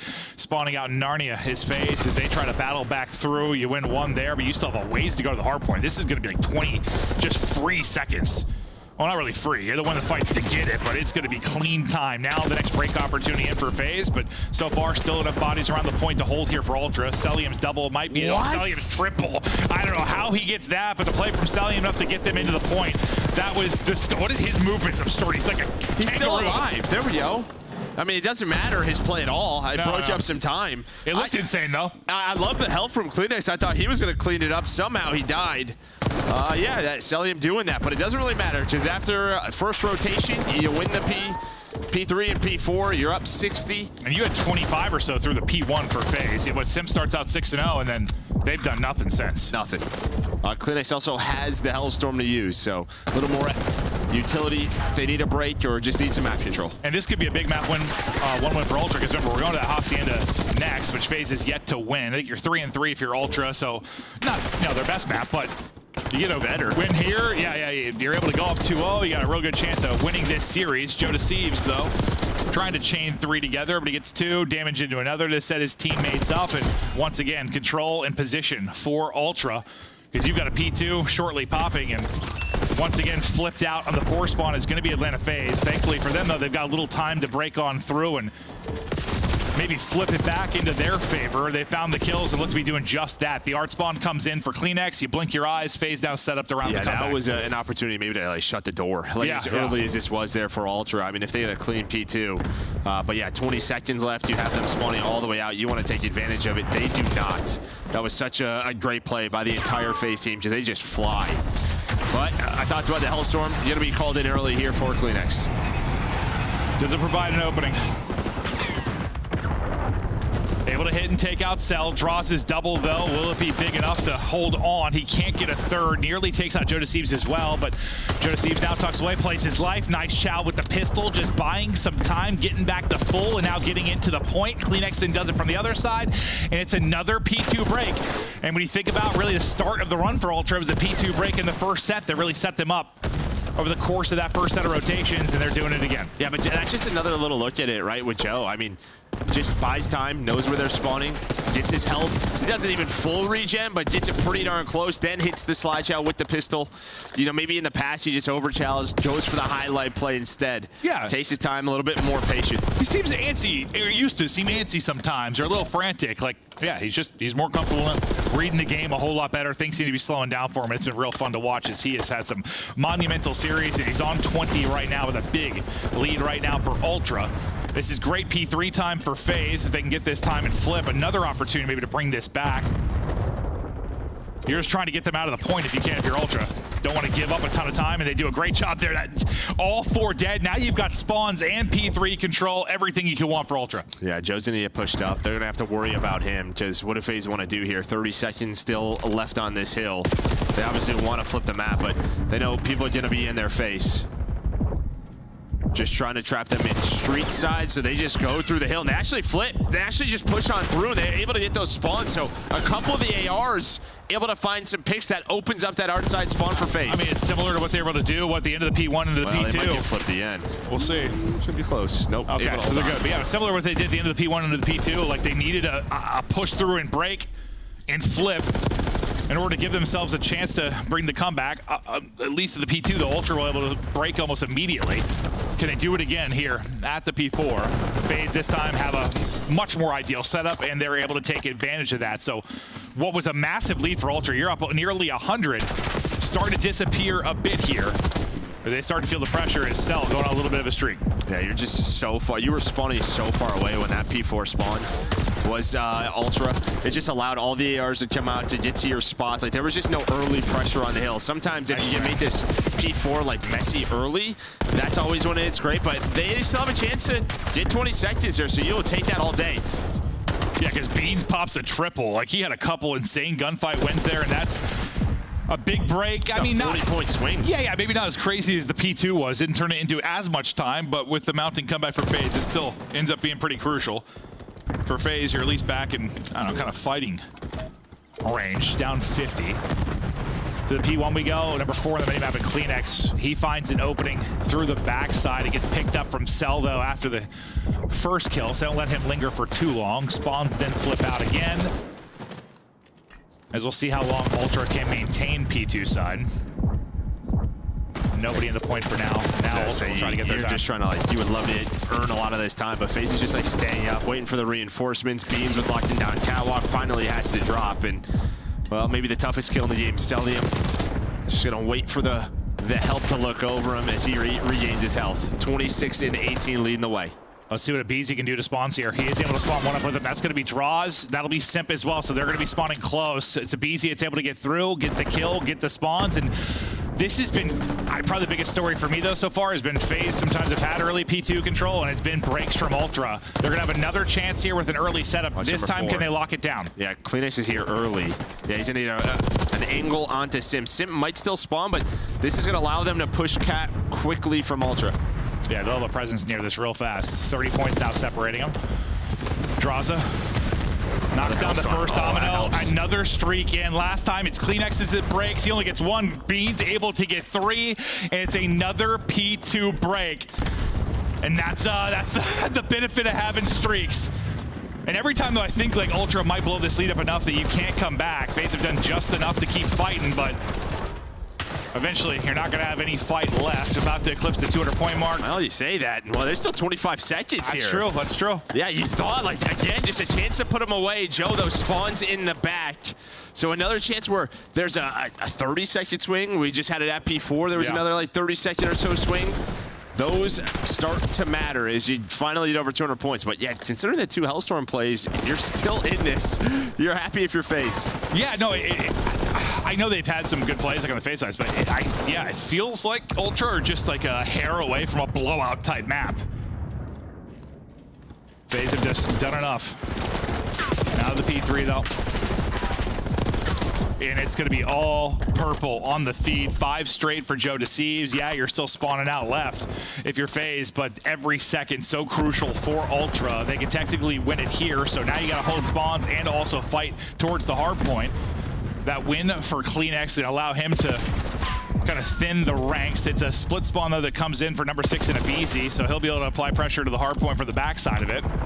Yeah, and that's why you just see sort of Draza and Cell just stop as soon as a BZ spawn there. Right, they didn't want to open up those arch spawns. They knew a BZ could deal with the player on the hill. That was the play call. Inside, though, almost finds 2 to get his team out of this. So maybe your last chance here for FaZe. You have the spawns that you want, but the difference is there's going to be early pressure here right away. Here's a first break attempt, and a BZ spawns out. So 3 versus 4. That's about as much as you could hope for if you were FaZe, though, to get that remaining P3 time and have a chance to fight for spawns. But yes, everyone dies. You have 1 person spawning back, though. It's going to be Draws that needs to maybe make the hero play, or is it BZ? A BZ able to get 2. Draws with a big one-on-one. You still have a front door presence here from Kleenex. The stun's going to hit and slow down as they try to get on forward. FaZe still battling from the point. Now Sim's turn to try and go nuts. Can't finish it off, but his duo and a BZ able to do just that. Still down about 40. 30 remaining on this, and again, this every tick here for Ultra is so big as they win the fight on the objective. Yeah, they've just always had a couple more players here. Does Ultra. Sim's gonna have to go. Slides on in, able to find the first AR in his hands. Immediately traded. Trying to do what they can, at least get it to 1 more hard point. Couple of more seconds. Well, now it's just 1. Pistol out, we're gonna get to a P1. Doesn't finish the kill, but he can test along enough. And yeah, you're gonna need, what, 3 for the victory. 1 break from Ultra, and this one is done. They're inside. They're getting the seconds. There's the final one. Ultra get the map 1 victory. Some great slang and setups. Allows them to get some cruise missiles, which are huge on 2 P2 breaks. FaZe trying to improve here after their struggles against Surge. When you think back to the last major, not always been the best map for them. I mean, it's weird thinking about their hard point because there's a lot that I still think they struggle, but they still have a great record. Well, it's that point differential, right? Yeah, no, it really is. A lot of clutch wins this FaZe team in hard point. And that's why you have series where the winter final, you don't win either, and then the final, you win both of them. Yeah, no. It just feels like 1 moment could be the difference when it comes down to their hard points. But Ultra come out swinging there in the map 1. You know, it's funny. I was gonna say to you, I was like, remember, dude, after the first major, like, remember we thought they came out a little slow, like riding high off the wind, but I was like, no, that was Surge that beat him at the time. That's insane to think back, like what we thought about Surge at that moment. Like, did they catch FaZe slipping? Like, what went on there? And now just thinking about them making a run to a final. It's crazy that stretch for them. But maybe that's the key. Maybe that's what Ultra need right here. Maybe if they win this first match, that it's immediate bid to the final. Maybe it will be, but no, Joe Deceives specifically, he had some brilliant moments. Beans won some insane gunfights. Just Ego Chow's low HP, just gunning people to sleep. That's what it was. It was a hip fire, just pistol shot. Well, with a stun in the hand, which we know, I'm pretty sure just like gives you cheats. Yes, no. Ever since that changed in the what title was it where the Gulag started? I remember we were like, this game doesn't. You'd have an LMG in your hand, you go to throw something, and you'd hit every bullet across the thing. We're like, okay, something's broken. Was it W2? Probably. Yeah. I remember we were like, something's wrong. I swear, ever since then, you get some crazy aim whenever you're throwing utility. And I mean, listen, like, I think both sides probably want to go back and figure out, like, FaZe is thinking if we don't mess up a couple of P4s, we could have won this. Ultra is probably thinking, like, we could have blown them out of the water. Oh, yeah. No, that's like my biggest takeaway from that. It's like, it's a good Ultra win, but like, you could have smashed them. You really had the opportunity to do it. Thankfully, you had a couple of cruises that you were able to earn that kind of played, well, I don't want to say bail out, but played break for you on P2s. And as much as I want to say FaZe have to work on their P2 holds, it's hard to like criticize when you're getting blown up by missiles. Yeah, missiles are hitting you from the sky. But I mean, you could look back to the first one, I guess, and that one they get broken on as well. But I'll look at the overall game flow, and I mean that kind of tells the story in the sense like you never were able to really pull away massively if you were Ultra, and on the other side you did just enough just to early, stay in. right? Got 113 to 40, and then 140 to 62. That was that P2 break again. But yeah, and then they just kept staying alive, staying alive until they couldn't. Ultra there with the victory now, a chance to take a convincing 2-0 advantage here, because FaZe not a lot of reps when you talk about their search and destroy on Hacienda. 0-2, and I just think back to the Breach series. I remember like watching them and I was like, oh, they're trying to work this in their map pool, and they did not look great at all. I think Cammy like fried them, if I remember correctly. So we'll see if they can get some improvements or if Ultra can take the 2-0 edge, but very winnable series here for Ultra. Yeah, Hacienda search and destroy. And then for Ultra, like, this is probably the one team in the game, like 2-3-5 wise, who kind of thrown in the mix here with FaZe can just be as good in these game modes and were at the major when you talk about search and control. No, yeah, they're like, why is it? I feel like it just since the inception of the CDL, like Ultra's been this like threat. Well, it's Insight and CleanX. Yeah, they go toe to toe because of search and because of control. Like they have similar strengths to what FaZe has been able to do. You just think back to the Cold War year with all the back and forth between those two squads, but yeah, a team that can take them in 2-3-5 and then their hard points like good enough, right? Well, it's starting to get there, and that's what we saw on the map one. It's starting to get there. Yeah. Impressive map one victory. They look to take total control. They can take the S&D. Some great matches so far today. Well, first one kind of a blowout. Second one was a banger of a series. And now I didn't really know what to expect here. Before I saw the maps, I was like, I don't know, could be one where FaZe just come in and handle business. We'll see if Ultra are the real deal, but after I saw the maps, it, I don't know, kind of shifted for me a little bit. It looks a little better for Ultra after watching Vault Hardpoint for FaZe just back to the major and knowing Fiber. Yeah, and the Bell Fiber. Well, hey, you can't say Bell Fiber after that losers run, bro. It's 3-0 and everybody. 3-0 and everybody on their run, but looking at S&D this season, so that's how we're going to be showing this for a lot of the teams, just because, well, it hurts some teams more and some teams less. Well, it didn't hurt some teams at all. It helped them, if anything, to take Silo and Vault out. But this is how you looked at Search and Destroy if you were FaZe. On the other side, though, it's actually even crazier, right? They're undefeated. Yeah. 7-0. They just didn't play them that often. But like Skyline, FaZe kind of stayed away from. It was sort of like their finals. Like just if it got to like a best of 7, they'd throw it in there. Like they didn't play a ton of it outside. What, Skyline? Of yeah. Like they'd like to play everything else. Vault, we saw a good amount of. From them, and then on the Toronto Ultra side, undefeated on those two again, but just didn't play them a lot. You can kind of see the veto percentage there on Skyline. You see 35% pick and 42% veto. That just means like there was sometimes we liked it in scrims, other times we didn't like it. Yeah, no, there's some interesting conversations around it. Like I don't know, you think like. I thought one that stood out was it's like Carolina, like they're an auto veto was like Skyline, so that feels great, right? If you get an auto veto pulled out, like that's like that might be best case scenario. Without a doubt, an auto veto's gone. Like I don't know, that's any auto veto in any mode is like probably the last thing you want when you're talking about map pool, and that might help them out. We'll see how the Carolina camp goes. We'll get to their matches this weekend, but for Ultra and FaZe, a look at how they looked on the two maps that have now been removed. As we'll start to work with Dealership and Rewind back in it. Not going to have it in this series, and I know you were kind of surprised maybe we didn't get that, but maybe their focus is just... No, we'll see it. Yeah, because, well, it's probably more like before, with their record on those two, like Hacienda was like a like a pleasure pick. Not a it was like the gravy. Like if they got good at that, like okay, it's one more like great thing. Now like they kind of have to be good at it probably. Like right with those 2 added in and like 2 of their decent one removes, they probably just need to be good at it. I don't know how good they were at Rewind before it got like they could just think that like Rewind is going to be one of their go-tos down the good. But like I also think like Hossein just went from like I don't know, like maybe we can work it into like you have to sort of with the other 2. We'll see. I don't really remember Rewind for them. Yeah.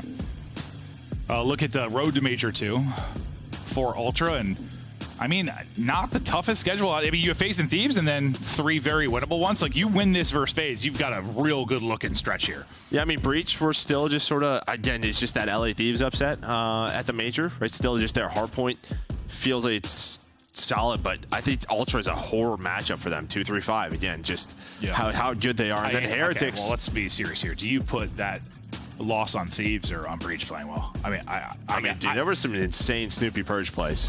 Yeah, I guess I just think like Thieves are playing at their potential. I don't care how good Breach is playing. Well, that's the problem though sometimes. No, you don't. You know, that's why I put it on Thieves more personally. But yeah. And then Heretics, I guess we'll see, right? She's there, another team on the bubble, team change happening. You know, if Super's able to come in for Lucky and put up some more stat, like they're another team that's close. Like we saw what they could do in Major 1 when they started to win some searches. Yeah. No, this is fun. Between the map pool changes, team changes, excited to see how stuff is going to change.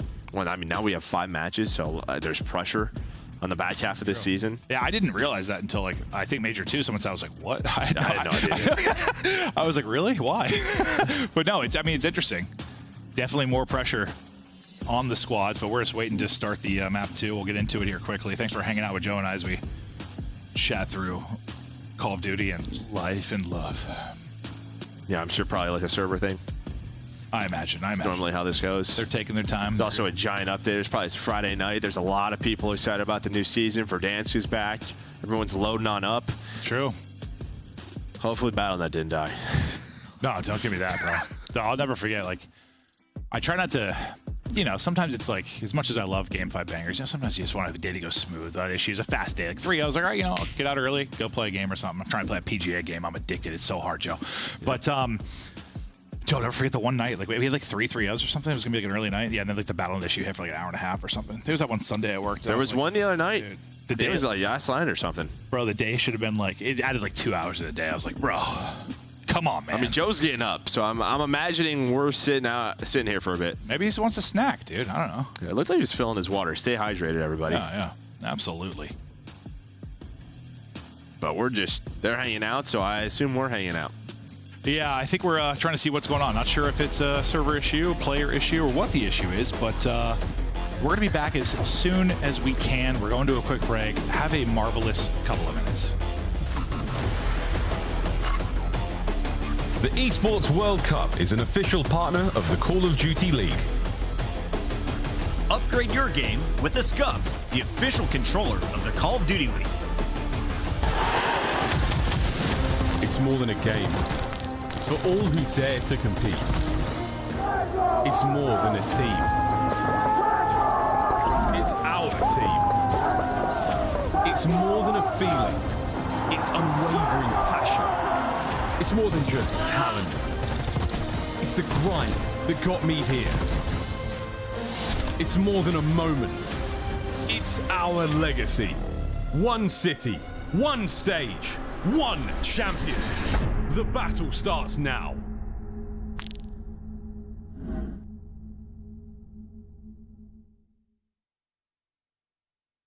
Wait, hold up. Was he the greatest sniper in the Oh my god. He was hella good. It all comes down to this. Nation running it down. He's trying to no-scope him. Ricky trying to no-scope. Oh my god. Oh no. Oh my god. Didn't even hit him. Oh. GG. God, he got f***ing slayed. And it's FaZe Banks. Oh my god.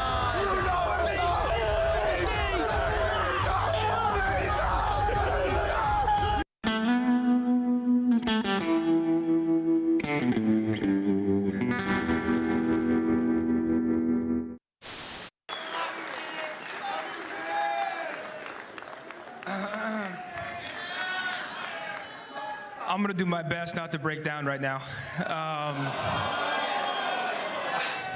This game changed my life. I was an overweight 15-year-old kid who didn't feel like I had much purpose, and then this game, this community legitimately changed my life and gave me confidence and made me feel like someone. I have my family here today, so I can't think of a better way to say goodbye than on this stage in front of my family. They've made so many sacrifices for me. I mean, my dad was driving me to tournaments anywhere and everywhere. My mom, she flew to Chicago with me for my first ever tournament. And we're gonna be really good. I like your trophies. Which one's your favorite? Yeah. Honestly, I don't know. This one seems like insane. Look at this one too. Like, this is crazy. Like the golden nut, baby. The diamond nut. Excuse me. You know what I'm saying? How could I not be like? How could I not feel like I'm not gonna lose? You know what I'm saying? Like, come on. Yeah, and that's what I was gonna ask you is like, Sib, you're coming into a winning culture. These guys won champs. We obviously They're going for it, they're gonna be in as well! It is not the Ravens! It is a Phoenix that has risen from the ashes here at the Major!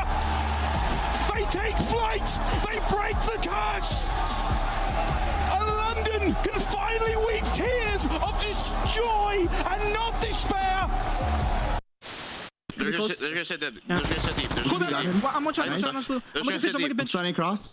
I'm looking gold. Pinching, Snoopy, got him. Nice. Yo, in the water. Water. I don't know where he is. In the water. Oh, Go, boys. Go, boys. Nice. DK 60. I got us, boys.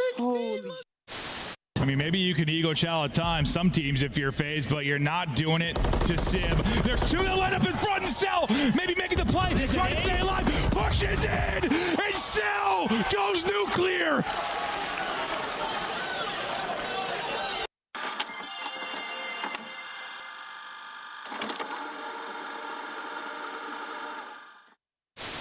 But the Miami Heretics are hungry for a win. Can they end this streak? Then, Toronto squares off against Minnesota. The Rocker will need a masterclass from the rookie Lindsay. What is Ben doing here?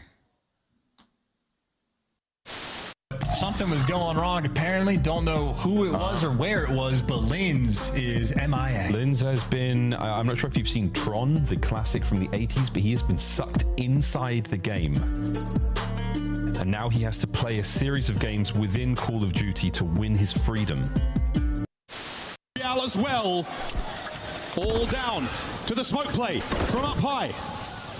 He's going for a joke. Johnny down. 1v1. And Real singing across the stage.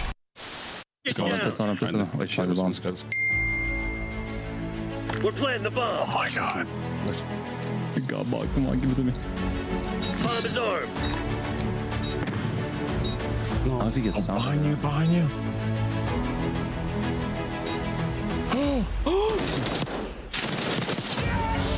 Yes!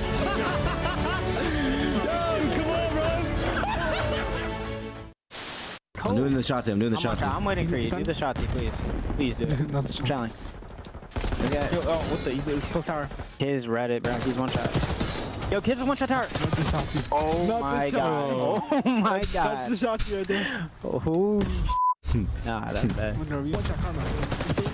David Barlow off. Bro. This is tough. Oh my god, dude. Dude.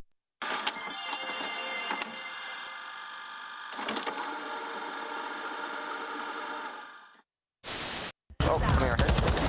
And backdoor. Oh, no. I'm coming alley. Oh my god. Oh my god! The paternity test is in. I am the father.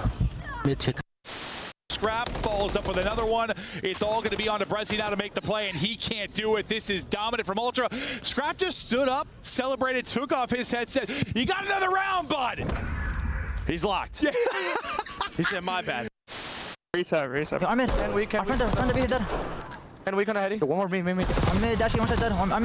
One shot. Dead. What? Wait. One more dead. Alright, push it. Muerto. Pink cross. Go one more me. we were hyping this up, right? It's the 4th matchup. You know, we've seen you guys constantly in grand finals. You guys came out and made that look easy. Yeah, I mean, like I said, we've been saying it online the whole time. Online respawns are different. No sound EQ. We're a way different team, and we just showed it right there. Also, people seem to forget who built that camp. I know how they play. I taught those kids how to play Call of Duty, so don't forget that. All right, like let's. Don't stare glitch, Hydra, please. Holy.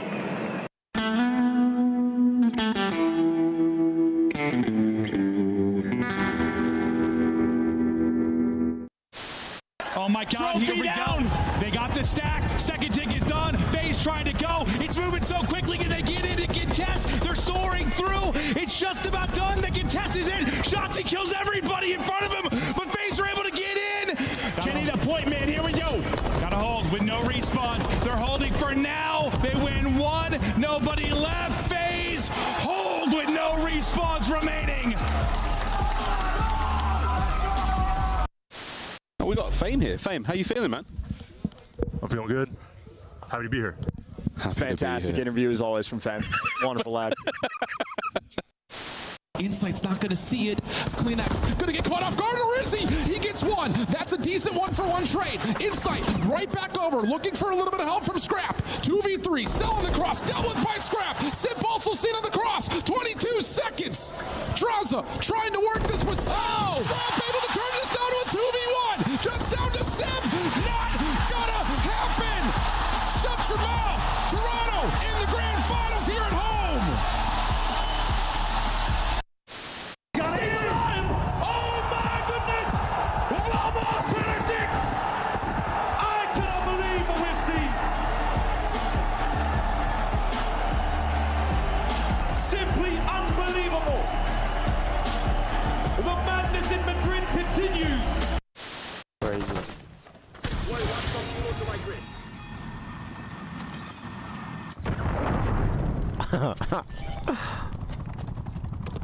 I suck with this.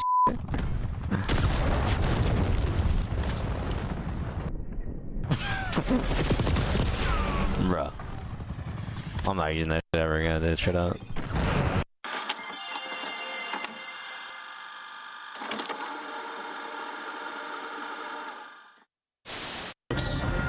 What do they have to give yourself a fighting chance here in the series? Real, ruthless aggression. Another upstairs, can't get it, it's Kremp with 2. It's now down to Lucky. And will he be that in this 1v2 situation? Here they come, finds the first! Oh my God! Lucky! Dios mio, how has he done that? And you both just died to it. It was awesome.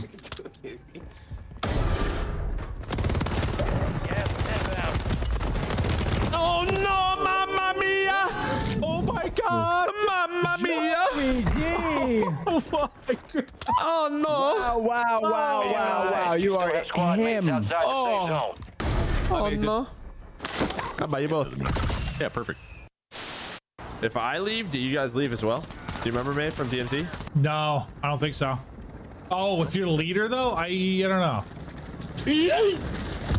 Oh, I just got clotheslined by the jumper. No! Jump! Get in!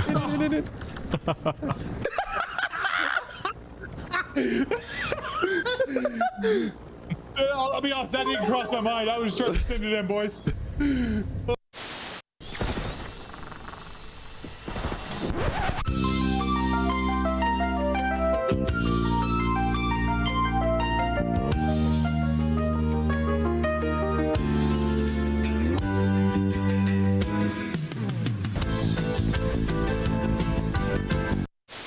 That's the problem. You gave them all the time in the world, and now Ultra have set themselves up perfectly for the barbershop hardpoint.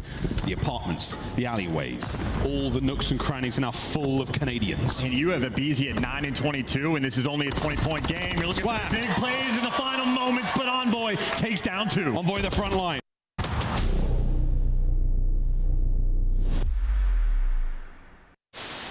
Might, the whole team might. I think they are. They're going to get a quick bit of a workout in. Come on, Vico, get up there, son. They're going to get a workout in here in round 1. There we go, team. Up we go. Oh, Vico, for God's sake, he's choking on main. God, dude. Nice, I'm in the game. Yo, CDL 2024. Yo, this is fire. This is fire. Oh. This fire, yo, Pete. Hold up. CDL champ and the come on, huh? That clean, bro. This kind of clean. Yo, that's aura, bro. Come on, now. In honor of our Father's Day, we're going to have a friendly competition amongst the dads on this show. How many dad jokes can we fit in? Well, I have the opportunity to go first. So, Allie, let's take the lead right now. Why can't bikes stand up on their own? Why? Because they're too tired. Got her! All right, let's keep this moving, Nameless, because we got a lot to talk about starting here with the standings.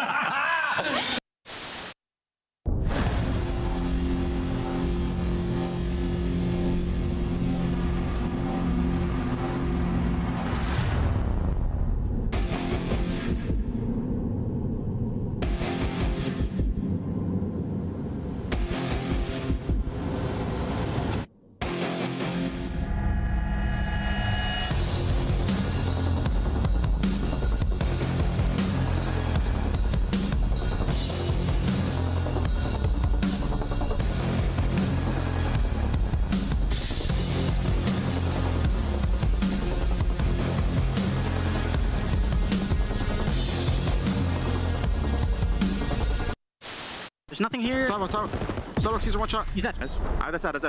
They can go there deep. That's it. Yo, pinch. Nice, left there. That's above you. He went down. Down. Absolute, my bad. He's one shot. You guys got this. You got this. Money for you. Way better. Wait. Nice! Let's go. If I lose that, then just take the Porsche away. All right. Another car. Come on. Yeah. Another car. Yeah, we gotta go.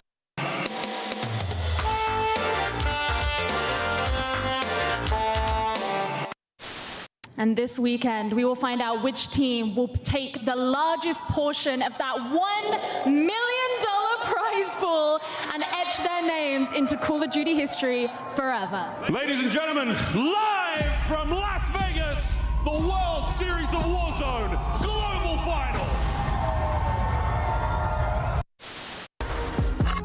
Welcome back to the CDL. Wow, what is going on? He's the master fight. This guy is just, that's unbelievable. Okay. I knew we were coming back to him. This is not what I was expecting. All right, hey, chat, watch this. All right, let's go play the game. Let's take a look at this bad record that you and Karma and crew at the top are feeling safe with 3 rings. Karma, Crim, 6, and Clay all with 3. Eggs, JCap, Apathy, and Arsities, as well as Simpa and Peasy with 2. And that list should stay the same. We're safe for now. Nobody's catching us this champ, so I'm happy about that. We do have quite a few world champions up on that stage. We got 4 of them up there. I had to bust the rings out. I had to bring them out back to their natural habitat. They were forged in arenas like this at Call of Duty Champs.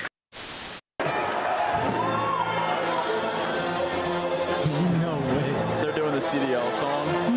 No way. Are we about to get started? Yeah. Are we about to get started?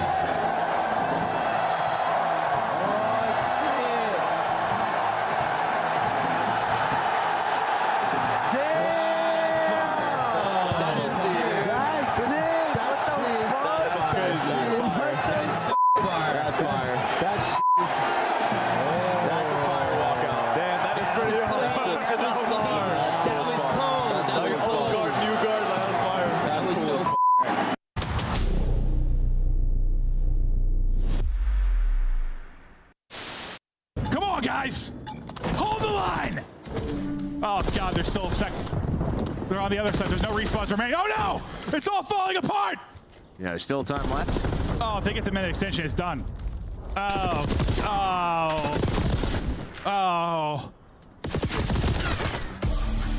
It's done. Well, you said it was the law. It is the law. No, this is literally, it's literally the law of control, though. It is, man. It doesn't matter how. This guy don't play for the win. What? This is criminal. What was that? Play for the win. What? Why is he laying down though? Because he don't play for the win. I get. Hey Ken, you know that? You know where you died from? This guy's not real. What do we call that out? Because I knew he was there the whole time. Let's call it barrel. Marnie, your top guy. Wait, I think they're probably working, eh? Yeah, they have Daddy, by the way. Nice. Sheesh, bro. Good Hold that. Sheesh. Bro, my POV that. Weak. One shot low. Nice. Rug was weak. He was weak. I'm just holding the iron. 91, Jin. I couldn't get him. He's one off a streak, Teach. He's working bomb quick. He's playing confident. You saw him. You can't get on until 8. Oh, frag. Wait, what? Alright, we gotta regain. Bro. He's one off a streak. Come on, Teach. Let's go. All good. He's one off a streak. Ain't no other frag on, bro. All good.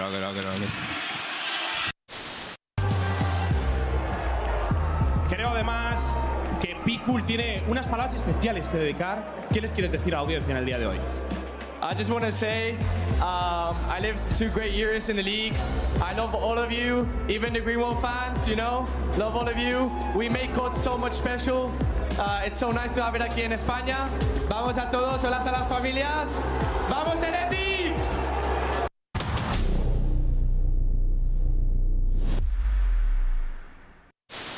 They're playing my court. They have to play. They are both water. One shot. There's two water. They were both. They went red. They went red, Clay. Did they? Yeah, they went red. Both red. Both inside red. Both inside red. They went front door. They went front door. He's hopping. Watch his water. I have your word. Back door. He they didn't see you yet. Nice! Let's go, Clay! Yes, sir. I'm buying one. Top one now. Frosty dead. I'm in their spawn. Nice. There's be another one on me. I'm pressuring. Was Rooks or Jay? One's on me. That's two. Nice. Respond to shit. Yo, come B. Or you go. We have it. You guys are good. They're going spawn dead. My God, Caesar. Okay, Frank, I'm just trying to shoulder and everything. Just get all 4. Oh my God. That was dirty. But like good. Just no. I was working picks, bro. I was working picks.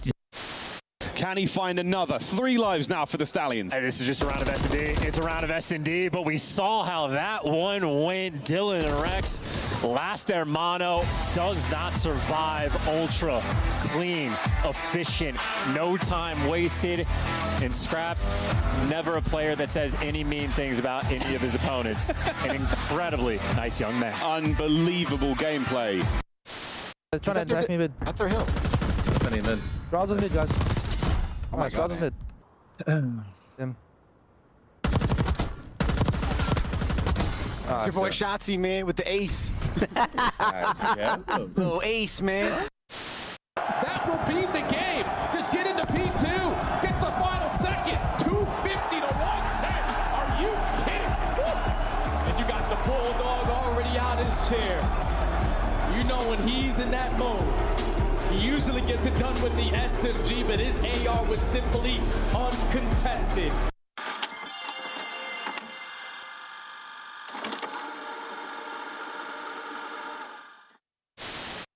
Nice, good shit. We went up this. Right, I got you. Right.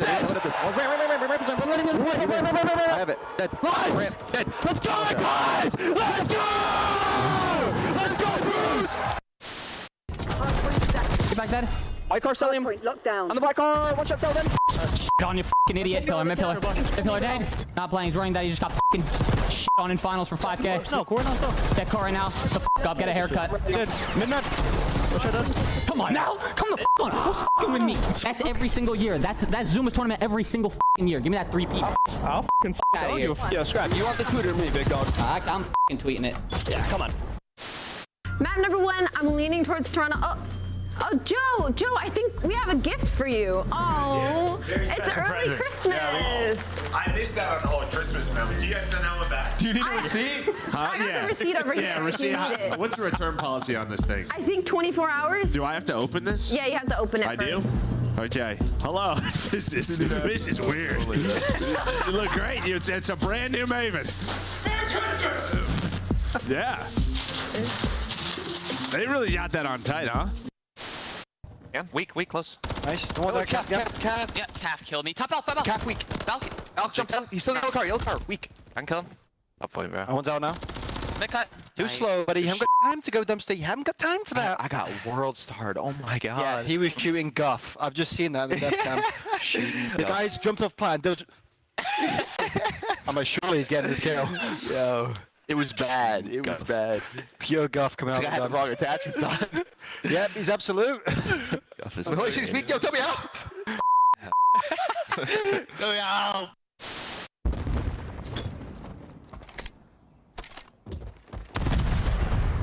Aaron Doe just does it all now. Go big. Oh! Unicorn.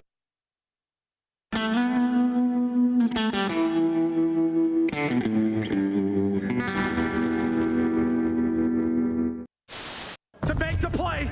It's been all about him all tournament long. It can come down to a 1v1. Oh! He's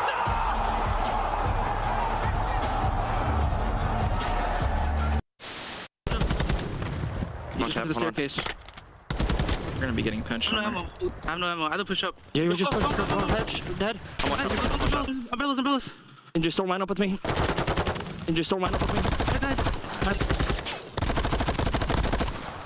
I had no ammo, bro. Dude, that's so tough, bro. I had no ammo, bro. FaZe fans, the hype squad in the front row, they make it to nearly every single event. That poor guy that hit the deck today outside the venue, is he here? Saw that. That was tough. Hey! What? That poor guy ate concrete for breakfast. Tough one. Different spot. Trying for a different spot. Oh, no! Laugh it up, Chuckleberry Finn! I bet you're having a great time! Skies dies, and then in a 3v4, effectively, New York Subliners slid on through.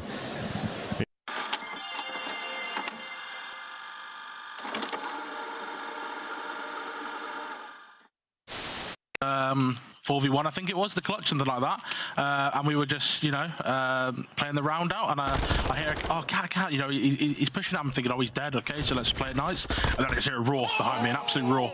And then he's like, watch it. And then the kill cam wasn't running, so I was doing the roll the tape, I want to see this. And luckily, it came up, and yeah, he's blown him away, and left a bit of a little doo-doo in his pants, I think. Hello, we are back and we're into the map. Some technical issues, stuff going on. Listen, fact is, we're back. Sorry for the long break, but we continue into the map 2. If you missed map 1, Ultra come up with a big victory. Wait, what is Obese doing right now, by the way? Oh, he's out there, dude. Yeah, no, he was out. I was looking at the mini map. I was like, where? Yeah, no, he's swimming. He's going for a wee swim. He's a wee dead now. He's going to get dropped by a sub at range. Kleenex gets the kill. Gets the first blood. You know, he's known for the openers, but not normally doing that. Good, he can do it in different ways, man. All gonna be on to Cell now. 1 versus 3. He's reading it. Kleenex trying to get away. Nice job just playing his life, bringing him into a teammate, and Ultra will take the first round. Again, this is one FaZe are trying to work on. They're 0-2 on the year, haven't played a lot. Ultra 3-3, not their best search, considering they're one of the better search teams in the league, so they're trying to find improvements as well. Yeah, honestly, like impressive round. Obviously, you get the first blood onto Obese, but there were chances there for FaZe a couple of times. A few of those players from Ultra were one shot, right? Sim pushes on through. He has a chance for a two-piece, but the Ultra players just played their life, back down, didn't over-chow, didn't throw the round away. Let's see what they can do now. With the edge, it's all smiles for Beans. One of the more animated players you're going to see just via his camera. Guy's a maniac, and I love it. Now offense, though. 2 Ultra. Is they're going to hit hallway. Cell's going to have a lot in front of him. Cell gets the info. Looks like he's not going to chow, and he's going to stay up. Plant now in for Joe Deceives, and this will be a 4-on-4 retake, I believe, in a moment here. Finding an opening, though, with the route is going to be number 3. That's Insight. That finds the opening through lobby, picks it up, but not able to win a second one. So now to the 3 versus 3 we go. Sim nearly drop, but staying up. Let's see if they can retake it now. Yeah, a ton of info, Dane, though, right? 2 on the flank. So what do? They decide to push out the side of FaZe, but Celium's going to read that all day. 25 seconds, though. The half the dough does face. No idea where the last 2 players are, and Beans is going to try to make the play. And repinch, and never mind, Joe. He makes the play, finds all 3. It's becoming an iconic duo now with Joe Deceives and triples in search. You think back to the big one he had on Skyline at the major, dialing up a triple here, and the untradeable when he's tucked in a corner. 4-0 start. All smiles now for him. He's having fun. Yeah, I mean, obviously that first player is just sort of getting the info. Now let's talk about Beans going on the full wrap. It doesn't matter. No, it absolutely does not. I'm here. We may have a game pause for a second, maybe still dealing with issues like we had with the extended break. Server stuff going on. I'm not sure which team is struggling with what, but well, I'm gonna assume hopefully we're back in. Because I thought it was Ultra issues with the server before, but now I'm wondering if it's phase issues after they're just getting. Yeah, we never know. There's a lot of gamers out right now. It's Friday night. Yeah, lots of gamers. They're sad. We're sad. We're all just a sad group of gamers. No need to be sad. Looking to continue this series. I'll start forfeiting people. You will. Just give me the hammer, bro. I don't think you can do that. Give me the hammer. I'll start hammering. Just taking people out. But, yeah, I think just checking things for the players right now. Obviously, competitive integrity important. I know it's frustrating for viewers. Hell, it's frustrating for me. Yeah, but, you want to hit people with a hammer. Yeah, I do. But you want players do that. Yeah, you want players to be playing on as level of playing field as you can.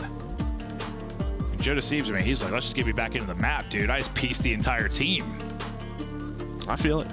I understand. I don't know, man. Maybe you get traded. Someone's lagging. I don't know, man. Packet loss, dude. What even is packet loss, bro? I have no idea. Some of the symbols that'll pop up on. I don't know. Like what step one of making a video game, honestly. No, neither do I, Joe. We should learn. You want to take a class? Take a class on how to make a video game? I guess. If you could make any video game in the world, what kind of video game would you make, dude? I don't know. I've never thought about this. I don't think I can say the things that first popped into my head. But right, yeah. I'd make some kind of JRPG, though. Some crazy, like, I don't know. Some, like, Witcher 3 type. Not a JRPG, just like an RPG. Some crazy fantasy game, dude. That's, that's where my heart lies. I think, like, map building would be fun. Yeah, and you'd probably get that. Like spawns. Yeah, I mean, I think you're gonna be. I could probably just put those on a piece of paper. When they eventually hire us or fire us because one of our podcasts goes rogue, I think that you're gonna be hired at one of the devs and do a job that's needed to be done for a long time, Joe. All right, I'm in. Yeah. What's also in, unfortunately, is another break. We've got a latency issue for somebody, one of these beautiful 8 players. We're going to head to break. Jump back. Maybe it's going to have his shirt on. I swear to God, give me a hammer. I'm going to go at all of them. We'll be back. Do you agree with Smokes not being in respawn? I do personally, yeah. You do personally? I do too. I think it would make the viewing experience worse. What did I just see on my screen? Snoopy. Who was that guy? Did you see that? No. Who the fuck was that guy? I don't know. Welcome to the citizens over there on YouTube. There was some random guy, like, see how they have the quad box? Like, there was some random guy just like in the all 4 boxes, and he looked like he was going crazy. Yeah. Yeah. One clean break, one set of kills there. Afro sneaks in and steals the victory. Been magnificent. Miami take the lead. They're trying to close it out. Cell first kill's good though, but Miami battle back. They've got themselves the trade. Oh! It's just down to Cell with the what? Oh! He's gonna get all 4. Atlanta are gonna reinforce the hard point first. Miami, no trophy systems are locked in place by stuns. Oh, it's an absolute breakdown by the end as Cell finishes on 5 to steal away the map. Now the Ravens soar. Now the Ravens battle. The final 5 moments for them now. What a turnaround. What a tournament. Carolina survive. Optic Texas go home.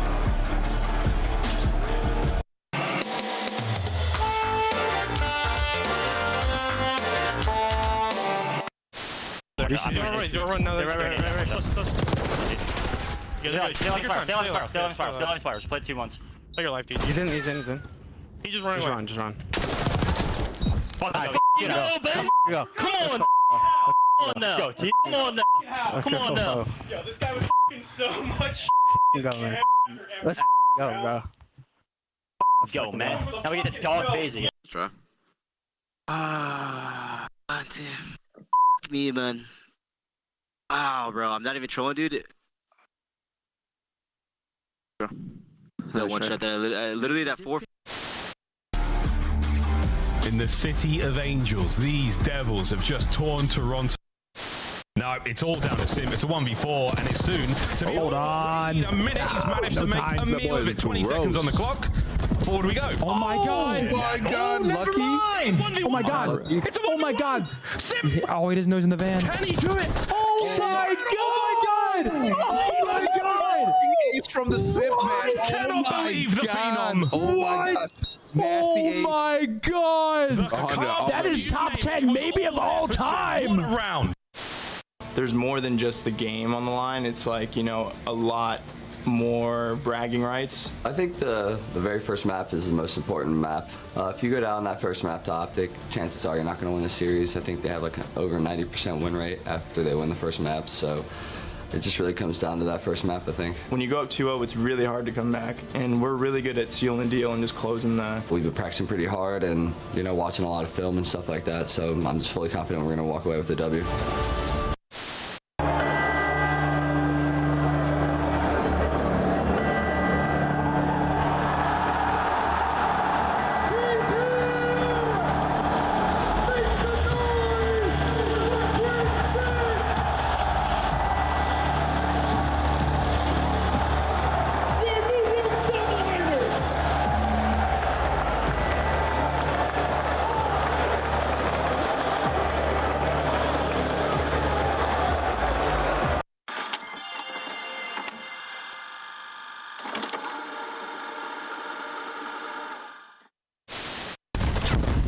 Nice, I have eight. Guarantee that kill. Oh my god! Let's go. They got one tick on me. You suck, dude!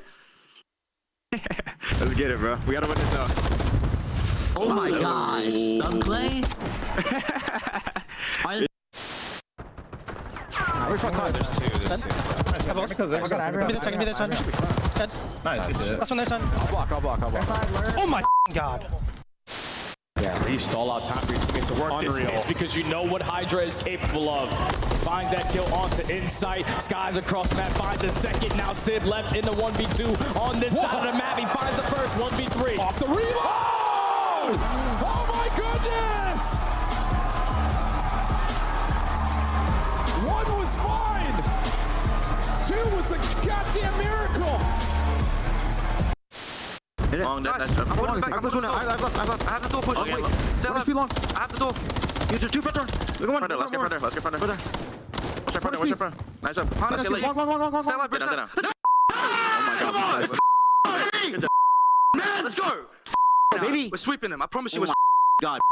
Oh my god. Holy From the depths, Optic are up. They're looking to take the map. They're looking to close the series. It may be enough. The tick not there. Oh, it is. I thought he contested, but instantly drops. Heretics. Wow. Just barely able to take it and get us to the map 5. Insanity.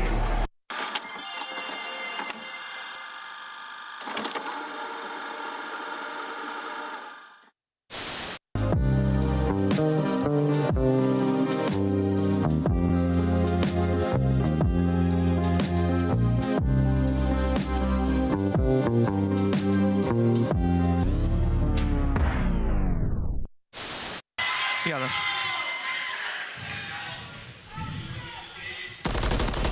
Push me. I already pushed. I'm a forklift. Take your time. Probably won't hop in this situation.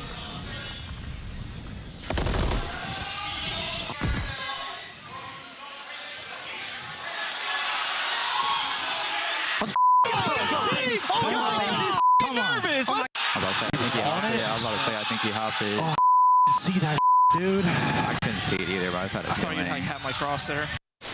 Get all the trades, and Simp by himself might have enough. Grim? Simp! The master at work! A two-man stack now on A. He is completely locked in. This is it. This is your tournament. Thieves, the last chance now in the fight. Forward they go, and it's Simp, Cell, Draza, the whole squad! FaZe! They've done it!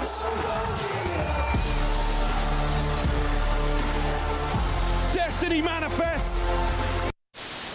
Game pause, folks. Game pause. Someone. We're gonna reset the lobby here. Someone. Whoa! That is horrible. Do it again. What's up, man? Just gonna get the lobby reset, and we'll get back into this S&D as soon as we possibly can. Here come the Thieves. They cannot allow this to slip now. And there is snaking going on. Octane and Envoy have broken through.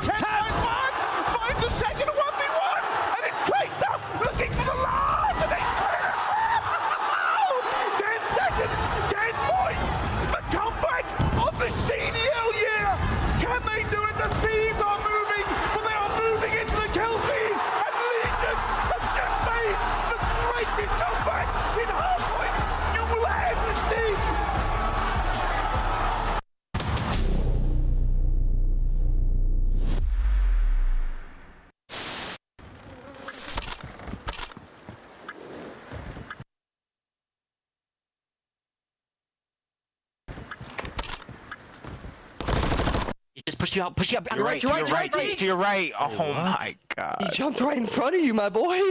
That was unlucky. He literally jumped on in front of you. That's him.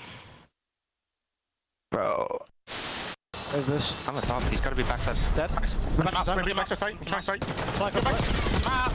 Nice. Come on. Get up. Hey, we got that. Orange challenge, bro. You go. Let's go. Holy shit. Boys, go clutch up there. Boys. Oh. My fault.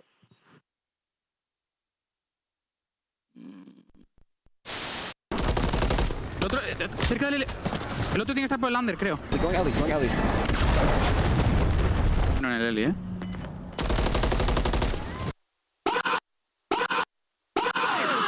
Let's go. Eso es, joder. Bueno, Javi, coño. Madre mía. Nice try, man. Oh. We are back again, hopefully. It's a 2-0 lead for Ultra. We've been dipping, diving, bouncing around servers. We're moving through servers faster than Shotzzy moves around the map. I don't know what's happening exactly, but we're back into the action. We are, and FaZe going to go towards this A-bomb, but look at number 5 in draws. Is setting up a big flank. Did number 3 see him, though? That was inside, absolutely does. Sees his shoes, the custom ones that he brings to the events. Takes him down, and it's looking like a 3-0 on the map. Looking that way. It's all Ultra still. Cell able to take down 1, but he's had to pull off the 1v4. He's had a couple in his career, but not happening here as he gets stunned and dropped. Ultra, doesn't matter what server, they continue to take over. I mean, honestly, yeah, props to them. Gotta stay locked. Yeah. No, I mean, especially coming off a play like Joe Deceiv's had, where you just fry everybody, and next thing you know, you're back to break. Beans is on Twitter. I say it's a movie right now. You know, they're probably working with the admins, trying to figure everything out, make sure we can get a balanced playing field for everybody. But that's life. Whatever the case may be, it's still Ultra taking over. Looking to sweep this series, and I think we deserve a sweep now with all the breaks. You know, when life gives you lemons, you make orange juice. That's right, Joe. Didn't see that coming, did you? I did not. Wow. Holy hell. I mean, they're close, though. Yeah, I mean, they're fruit. Oh, well. That stunt didn't work. He's winning his ass. Still. I'm sorry. I've tried to regain and lock back in, Joe. I'm trying my best. Beans with the plan. Now we'll see in phase. I think I broke myself with that one. Woo! Holy. Abeezy. It's not our fault. It's not. You let us on our own. Too long of a break. We start to lose our minds. We get weird. We get real weird. It's past my 40-year-old bedtime. This time, though, FaZe finally looking to get around. So one player left they're going to deal with. It's going to be inside. Inside, going to drop. Draws with the clean headshots. First round on the board now for Atlanta FaZe. And I couldn't tell you what happened because we were laughing. Whew, I started dying there. I don't know. That just like that stun. But it was a good retake over towards this site. That's sure for was. Sure was. If you had that stun, who knows what would happen? Might have been different. It is lost. But a round up. Deep in the abyss. Sure is. They try to bring it back round by round. All players trying to show composure after their... All players? Us? Yeah, everybody. Everybody involved. Production team, you at home. Holy hell. But you got 2 of the top 3 teams, and you think about this last major, Ultra, what a run through the losers bracket it was. FaZe getting it all done through winners to tack on another championship to this crazy CDL run they have had. Abeezy taking space, though. Draws, maybe having a one-on-one, but for now it looks like Ultra are going to be content to play the retake. Yeah, same old thing from round 1. If you remember it 10 minutes ago, it was just Abeezy out in the pond. But he's not there now, and he's still going to get first blooded. So that's his 3rd first death of the game. Oh, ARs are hitting for Ultra. Yeah, they are getting absolutely melted as FaZe. And yeah, I mean, you're just playing the retakes here if you're Ultra. I mean, Bob's not even down, but you're just reading the map well. You're playing around A, defending this B site, finding all the picks. Yeah, again, 3-3 for Ultra on the year. They've got some reps here. FaZe 0-2. Not been a go-to, but one maybe they're trying to work in. You can see they have been discombobulated at times. They're getting cut down. Gonna have to be a 1v4 for Semp. Hipfire hits on 1, but that's all he will get. More laughs, more round wins here for Ultra, now up 4-1. Yeah, just a lot of early deaths here for Abeezy, right? Known for his first bloods, not the other way around. Yeah, it could be a thing. You know, they haven't obviously got a lot of reps. His I don't know, his value can't really be understated for this team when it comes to search and destroy. And if he's not finding anything early, definitely makes the game a little bit different for them, I imagine. Well, yeah, I mean, it's pretty simple, right? I mean, you're just going over here to plant. Just play the 4 versus 4, and it's like you're playing hardpoint. But he's just gotten picked before that bomb's even planted twice now. See if he can find any more success in the early going, but they were able to win the last defense pretty convincingly on the 4-on-4 retake. This time the utility going where you want it to. There's Joe Deceives checking, maybe backing up a Beezy. Just kind of playing from this stairheady. Draza trying to get some tags into the window, but nobody home. Inside shoulders a little bit too wide, nearly gets dropped, but does enough to stay up. Yeah, he's trying to set up clean ice. That's really the play here. You got him under, he's trying to make the play. And well, Stellium reads that, and he's just thinking like, oh, I'm gonna catch a timing. Yeah, he catches bullets to his face. No opening there, so chance for FaZe to string together another defensive round victory. Big question mark is going to be their offense, though. Still have a chance for the 2v4 now for Insight and Beans. See if they can make something happen. Insight still just working the way for the opening. FaZe is like, yeah, go B, please. Yeah, Beans is hoping he can catch somebody, maybe getting aggressive. Nice little pick there from Insight. This becomes a lot more interesting now. Time going to be an issue, though.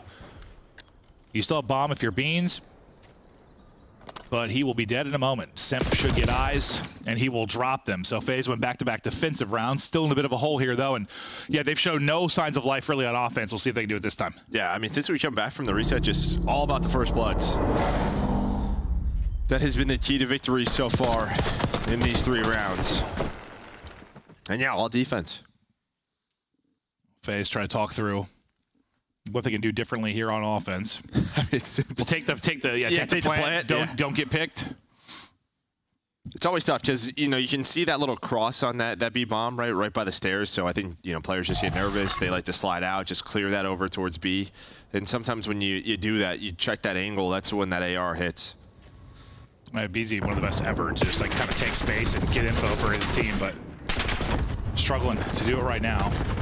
Cell, though, is taking over. Cell going to get 2. He just chowed a 1v3 up top mid. He just chowed that. Okay. He was the only player open hall and somehow got 2. Everybody else was rock side. That's Cell things, Joe. What? Maybe that's how you win an offense. Just Cell taking over. Those are for Cell. Those are Cell's bodies. All right. Well, Cell doesn't get traded. He gets back to his 3 theatrics, and now FaZe, a round back, 4-3 lead still for Ultra. They haven't found much success with themselves on offense as of late. I mean, really, the last time they did was Joseph's crazy play, yeah? Cell now up to 5-2. Looks like FaZe going to be playing the retake. Well, maybe we'll see. Still bomb not really worked up yet. Insight nearly caught again. He's been nearly ripped in several rounds, but has been able to get away. Joe Deceives, I thought had an opening for a second. That opening is gone. First blood for Abizi. Getting back to work. They're trying to isolate Cell. Can they do it? They do. He nearly actually gets that kill onto Clean X. He did enough damage. He should get traded out, and he does. Insight now. Last up. His position given up, and he will be dropped. So a string of rounds now for FaZe is suddenly we are to 4-4. And is out of as they seemed. Now starting to click. Yeah, I mean, not doing anything special. Again, you kind of had the 4-man start over towards B. They wanted to meet him right at that site right away. You don't go there. One player gets spotted top halls, and they're just thinking, all right, we don't see anything B. Let's wrap back towards A. And once you wrap back, that's when you catch Joe Deceives. You hit window control. A BZ finds 2, gives them numbers. That's the round. Numbers wins the game until they don't, and then, yeah, it's usually not a good thing. 4-4. They're able to win that last offense. See if they can do it again here. This time often the group up towards A. Trophy in for coverage at Arches, and they're flying on out. Draza going to be watching the wrap back of the push through. Utility not really going to connect. They're taking the free plant, though. Beans maybe going to be the first to engage. Here come Ultra. That's just what does Draza do here? What can he find? He's kind of your key. He's going to get a little bit of help from Abizi now, so to be this 2-man game, there's going to be a first blood. Draza's traded. They know Abizi is somewhere nearby. Beezy from a string of first deaths now to 4 in a row. He's started to take over. Insight, able to win one though. Beezy gonna have to do big things, and he is able to lock onto a head and snap back and get that kill. I don't know what the hell I'm watching. Bean's gonna be the last up. 10 seconds to go. Bean's able to win one. Time though. The factor and Abeezy is still up. Abeezy's gonna find that kill too. Give them all to Abeezy. That is an ace, and he looked like a damn ballerina. I mean, obviously all those players were weak. Yeah, insane but still, like the snap on that shot, then just like the 180. Yeah, and the numbers were gone. It got down to a 3 versus 2. Some finesse ability from Abeezy, and well, he makes the play. Yeah, you see the numbers start to dwindle. 2 versus 2 now. What, you have Cell finessing with him. That player jumps out of the window. Great stuff there from Abeezy. He has turned this game around. Yeah, we were literally just talking about how he was the problem in the early game, and now the switch flipped. He's on 7 straight. Gets all 4 in that one. And a round away from tying up this series at 1-1 after you were, what 4-1 Ultra, yeah? Can they push this to around 11? Joe Deceives was the hot hand early on in this matchup. RCR comes flying out. What are we watching? It's Hot Wheels. Insight gets the first blood. They needed that one desperately. Have the trophy in for coverage. It is eaten as Joe Deceives looks to hole. Well, he's going to be tucked away in that same corner, but we're not going to be the whole team flying at him this time because his ARs are doing work. Beans with 1, Insight with 1. Now Joe into the action, all on Sim. Is this going to be another 1v4? Sim has already gotten 2. 40 seconds to go. They chow him. Oh, no. He swaps to the pistol. They shut it down. Dear God, that was about to be another crazy one. Almost an Abeezy ace into a Simp ace. This guy was literally face 360 off stairs. Yeah, no, he thought he had himself another clip, I think. But they close it out. Insight. Make sure nothing naughty happens there, but we go the whole way to around 11. That is a horrifying feeling too, being like the last one. I'm sure. Heart starts pumping a bit in that moment. Yeah, those thumbsticks get heavy. Knees weak. Mom spaghetti. Final round. FaZe looking for their first win on this map in mode combo. Ultra looking to improve to 4-3 on the year. You see the round 11 records at the top. Ultra have had the ice. Look at ice up here on defense.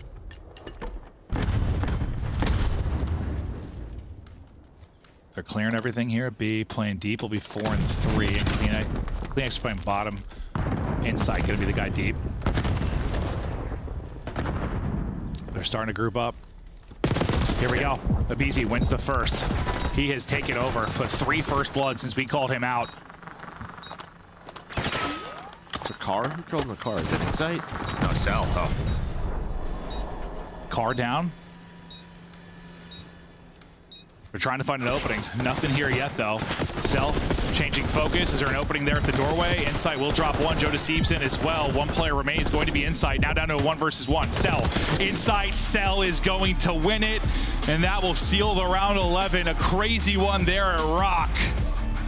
As our series is now tied up, and yeah, we had like a 45-minute break or something in that ballpark, but we had some banger rounds when we came back. Hopefully, everything server side going to be smooth now going forward. And that got weird because I think Cell was moving so much, right? He was sliding corner to corner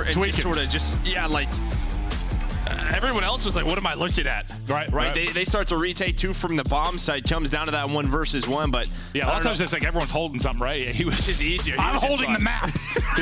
He was. But I mean, who else do you want in that sort of 1v1 other than Cell? Not many others. Yeah, I think we only played however many rounds we came back because we already had the 2-0 edge for Ultra, but it was, I think, like 2 first deaths when we came back for Abeezy. He had like 1 before the break, so he had 3 first deaths, then he ended up getting 3 first bloods after that. He had an ace.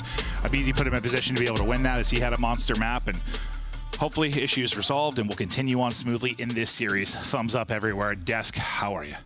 Good. Doing good. I actually asked, can we skip halftime and go straight to the games? No, the players need their break. All right, so let's talk about start the game messages. It was worth the wait, though, Al. We go to a round 11, search and destroy, Cellium versus Insight, 1v1, 2 injured players, and it's Cell that clutches up if you're writing the script, this is basically how it would go down. Which is so crazy to me because Insight's actually known as like one of the iciest players in the league too, so it makes it that 1v1 that much more monumental. But throughout this entire S&D, great looks from the side of Toronto Ultra. I just love the adjustments from Atlanta FaZe a little bit more. They started to prioritize that top hallway control, and obviously a BZ, the First Blood Demon, wakens in the later half of this. So great S&D from both sides considering the break as well. But Atlanta FaZe, Celium on top.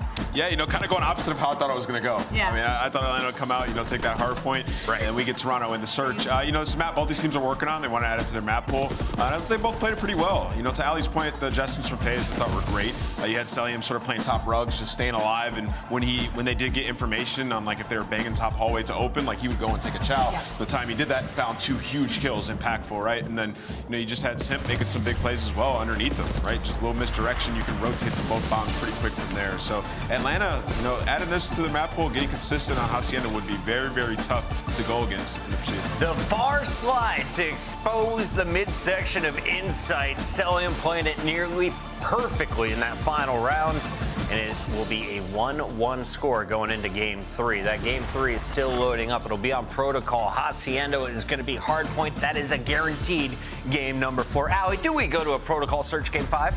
At this point, why not? I think possibly. I think to Ant's point, I definitely expected this to be flip-flopped. Atlanta to be more strong in the respawns and Toronto Ultra to take those S&Ds, maybe a 2-3-5 situation. So I think we're in for a banger. It is time for Ali's favorite game. Hidden Heroes! I'm so locked. I'm so locked in right now. Al, I have great news. Yes. We relabeled this graphic to Major 2 Hot Hands instead of top 4 teams, just to make sure you felt like everyone could be included. So why don't you kick us off? Out of the 4, do you want to go with the 1.47, the 1.72? Oh, wait, no, I got it. Give me top left. Give me Celium from Atlanta FaZe right now. Roll AR. Celium! She's on the board, ladies and gents. Genius! She nailed it. All right, Ant, you want to get the other 3? Right, so all of this is from the major? Yeah, this is all Major 2. What do you got for me, Squints? All right, let's see. Top right, I'm going to go with Joe Deceives. Joe Deceives, and it's a Neptune. Highest series kills, 112. That's pretty darn good. Let's go to our Major 2 KD of a 1.09. They run the AR. Highest series KD a 158. I'll just pull up Discord here. All right, now I can see. Ali, give me a name. Oh, am I It's not Surge. It's not Atlanta FaZe. There's a hint. I know. I'm trying to think because bottom left could be. Oh, I could. Gotta go bottom right, no? I gotta go bottom right. Bottom right. All right. Maybe is that Toronto? Am I thinking about Toronto right now? Yeah. Are they a top 4 team? Yes, yeah. Put it in a burrito. Beans, Ali. It's beans. Show us some beautiful beans. You guys should be. Bottom left, way off. Bottom left, now I'm right. It's Joe Deceives. Joe Deceives. SMG Joe Deceives from Toronto. Now start the game, Joe. You guys showed me so bad. Players, if you are not ready to play Game 3 right now, what are you doing with your life? It is the first day of our Major 3 qualifiers. We got 2 brand new maps, and they're not in this series. We got Merc and Maven on the mic. Why'd you even bring them up? Yeah, I might have sold that. I yelled at the top of my lungs, you can put it on a burrito. I just yelled it was beans. I thought it was beans, yeah. I honestly forgot these got top 4. Oh, so did I. No, yeah, they got 4th. Yeah, I forgot. I kind of too. too. Yeah, so that's on me. Weird event. I'll put that on me. That's on me. I blacked out that whole event. It went so fast. Like, we just went up there, we cast for 45 minutes with a 3-0, and finals with a 4-0. Like, I don't remember anything about that week. I remember I got ice cream. It was really windy. I went to Cold Stone like 4 times. It was windy, dude. I went walking, eating ice cream. I blew away. You did almost blow away. Yeah. I wanted to go to the park one day with Joe, go for a walk. He's like, I'm not going. It's windy out. It's so windy. It was literally like 50-mile-per-hour gusts. I'm a big boy, dude. I won't blow away. I'm a big boy, Joe. I don't tell you. That's why I'm battling sleep apnea, dude. Okay. I'm in a battle, Joe. Oh, being 40. Don't have to wear a mask. I'm Vader, dude. It's unbelievable. Oh, we're having fun today. We hope you are too. You know, when we have issues, when the day goes long, or we're just feeling freaky, it's getting later at night here in Columbus, Ohio, we like to have some fun. I hope you're having fun at home. We love each and every one of you. To the watch parties. You know, Zoom, I hope you're having a great day. Scump, I hope you're having the best day. Yeah, I Do you still have that mustache? No. Thank God. He's got a new nickname, though. It's Scump Adner, and I think you should run some more. Why not? Run some ads. Absolutely. Yeah, hit the button. Run them mid-game. Yeah. Get that money. Double it up. I love it, dude. Map 3. To get the swing in favor here as the teams are tied up 1-1. We'll see what FaZe can do on their opening offense. Cell, that weirdo, is looking for openings, and well, he's not finding because Seb's already got him. He's chasing people. Is he? He's like, yeah, I know where that guy went. I'm going to kill this guy. Okay. Cell seen it all in 4D. BZ just getting back into the point, start to progress this a bit. I'm just happy we got Ed squinting on camera, because he's done that for about 5 years. Yeah, the best part is you competed in a professional first-person shooter for hundreds of thousands of dollars with him on your team. And he was legally blind. I mean, it always makes me think of that Jameis Winston quote, bro. But no, you was literally you were playing with a blind person, like basically competing. That's wild. He shot pretty straight considering. He did. But Cell from the top rope. Only 9 HP left though, so he's not going to get any more. 19v19 now is the second tick we'll go through. Simp looks to get to work. Nearly that one gets away from him, but takes enough damage. He is quickly dropped. FaZe will deal with a player towards their back line, but still haven't finished this. They keep throwing one body at it. Yeah, I mean, they're getting their setup, right? Sort of the FaZe style. One player pushed up towards the back house, one player on the point, the other two just watching the pinch. They just haven't gotten done with this A zone. Now they might need Simp to find this kill alongside of Bees, and they do just that. Well, you got 2 dead. You know where a third is. Simp's just going to keep chasing. And he'll find it. And they'll look to find the extension. Just about done with this. They got 2 people on it, so he'll deal with that. Nice win from Kleenex, though. Pushed up. It's going to stagger kind of the transition play for a second, or will it? Because now Abizi in behind enemy lines. Now AR and sub in hand to work with. Someone top rope, maybe he'll deal with. Awkward timing there for Draws. I thought he was going to catch one, but Joe Deceives gets the better of him. And yeah, I mean, kind of FaZe control. It's going to maybe come down to lives. Yeah, there's still a minute left. BZ just trying to slay one player right next to him. That's being some tough timing. On the other side, though, they're just trying to clear out their base. Still looking for insight. I haven't been able to find him yet, and he's got it working down low with Joe Deceives. Back to even in live, 7-7 now. This thing slow down for a moment, but not too much time to work with. Just around 40 seconds. Advantage to FaZe now with the Simp pick. Try to push up off of this, but Insight's been lurking this entire time, playing with a lot of patience. Now he's going to start to turn heads a little bit, but Simp will eventually deal with it. He's going to slide into both, though. Yeah, nice teamwork there. Cell and Draws there. Yeah, a little 2-man game, and then the other 2 get involved, and now you've got a 5v3. Just not throwing away lives. Was Atlanta FaZe. They know they have so much forward pressure, just baiting, waiting for a teammate. Show to see that you have to win the gunfights. Hold up. 2 versus 2 now. They know where they both are, though. 2v2, you're waiting for one to come off spawn. That's a BZ. So it's the Tiny Tears up against Beans and Insight with the subs versus the ARs. AR reigns supreme. Ultra will take that round in a nitty-gritty one all the way down to the wire. And I mean, Insight, I thought there was 20 seconds left. I thought somebody was going to take the long route here, but Insight just, he goes for it. Able to read it. Played his life so well in this moment. This was the bait 2 kills towards the end. Yeah, just wraps it. I mean, he was looking at this. You know, Simp and BZ probably know it's Insight and Beans. Let's just fight from the point. We have the subs. Let's take the close range gunfights, and they get caught. No, that's a... Honestly, you know, we didn't focus on him throughout the entire round, but the last, like, minute or so, I mean, he was brilliant. He had incredible life there to help seal the round for Ultra. So the offense just a little bit short for FaZe. Now Ultra's opportunity to take it to the attack. But yeah, he leads the way at 9-5, and nice little 3 spree there to end things. Well, sorry, nice little 2 lives, I guess he had over that stretch. That wasn't all 1 life, because he did eventually get traded out, but great stretch nonetheless, and trying to continue that here. And, well, Draws gets the timing. Draws wins the fight. Kleenex, though, wow, he's dancing up top. Nice shots from Beans with the tracking there on point. Pushed up will be Draws, though, as he's trying to shut people down, but with AR in hand, can't really dance too long. Yeah, at least finds one. They know the most forward player is going to be Beans, so just fighting for map control is FaZe again. Just try to see if they can get them into that trap. There's only one player on it. It's going up slow. Take our time. Use our numbers. That's the FaZe way. Yeah, they're backing him up inside. I swear, the number of times on his POV, and he's down to single-digit HP but stays alive. Has been many throughout the course of all 3 game modes. Still, he's been hit by a stray bullet every time he tries to get across, so he's still not back to full HP. It's done. Nice shots. Just gets that final bullet in to close it out to 13 HP and still stays up. He's taking damage, but he's staying up. He's dealing some of his own. 4 straight now for him. Shot's just a little bit high, so Draza will end that streak, but inside playing well. Yeah, I mean, he was like a human UAV right there. They get a blow up, though. BZ to find 2, and that was your chance. You fought so hard for map control right there, did you? If you were Ultra, now you have to get out of your base once again. Yeah, and the problem is you're back to your base and back to that kind of early blender fight, and you don't have much time to work with. Taking a route the whole way back is going to be Draza. He's got a great little route. Yeah, he should get in behind multiple players. He does. He'll drop 1. A lot of times you'll see kind of the subs in that aggressive position, but you get there with an AR. You can really pick them apart if you get that deep flank. And I'm not sure you're going to get an opportunity to touch a point. Picking up the other side is going to be a BZ, and he actually cuts off 2.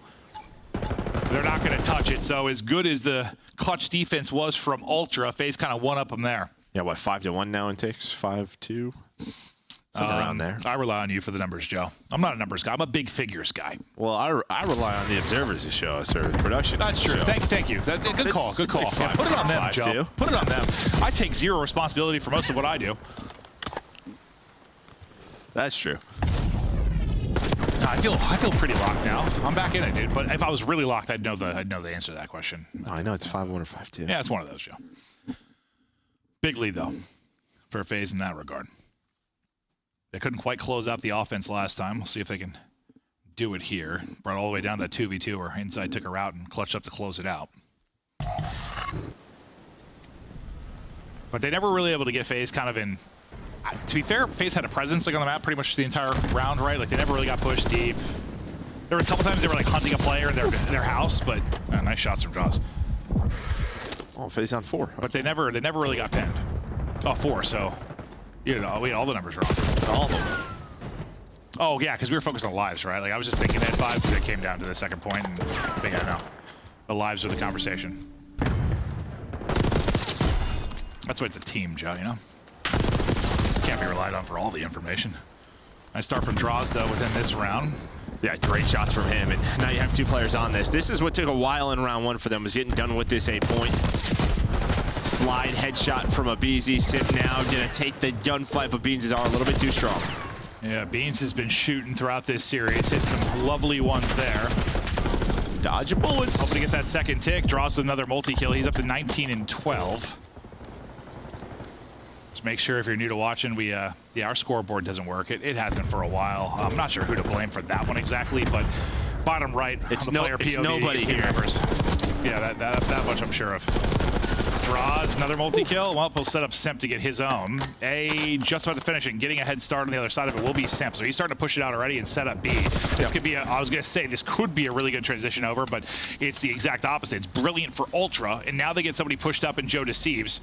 He gets pushed up and then he gets pushed out. Well, I mean, he was there forever. He was on 5 in a row, but it was just like no one else could really help him. So he just kept finding a couple of kills, just sort of lurking. Just gotta be annoying. Throwing this out of FaZe does a pretty good job. This time it's gonna be Beans going on a route. It's a BZ on the other side. So what does Beans find? I thought he was gonna take him from behind for sure, Joe.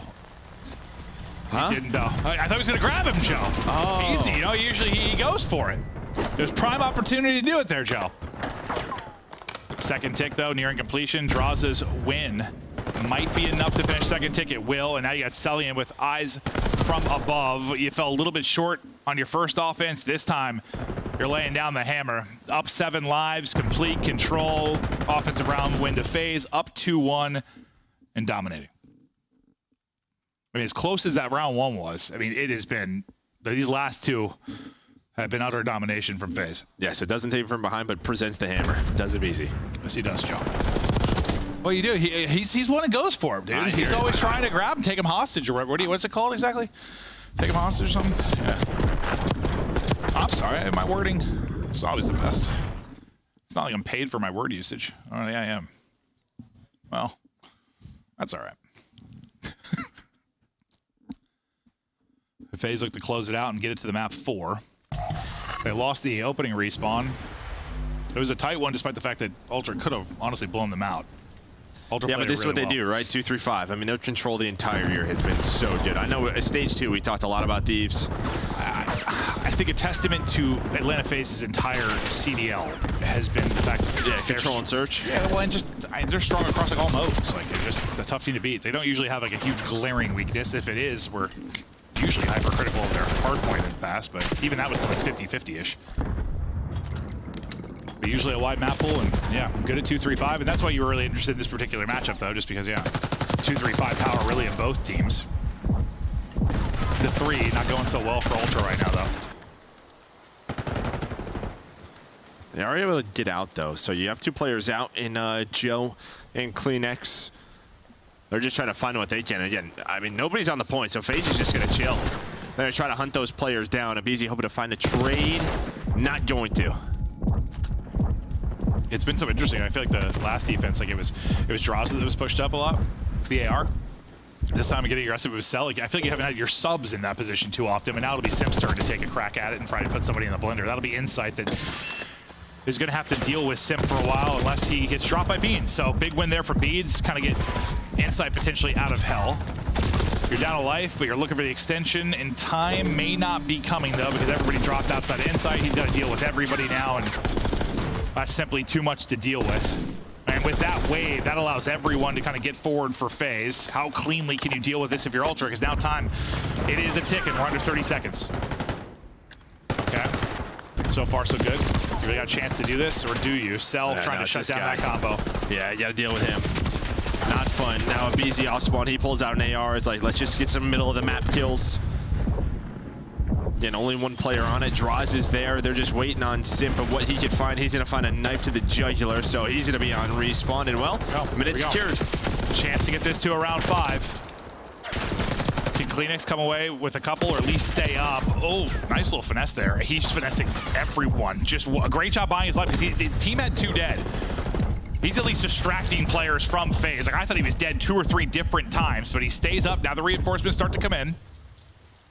And they're still just locking him in. Like, they know he's been here the entire time. He walks away with a kill, too. This has been great from CleanX. This has been great from CleanX. Now his teammates starting to get kills. That sequence there, that finesse from CleanX is going to be why they win this round if they do. They're just all on it. Stack this. 3 out, looking to close it out. First tick done. Second tick. Done. Final one is going. Trophy's there for coverage. They got to slide out and shallow with a gunny, but it is over. Ultra strike, and that is all CleanX. Well, I mean, I know his teammates. I know his teammates got some a couple of kills, they do, but yeah, he just, I mean, like you said, stays alive so why many are times. they're able to get a couple of kills because CleanX stayed alive and FaZe couldn't like push forward to get to different spots. You saw it. Like had Cell top window and Draws like low box, both just staring to eventually kill Cell or kill CleanX. The fact that you got what 2 kills after that too. Because like I thought he was dead so many times. Yeah, I mean, he got naded. He was 10 HP. He was like 17 HP. Regen, got stunned, and then yeah, just slides off the top, able to find the next one. And yeah, his teammates get kills, but like I don't know. It doesn't play out like that if he would die right away. It doesn't. And like I thought, honestly, the most impressive part was just not getting caught by Simp. Like when he first looked to pick towards B, and just got zapped, but got behind the wall. Yeah, do it so again quick, now. just quick reaction, and yeah, now you got to do it again. Can they win back-to-back offenses and stun FaZe here?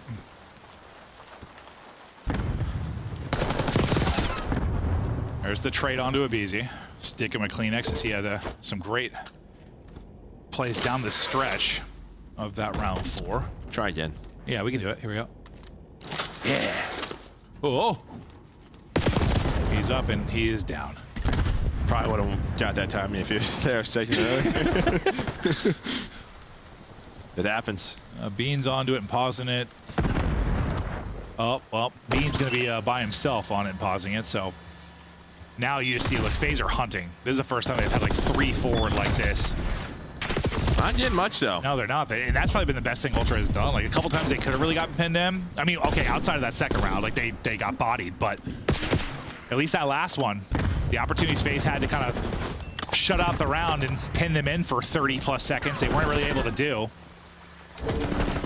Insight trying to clear everything.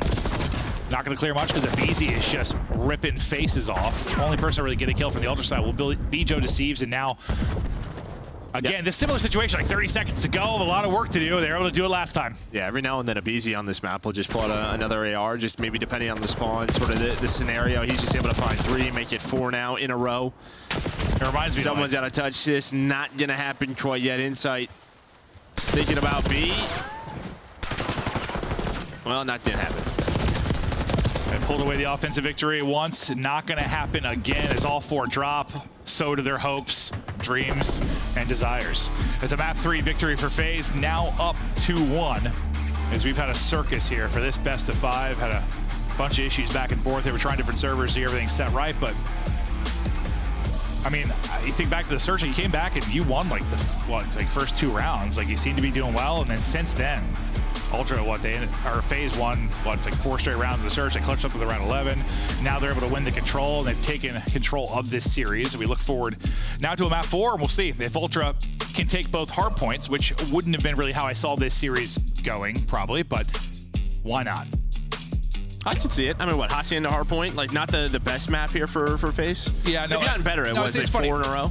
It's funny, Ant said something like, I was kind of comparing Hacienda Search this stage. Like, I think we're going to see a lot of it from them because they're trying to work on it and get in their map pool.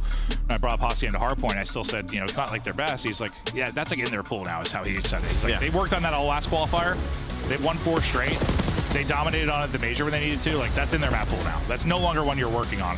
And I get that. I guess, yeah, once it's like, it's in your bag and you pull out a major and find success, that's now part of their map pool. And yeah, it was one they struggled, had some really close victories when they got it, but 7-4, yeah.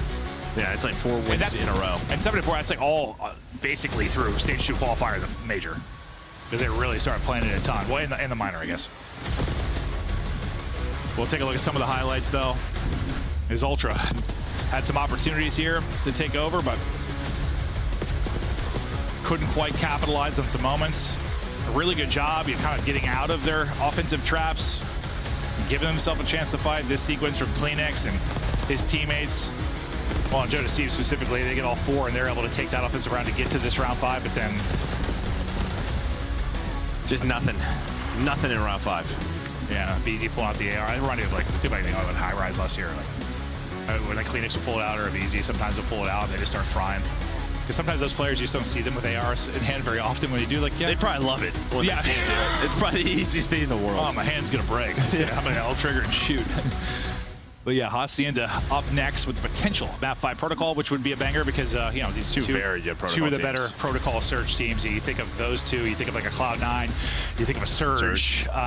Just some real good protocol search and destroy teams. Because I remember at the beginning of the year, I think Ultra started out like 6-0 or something on it. People started banning it. They didn't get to play it. So FaZe definitely a team that will square up on them. They'll see that as a very good rep to play a map like that against a team like this. So we'll see if we get there, though. I'm kind of hoping we do.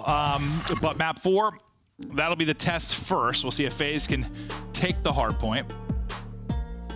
And this has been, it's funny when I think of like this FaZe roster, and listen, man, you and I, we've casted a lot of this team over the course of the years, and we've been very critical of this team because, just the expectations are so high. And I think every year it's just been a conversation about their hard point.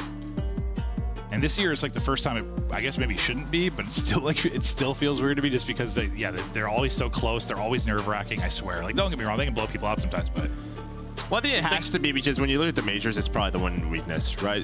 Their searches and controls at the majors, they're almost undefeated there in those two. Yeah. But it's just weird, like given their overall record, that's weird to me because they've had years where it's like 50-50 or sub 50-50. But it's still like the thing I'll look to just be like, they can be better. No, I think they can be. I think that's why you see the maps that they play, how often they try to play them. Yeah. No, 100%. And especially when you think about their competition right now seemingly being Thieves, being Surge. 2 teams they've struggled mightily in Hardpoint. So yeah, they'll continue to work on it, and well, Ultra maybe be throwing them into the mix. Especially if they can take 2 off of them here. So it might just still be that, same conversation we've had for 5 years. Like, if they win hard points at a major, they're probably winning the major. Just like, who's going to be the one team to, finally steal a couple of searches from them on land? Because that's going to be the big question mark. That's just what it's going to take them down. It's weird because it feels like, listen, Ultra's been a great search team. You know, FaZe has been a terrific search team and everything. This just feels like we have some one-dimensional maps, and it's not like the easiest to be creative. Like, this is where I feel like people might be able to like catch them in search, be better than them in search, like take advantage of that. But I don't know. Like, I also kind of felt that way in MW2 because that game was so weird, and they won like 16 in a row. So I don't know. Maybe just the way this plays kind of works out for them. I mean, they've had a lot of round 10, round 11 clutches, which that's true. I think there will just be some tournaments, some weekends. Sometimes those don't go your way. Yeah, no, that's true. That's true. That is very true. That's why we always talk about, yeah, how impressive it is with Search to be this consistent. All Ultra. We'll see if they can get to the game 5 to test him in that search and destroy. I'm assuming we've got fun issues again because no, BZ lost his contact, so he's going to hunt for a contact. Wait, is that actually what happened? Yeah. Oh, how do you know that? You were just paying attention? No, they told me. Wait, they didn't tell me. They just told you? Yeah. No, you're lying. I swear. Did you just make this up? They didn't tell me. No, that was like the other time. Oh, I just heard her. She just told. She said she's sorry. I didn't hear there. Oh, I had no idea. See? Okay. Oh, she talked to one of us. Not yeah, no, both this of us. is. I had no clue. I was left in the dark. I was assuming it was server issues again. I was like, I swear to God, I'm gonna punch this TV. I should have messed with you. That's my. No, that seemed like you just made that up. I was like, that's a crazy lie on the spot. Okay, there's actually a lost contact. Okay. Maybe just get Ant contacts so he has something to lose. He's got glasses. Why doesn't he wear contacts? You know? Are you allergic to him or something? They kind of seem annoying. I've never had them. No, I wouldn't have ever want to use that either. Yeah, that's fair. He's back. Okay, back.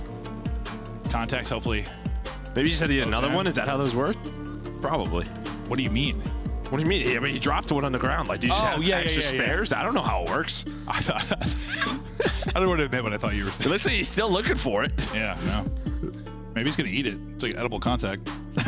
See, that's how that works. Maybe, I don't know. I'm not a contact expert. But okay, looks like we're ready to go. It's not a long delay this time. Everyone can take a deep breath, and we'll get ready to continue in our series here. FaZe versus Ultra, both top 3 teams for the last major. We're excited. There's sharks on the screen. There's some sort of statue that someone built. I don't know what that's art. It's art. I don't understand art. I'll be honest. People pay like a lot of money to buy. You pay 10 grand to have a painting on your wall. So why? I'd rather buy a TV. Give me a TV. I'll show art on my TV. It's money laundering. Yeah. Okay, that makes sense. Then. Yeah. Yeah. Because I don't get it, Joe. I don't. Avoid taxes. Okay. That makes sense. Yeah. I should start painting. Well, no, you have to buy the paint. You have to buy the painting. Got it. Who do you think chopped all that wood? Can you chop wood? Have you ever done it with an axe? Like actual? Oh, dude, no, I'd cut my foot off. There's no way I could do that properly. No way. It's not that hard. No, that'd be an injury. Yeah, probably. Map 4 now. Is FaZe trying to close out the series? Ultra try to push it. Stunned is Joe Deceives and dropped is Joe Deceives' numbers early. Battling for the point for FaZe. As they'll have everything they want. More, obviously, at some point they're going to try and flip this for the P2. But for now, just take whatever gravy you can get here at P1. There's nice shots from Draws, but everybody else is going to be getting kills for Ultra. So they've got spawns. They've now got hardpoint control. Flipping the map. Yeah, as soon as that one kill from Inside on a cell, that just means something's open. So they take top open away. But BZ was able to win one. So now on this rotation, they have to worry about him. You can see Ultra just trying to protect the spawns. One player should spawn out. That's to be Joe Deceives. They do. So FaZe fly forward, trying to flip the map, at least give them some numbers on this side. Not going to happen quite yet. They do have some good positioning. Well, now it's just Simp. Simp able to win one, try to fight for back statue. He's got a sub from there, so can't really rip people towards the point. Playing passive at the angle will be Joe Deceives, waiting for FaZe to group up and take this. Draza wins one on the pinch. Now you got to think you have numbers, or don't you? Joe Deceives, he lurks, he pounces, he fries. He's able to get 3, hold the point for Ultra. And wow, his pop-up ability has been just something for Ultra. I mean, that should have been an easy break. Oh, yeah. That is a dream of what you want if you are FaZe. But yeah, we've seen a lot of finesse ability, a lot of multi-kills, I feel like, inside of P2. And yeah, that time Joe Deceives, Beans also contributing. He's up to 5 in a row now, all the hardpoint time. Look how close he is to that Hellstorm. He's going to get back on it, work the objective, and they could have. This was the thing with map 1. They had so many streaks to use. Yeah, no, true. You're going to be in the same hole here if you're FaZe. And now you're pissed because, yeah, with that Draws kill at Rock, you had everything you wanted. I'm telling you, that's why I swear, as good as their record is in hardpoint, I still just watch them. I don't know. Whatever. I mean, as long as they win, I guess, for them. Sometimes they'll just start getting slammed. This is all Ultra. The streak for Beans continues. Teammates finding kills as well. Transitioning this from P2 to P3 and looking good. Finally, Beans is going to fall, but the cruise has already been earned. Draws his double. Will get phased back towards the point, but down 50 and now in a similar spot to map 1 where you're just in an early hole. Can you actually flip the script, or do you just end up trailing the entire game until you're finally put away? And, well, to be fair, Ultra, we've seen a lot of, well, obviously, missiles used this year. Sometimes it leads to something, sometimes it leads to nothing. In that map 1, you got to break off of both. Do you get something off of it this time? Yeah, I mean, maybe at this P4. I thought they were going to use it right away at this P3, but they're going to find the final 15 seconds, so not going to need too much and hang on to that lead. Yeah, sometimes you see it here, but they might not need to. Looks like you get some numbers. It's a 2 versus 2, and they actually catch Draza and Simp. So now it's just down to Celium. So they have numbers. There's the trades from Insight. He's up to 5 in a row. He was one in to use it. And I'm going to be honest with people watching. The power went out on our TV. Okay, it's back. Never mind. Okay, we lost it. I had no idea what's happening, but we're back. We're good to go. A team kill comes in. But the longer Ultra are able to go without using that streak, great. They've been able to break with 30 seconds left here. Maybe they'll consider it. They'll just keep holding it for a later date. I mean, not a later date, but a later moment in this map. They might have a date. Yeah, that's true. That's true. Simp can be a god here at Rock, and part of why they're able to battle back in, but Beans just smokes him as he dives around the edge. It's not going to lead to anything, but still a nifty little gunfight win there for Beans. Draws his turn to go on a streak, and similar, he's really close to a cruise and should get it through the hardpoint time with the final tick. We'll see if he actually gets it, but he's real close to it, and he will. So Beans has got one, Draws has got one.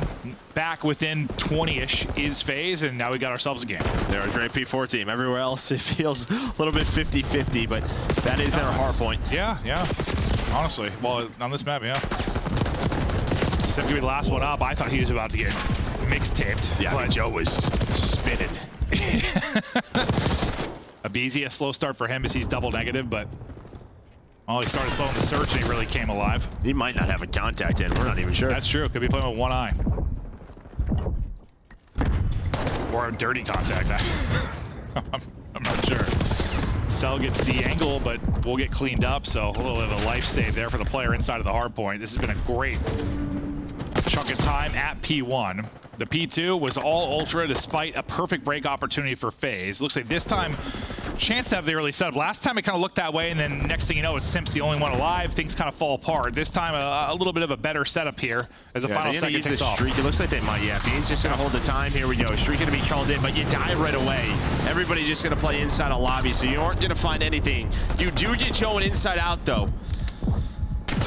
You get him out. Number 7 in Sim, he's just going to re-pinch the front to make sure there's no funny business. But so at least you have the good spawns behind that streak. Yeah, yeah. No kills, but again, maybe an opening into the hard point.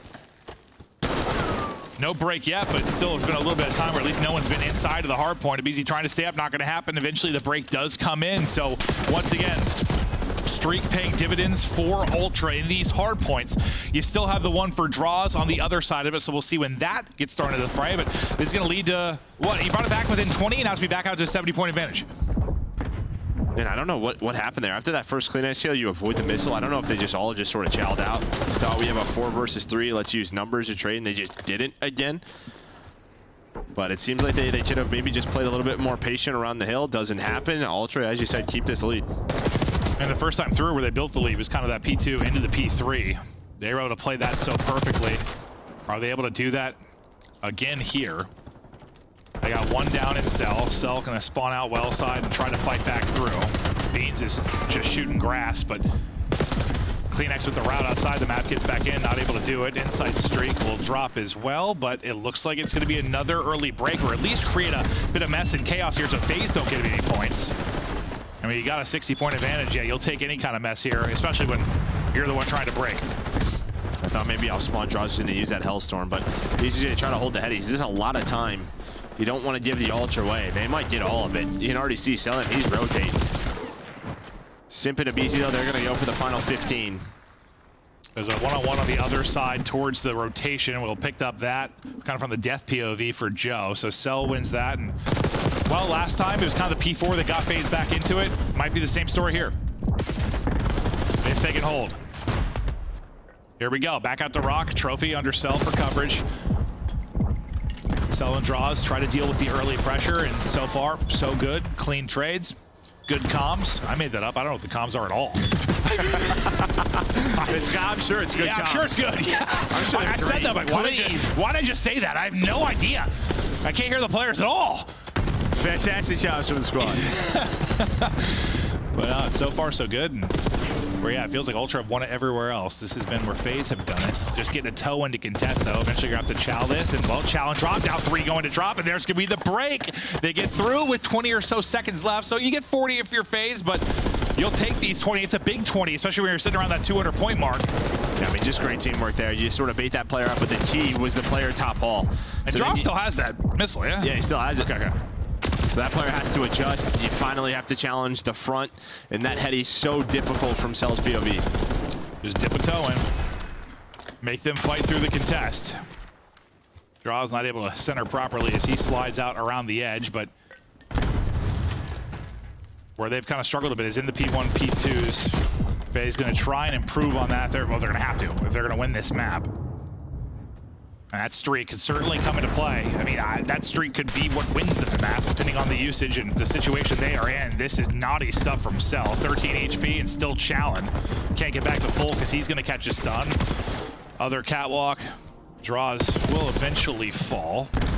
And this is a great time, right? This is going to force FaZe maybe to have to chow this. Not to mention catch them out on this rotation, or will you? Simp and Abizi both find some kills.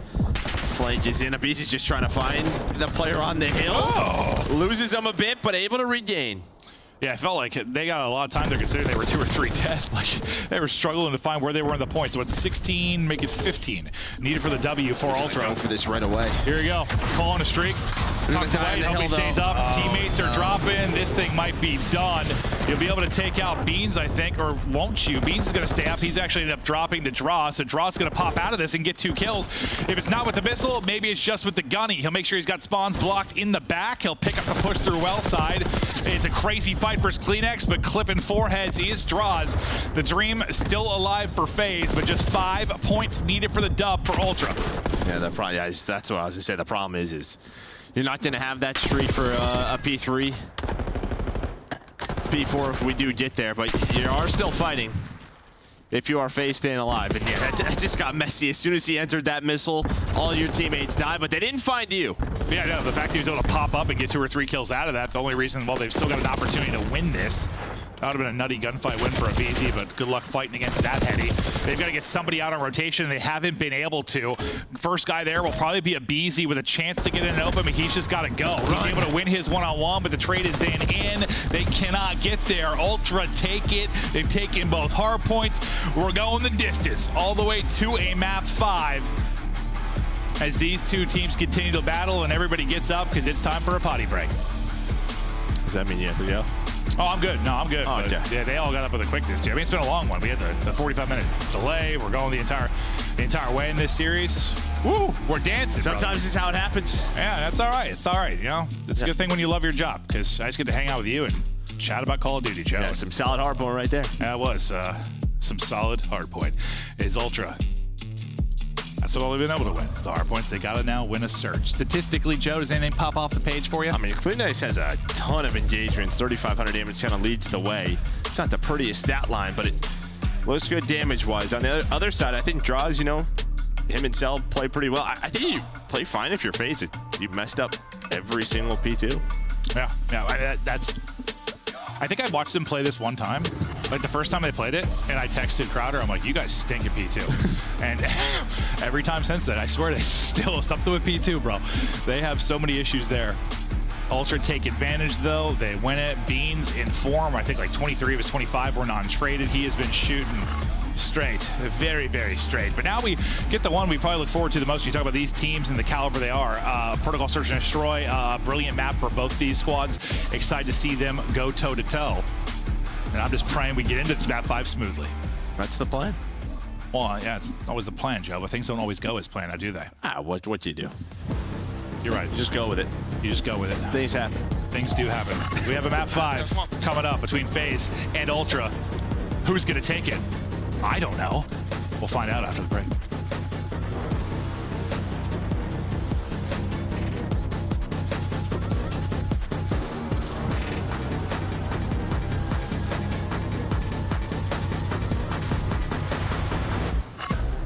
The Esports World Cup is an official partner of the Call of Duty League.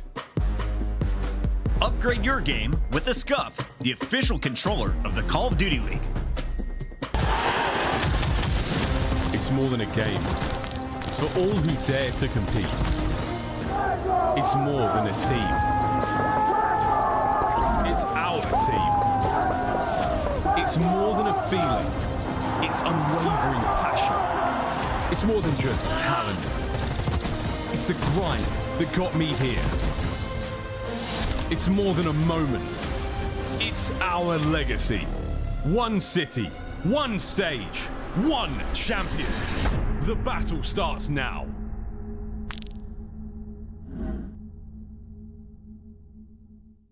Here comes Scrap! We got Envoy! I set up. Come on the stairs, Nice. I'm looking you. Could be outer. Outer. Nice. 3v1. Nice. Oh, nice, baby. Oh my god. I mean, I'm trying to scam it. They won't even kill me.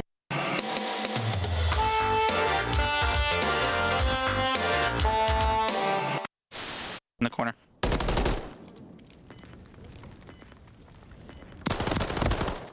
Nice, bro. I would have killed him. I just ammo. This is ugly, bro. What are they doing on the map? Do you think you could beat Kenny in a dance-off? Yeah. Oh, he's lying. Wait, did I? Really? Yeah. In my head, I'm thinking he's unstable on his feet. He's lying. No, this is broken because I'm dead ass not lying. I could smoke him. I'm just thinking about his front door porch where he was like trying to control his legs and he crippled on the floor. That's like the first thing I got. Damn, I'm lying on that? That's bullshit. What? I mean, I smoke him. Where is he? Listen, be careful with this one, all right, buddy? You guys shouldn't have. It's not double wrapped, you know. You should be able to get it in one go. Well, this is more for Chris or for the people at home. Oh, here we go. Young Christopher Puckett. 20-year-old relic. Can I draw some conclusions for y'all? I know some of you are about to take your senior pictures. I highly suggest the gamer stance. Put the elbows right there on the power thigh. Yeah, distant, 90-degree angles. Girls, it drives them wild. All right, we have one more for you. That's true. Well, why are you going? Why are you going? Dude, you're gonna get in trouble, bro. Why are you gonna like get fined? All right. What the is that?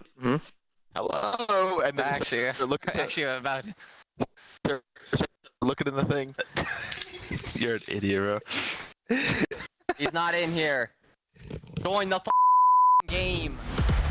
The 2025 Atlanta FaZe Team Pack is available now. Each pack includes home and away operators, as well as this weapon charm that's easy as FaZe. Next time you boot up, suit up at the in-game shop. Howdy doody, viewers. We're back. Yeehaw. Yeehaw. We're back from Texas. We're now in Columbus, and we don't do a lot of yeehawing around here, but we are yeehawing out of excitement for this series. Ultra FaZe. It's map 5. It's time to get icy, as Beans is just grilling his team right now on strategy. It's the general right there. The general, dude. I'd follow General Beans into battle. What did Miles want me to? Emperor, right? He always has a thumb thing. Emperor Beans. Yeah. I like that. So the Emperor is speaking. I kind of want a bean burrito from Taco Bell right now. Right. That sounds good. That sounds real good. Lock in, Myth. Oh, yeah, you're right. They're locking in. I got to lock in. Map 5 about to go down. We're going to protocol. This is a banger for each team. A Beezy in Game 5s this season's been terrific. And a lot of these, I swear for him, is a tale of two halves. He's either getting blooded or he's taken over. We saw that in the map 2. End up having an ace with a crazy round. End up having 3 first bloods. We'll keep eyes on him to make the play. Who's your player to watch from both teams, though, on this particular map and mode, though, Joe? I'm going to go Insight, and I am going to go Draza. Okay. All right. I like that. Insight and Draws, your players to watch from. I have absolutely no reason why. Backing it up as Draws. And Toronto, teams like Surge, the reason these teams have been a little bit ahead of time is their ability to work B. on the offensive side of it, and well, the ability to get away there. Now you send it to finish this. I thought Abizi was going to get dropped by Kleenex, but his slides just hit perfectly. He's able to stay behind cover, but eventually will fall. But he's like, I need that first blood. I need that on my stat card. We got the first blood, but now you got to work the retake. 3 versus 3. Until you get that player out of heli, it's going to be tough. Crazy gunfight win for Beans. Kleenex can get one as well. Draws by himself, and Draws will be put down. Terrific round there from Ultra, and that, a lot of times they're bread and butter. I mean, I think if that goes cleaner on a Joe. Oh, yeah. From one BZ, they probably get the player heli, and that round goes a lot differently, but it took so long. I would love to know, like, a weird Maven stat. I would love to know, like, the round win percentage from, like, the difference between when that player plans and gets picked or the player gets to that box. Like, what the difference is. 'Cause I swear, if you get to that box, you win the round. I swear. I swear, every time they get back to that box, bro, you win the round. They're good. Not even live, just get back there. Just get it. Touch it. No, you have to live. You get back to the box alive. Okay. Get back to the box alive. No, we're not playing tag with the box, Joe. You got to get back there alive. And then you could die after you get there. For clarification. Yeah. But the early going, advantage to Ultra, now up 3-2 as they take the fight there at A. And this is what we saw a lot on Stage 2 qualifiers. Like, when you just double drop versus Ultra, it feels like you get smoked. They have this AR setup with Joe Deceives. Feels like they shut it down. And FaZe the team, they'll just play simple protocol in Yo A. Oh, 100%. If they have a trophy. Oh, yeah. But this is one of those 2v3s, very winnable. You've got the tiny tears inside. Well, you got Simp inside. Abizi, though, no longer inside. Thought they were just going to stack up and play in. You win that one with a sub. That's a huge pick for Abizi. I thought he was about to get turned and burned, but he gets the kill. They know one's out, so they isolate Simp. Simp's got to get one there to probably give him a chance, or not. Abizi, around and around we go. Hold me closer, tiny dancer. 20 seconds left. Chows just doesn't chow well. The centering kind of at the floor. Insight's going to catch him. Wants to catch Insight sprinting, but it's Insight. He's L-triggered. He takes it. I think that's it. He's thinking like Insight's going to fly at him. Just never does. Stays patient, and my player to watch is on the board. He still might have won it, honestly, if he just centered at the person's body. He just kind of centered at the floor. He might have like hit this. Sometimes those steps. Yeah, no, that's what I think it was. It's weird. When you're working down sets, it just like forces your aim to the ground. Because that seemed a little awkward. But he almost makes that play. Yep. He has a great read on the round. He finds the kill on the Joe, makes it a 2 versus 2. Immediately gets back to the bomb site. Know that's where the pressure is going to be. Just can't get the final one. And Insight plays it perfectly. And he's like, it's Abizi. Abizi's challenged. Holds it, wins it, 2-0 edge. Remember back to the map 2, though. You're up, what, 4-1. Well, you had a 2-0 start, then into a 4-1. You end up losing that round 11. So Ultra want to keep this a little bit cleaner. Insight's running into walls. Look for the doors. Yeah, I thought that was Big J to see him. Joe, up, then down, and then back up again. So looking for the blood, and there it comes. To Renate onto Cell. It wasn't the quick push towards B, but ultimately we get to B. Kleenex in trouble, but just gets out with his life. That round could have been very, very different. Draza will get one, but Simp drops at the same time. We're all over the map. We're exploring. We are quick, yeah. Yeah. Well, we went to what? To A, to B, back to A. All on Abizi now. He's been spotted. Nice shot there on the trade. Ultra now up 3-0. Again, all of Stage 2, this is where we saw Ultra just dominate, sort of get back into form. End of like Stage 1, start of it, they looked great on it. It got vetoed a lot. Started to play it a little bit more, a little shaky, but it just feels like they have figured something out.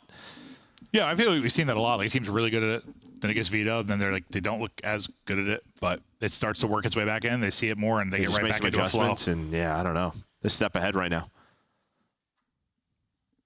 A step ahead and looking to continue cruising here. But it felt dominant in the map too for him in search, and then things start to slip away. FaZe found a groove. Can they find one here? They want to hit it quickly down towards A. Instant plant in. Now Ultra.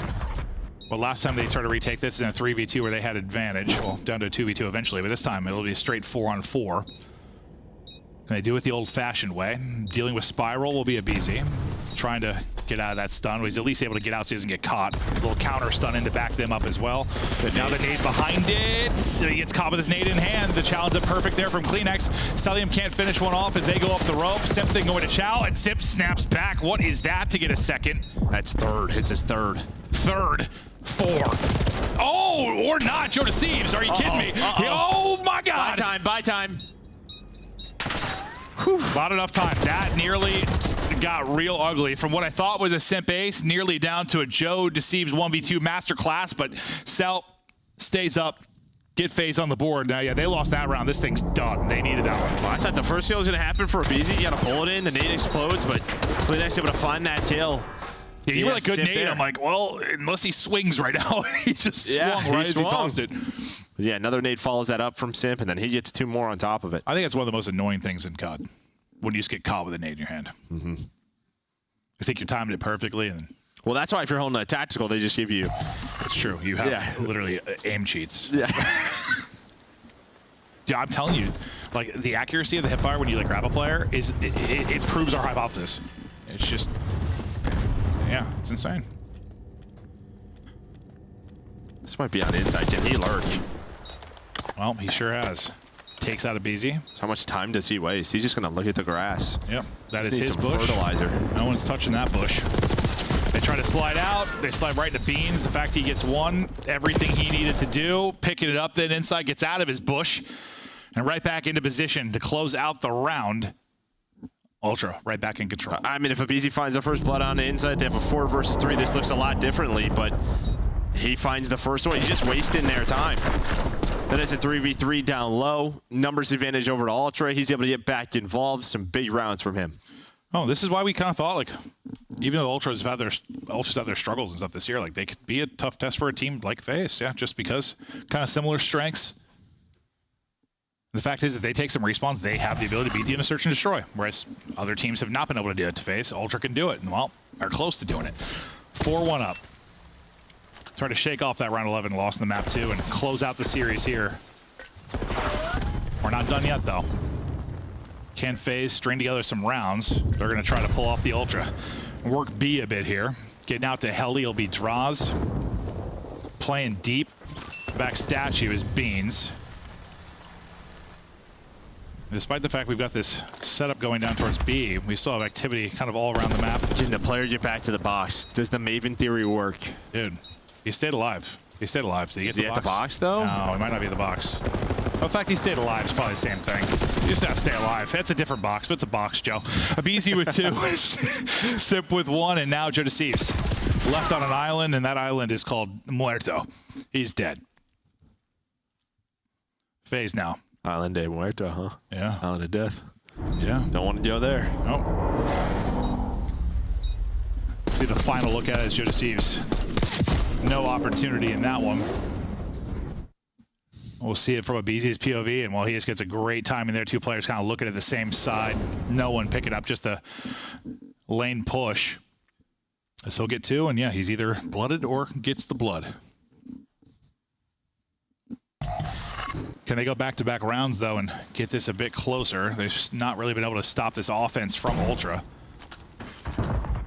Can they get a retake, or can they just get a stop? Looks like they wanted to meet him here and fight down towards A, but they don't like what they see. Yeah, they see all the nades, and they're like, we're just going to go B. And now it's on Cell to stay alive. Like, he has to play his life, or at least find this kill. And a great read by Joe. He knows exactly where these 2 players are, giving all the comms to his teammates, calling for backup. They're able to get 1 onto Simp, but they all die after that. Oh my, I thought he had that win to put it to a 2 versus 2, but I thought that, yeah, so good by Joe to stay alive for as long as he did, but doesn't ultimately lead to a round win. So finally you're able to string together rounds. FaZe get the defensive hold. Yeah, and that's the difference, right? They go to their standard A defense outside of Cell. He just sort of cheats over towards B and plays Heli. Yeah, and it was sort of a, yeah, does he get a kill or does he get caught? And you said it perfectly. He stays alive. They're in prime position to get this because, yeah, I mean, usually I mean, to go with my box theory, yeah. When you when you need a plant and you have somebody in heli, like until a heli player dies. And I feel like we've watched a good amount of phase, obviously with like the major. Like their B defense hasn't been the strongest. Well, I think there was like a stretch where like teams didn't work it like that often, and then it's just hard to you really start put so much pressure on A. I feel like Surge and Ultra were like the two that really started working effectively. And yeah, it was just like early on, just a lot of A fights, just sort of smashing heads here at A. Similar to the map too, Abizi maybe has some struggles, and then he starts to take over. 4 straight from him. A pair in the last couple of rounds. Draza working his way up through the rain and wind. Oh, he hears a reload, and that's going to lead to a first blood. Little audio cue, and that's the opening. Beans thought he's being sneaky, but can't reload. It's crazy how quiet it was. You heard raindrops and a reload. Where do they want to go with this bomb? That's really the question. It's looking like B, but they don't have their own house control. Simpson A.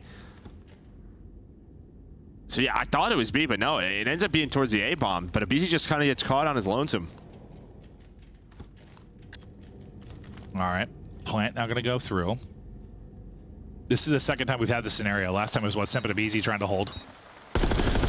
This time it's going to be Simp and Draws to try to hold off in the 2 versus 3. Remember, Abizi in that round got a pick out to the 2v2, and it was kind of that crazy one. Yeah, what utility do you have left? Nothing on Kleenex. Well, one nade hit. Did it connect onto Simp? I don't think it did. I think it hit in the middle. Simp gets dropped again from that position. Can't get one. Plant going down, all on Draws. Insight, Wanda Chow. Lots of snap to the forehead. Slams him.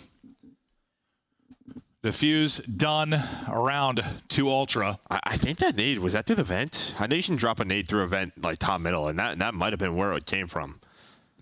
On the side of Ultra. Just lands right on his feet. Oh, did that one connect with him? I think it does. Yeah, I thought it hit like mid-computers. I wasn't sure if it hit him or not. At least it made a move. Yeah, okay. Well, yeah, that's just as useful sometimes as getting them to reposition, scramble a bit. But they've had to retake multiple times. They've been able to do it. Now FaZe have got to be perfect and rip off, what, 3 straight if they're going to take this. So we'll get to another round 11, or the Ultra just slammed the door shut. Joe Steve's not having the best map, but they're up 5-3, so who cares? Here we go. We're battling. He's going to get caught, though. Simp able to get one. Beans, dude, I thought if Simp would have chowed that, Beans might have got the kill with that pre-fire, because Simp took some damage in the opening fight with Joe Deceives. The problem is Bob's down there. Yeah, not the best situation.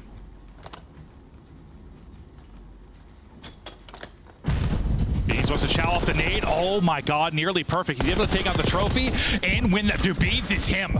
3 HP, gets damage into all 3, kills 1, takes out a trophy. He's the purple Terminator. And now they've got numbers. 3v2, that sequence was insane. Think about the fact that how he nearly died before any of that starts. Beautiful play by Insight. Incredible read. Now all going to be on Draws, and he will drop. Ultra have done it. They are fired up. They take 2 hard points. They take the map 5. And now, I mean, we were wondering would it be a turning point for them, kind of getting that top 3, that losers bracket run. Would it start to gel this team and give them an identity? It's feeling that way. They get a 3-2 victory here, and I mean, I still just think back to that match after FaZe won last time. It was Surge, and well, we saw how Surge started to run after that victory. Ultra, able to see them hit a new form. Playing with a lot of confidence, but I don't know what it is with this map. Like, their A defense, they do something like, I gotta go back and watch the VOD. Like, they did it last stage. Like, they double or triple drop spiral, like, with multiple ARs. Like, FaZe loves to go A, but nobody else seems to do what Ultra do at times. Ultra, they get the win. Kleenex has 11, 9 from Beans. Draws kind of damage dealer in that one, but Cell 2 and 6 can get nothing going. Abizi, I think he was at like 9 and 4 when he started to take over, and then just drops 3 straight times. Simp couldn't get anything going in that search and destroy. Not a great series from him. Yeah, just a lot of fundamental search S&D in that protocol. I mean, even when they gave up the A plant, they always had numbers, right? There was no clutch opportunity, and even if there was, like, they always had numbers. They shut it down. They didn't let any individual plays happen from the FaZe side. They did not. That was a 40-hour series, but we got through it. It was a great game 5, and that'll do it for today's broadcast. I'm kidding. The desk here to break it down before we go. Bye.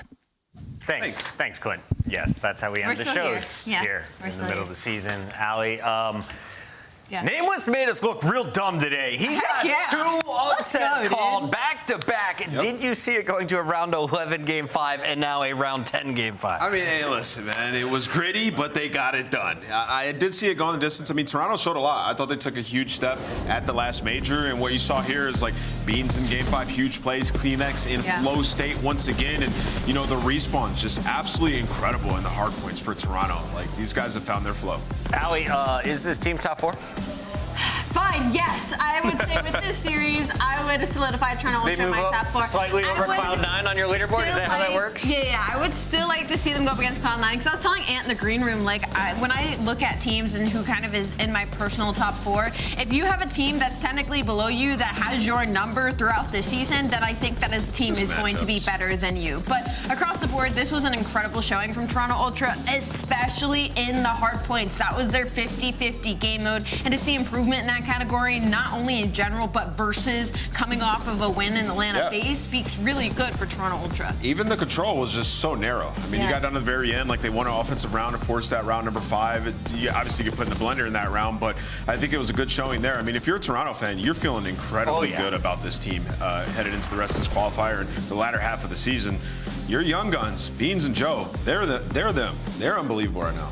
I love Jamie Insight becoming the face of this program recently used in the promotion for champs. Reminder, that's going to be up north. Toronto will be hosting our grand finals. Right now, though, we are joined by a fellow Brit. He goes by the name of Beans. Beans, congrats on the dub, man. You take down the top squad. You've played them tight for a while. What's it like getting the win? I mean, holy shit, that was a 3-hour series? Yes. Oh my word. All the stuff going on was a little bit tough to deal with, but we ended up getting it done in the end, and a good composure from the boys. Yeah, some insane perseverance. And honestly, I want to ask you, after obviously an insane run in that lower bracket come the major, you unfortunately fall to the LA Thieves, and you come back, you play the winners in Atlanta FaZe, and y'all's biggest struggle was versus the top team. So what has that change been like, and what has that priority been like for you guys heading into Major 3 qualifiers? I think there's just like confidence and like just reps and getting our map set well. I think, well, now we've beat every single team in the league, right? So there's no team we haven't beat, there's no team we know we can't beat. So we have the confidence, we know we're better than all these people, so that's probably the main thing. Was that the last Infinity Stone? You had to collect the FaZe Stone? Yeah, well, no, we had them first game of the season, I believe, so we had them, we had that already, but I mean, it's good to get another one. Now you got 2, all right, 2 FaZe Stones. Beats, I remember when you first joined this team, you said like you want to bring more energy to the comms, you know, talk a little bit more trash, get the guys sort of amped up in these matches, and you know, it took a little bit, but it seems like they're all on board now with it. When did that click for you? Was it just you frying on land and them sort of just being like, you know what, let's bring that energy, because we got a lot of good clips, got a lot of good moments from you and the boys? I mean, I don't know, I think it was just like a perfect storm. I think Toronto over the years have had the best comms, everyone knows that. So bringing us mine and Joe's energy and combining it with that is hard to deal with. But yeah, I think we've found the perfect storm now of like getting loud and getting excited and bringing that momentum. Even Toby gets in on it, it's fucking great. Yeah, I love it. And also, you know, calmness when we need it and slowing it down and so yeah. It's working. Beans, it's not often that we get to hit the pause button and kind of reflect on what we're accomplishing in our life while we're doing it. You were in an awesome piece of content. People caught the emotion of you walking back onto stage. In the moment, did you realize the intensity on your face? What was it like looking back at that clip from the content team? Honestly, I still hear that clip every day. I'm getting a tweet of that every single day, and I was just, you know, just walking out, maybe a little bit of swagger and stuff after a Map 1 win, but people love that, I guess. So yeah, it's the aura. Can't deny it, my guy. We'll let you go celebrate with the team. Appreciate it, guys. And you should celebrate this. It's your Scuff Play of the Game, also from Beans, 11-4 in a game 5. It's Kleenex, excuse me. I misheard our producer. Beans low-key does have aura. As much as fans want to hate, bro, he's got aura. So does the Dane. Kleenex, Denmark's finest, doing what he does best. I mean, you put this guy on protocol and staircase. Did we forget who Toby Kleenex was? I mean, one of the most aggressive, high engagement, streaky SMGs you could ask for on your team. But not only that, good head on his shoulders. When he's feeling good, dude, the Toronto Ultra team steamrolling. Yeah, word to Benjay, BZ just didn't win any spiral gunfights. All you got to do is wait out Atlanta. 3 hours later, we have a winner in Toronto. But we had 3 winners on the day. Let's take it back to the very first match, and this was going to be a fun look at the new Falcons. Clayster has been retooling this squad. They bring Pred as the face of the Falcons. Xnid has some support. Arcides and Priest, not their first showing they were hoping for here today. The AR's got to step it up, man. Vancouver, I mean, honestly, not much needs to be said about Vancouver. Just the excellence has continued, right? So if you're worried about them having sort of a slump or getting complacent, not the case. They bodied the Vegas Falcons. I think the story here is the Falcons, though. It's like, are they going to be able to win a match? Even with bringing in NA guys in world championships and rings. 3 world champs. You didn't bring in 1. You didn't bring in 2. You brought in 3 alongside an Xnid that we all had very high hopes for. I mean, he's shown us a lot over the past couple of matches that he can be a player that hangs with the league. And so across the board for Vegas Falcons, it might just be the first match. It might be an unfortunate pull versus the Vancouver Surge. It might be just trying to get this team to gel, and it's early on. But obviously, we're hitting the end of the rope here. Xnid popping off at the start of Game 3. It's not enough. The Falcons fall 0-3. But, Ant, I asked you, is it going to be an issue now for Xnid? No longer speaking Arabic? You said the comms have been on point. Yeah, his they comms should not be struggling. Yeah, his comms are great, Chris. I watched the stream a bit. It sounds good.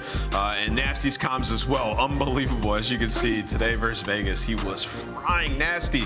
This has been getting better over the years. One of the best off-season pickups, just like Joe Deceives, he was scooped up from LA Thieves. Nasty now getting dubs for Surge. Who else is getting dubs today? Banger. How about Caesar Skies? It's one of his first of the season.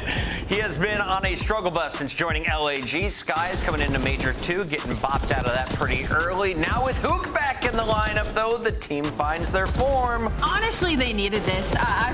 Like when you talk about kind of like the weight of a matchup like this at the beginning of qualifiers and coming off of what Optic Texas is kind of they were struggling. Falling down the slope is. They needed this win versus Minnesota Rocker. I think on the side of Minnesota Rocker, you add in Kenny, you have a pretty good showing. You go all the way to a Game 5. I think they played well. They honestly beat themselves in a couple of situations. So if you're Minnesota Rocker, you're kind of brushing this one off on the side of Optic Texas. You now know what it feels like to play as a team. You now know what it feels like to win with this roster. And so now it is the continuation, the consistency that is needed from this series. We are in a simulation. Shotzi, MVP of Map 5, 1337 damage. That is Leet. Also, we saw 1337 damage from Insight in that Game 5. 2 Leets on a scoreboard. Allie's like, what the hell are y'all talking about? Wait. You don't know what lead is? 1337? No. Unbelievable. Let's focus on Geo. 1337. Somebody educate the youngins. Geo, though, the top performer against Optic, despite the loss. Look out for the AR from Minnesota. His sophomore season is starting off pretty solid. He's so good, man. I said it, I think it was middle or early last stage. I think he's the most underrated player in the league. He just shoots so straight, plays aggressive, and he's still improving. And under Kenny, the sky's the limit. It's been a fun day, but I had to pick one player out of the 24 that I felt was the Puckett powerhouse player of the day. Okay. It's the Pitbull! Hell yeah, bro. All 4, 66-46. He drops a +20. That is going to be the biggest positive ratio in the lobby. The man making his contributions felt across all game modes, but it's the impact he has at setting the pace, stepping in when he needs to most. If Neptune's having an off moment, he's there. If they're both having an on moment, you're in trouble. My favorite thing about 04 is just like the trials and tribulations. Like he always bounces back. Like he had a little bit of a slow start to this season. We want him to have a little bit more pressure in S&D. What does he do? He goes down and starts playing S&D. Then he finds some lackluster in his respawns. What does he do? He transfers that to his respawns. And now it's been about the consistency, and since adding Neptune to this roster, that is what we have got from 04. He just has awesome energy, too. Every time we talk to him, he's full of confidence. Great player to be on that team. And he gets a day to celebrate on Saturday. Vancouver will be back in action on Sunday, but here's a look at our lineup. Optic versus Cloud9. You said Optic was number 7.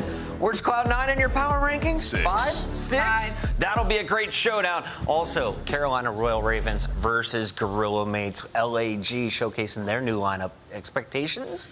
I mean, look better than the last team. You're going up against Carolina. They've been on the downfall lately, right? So it is a winnable match. It all begins 2:45 Eastern. It's dinner time here in Ohio. We'll see you for day 2 of Major 3 qualifiers on Saturday.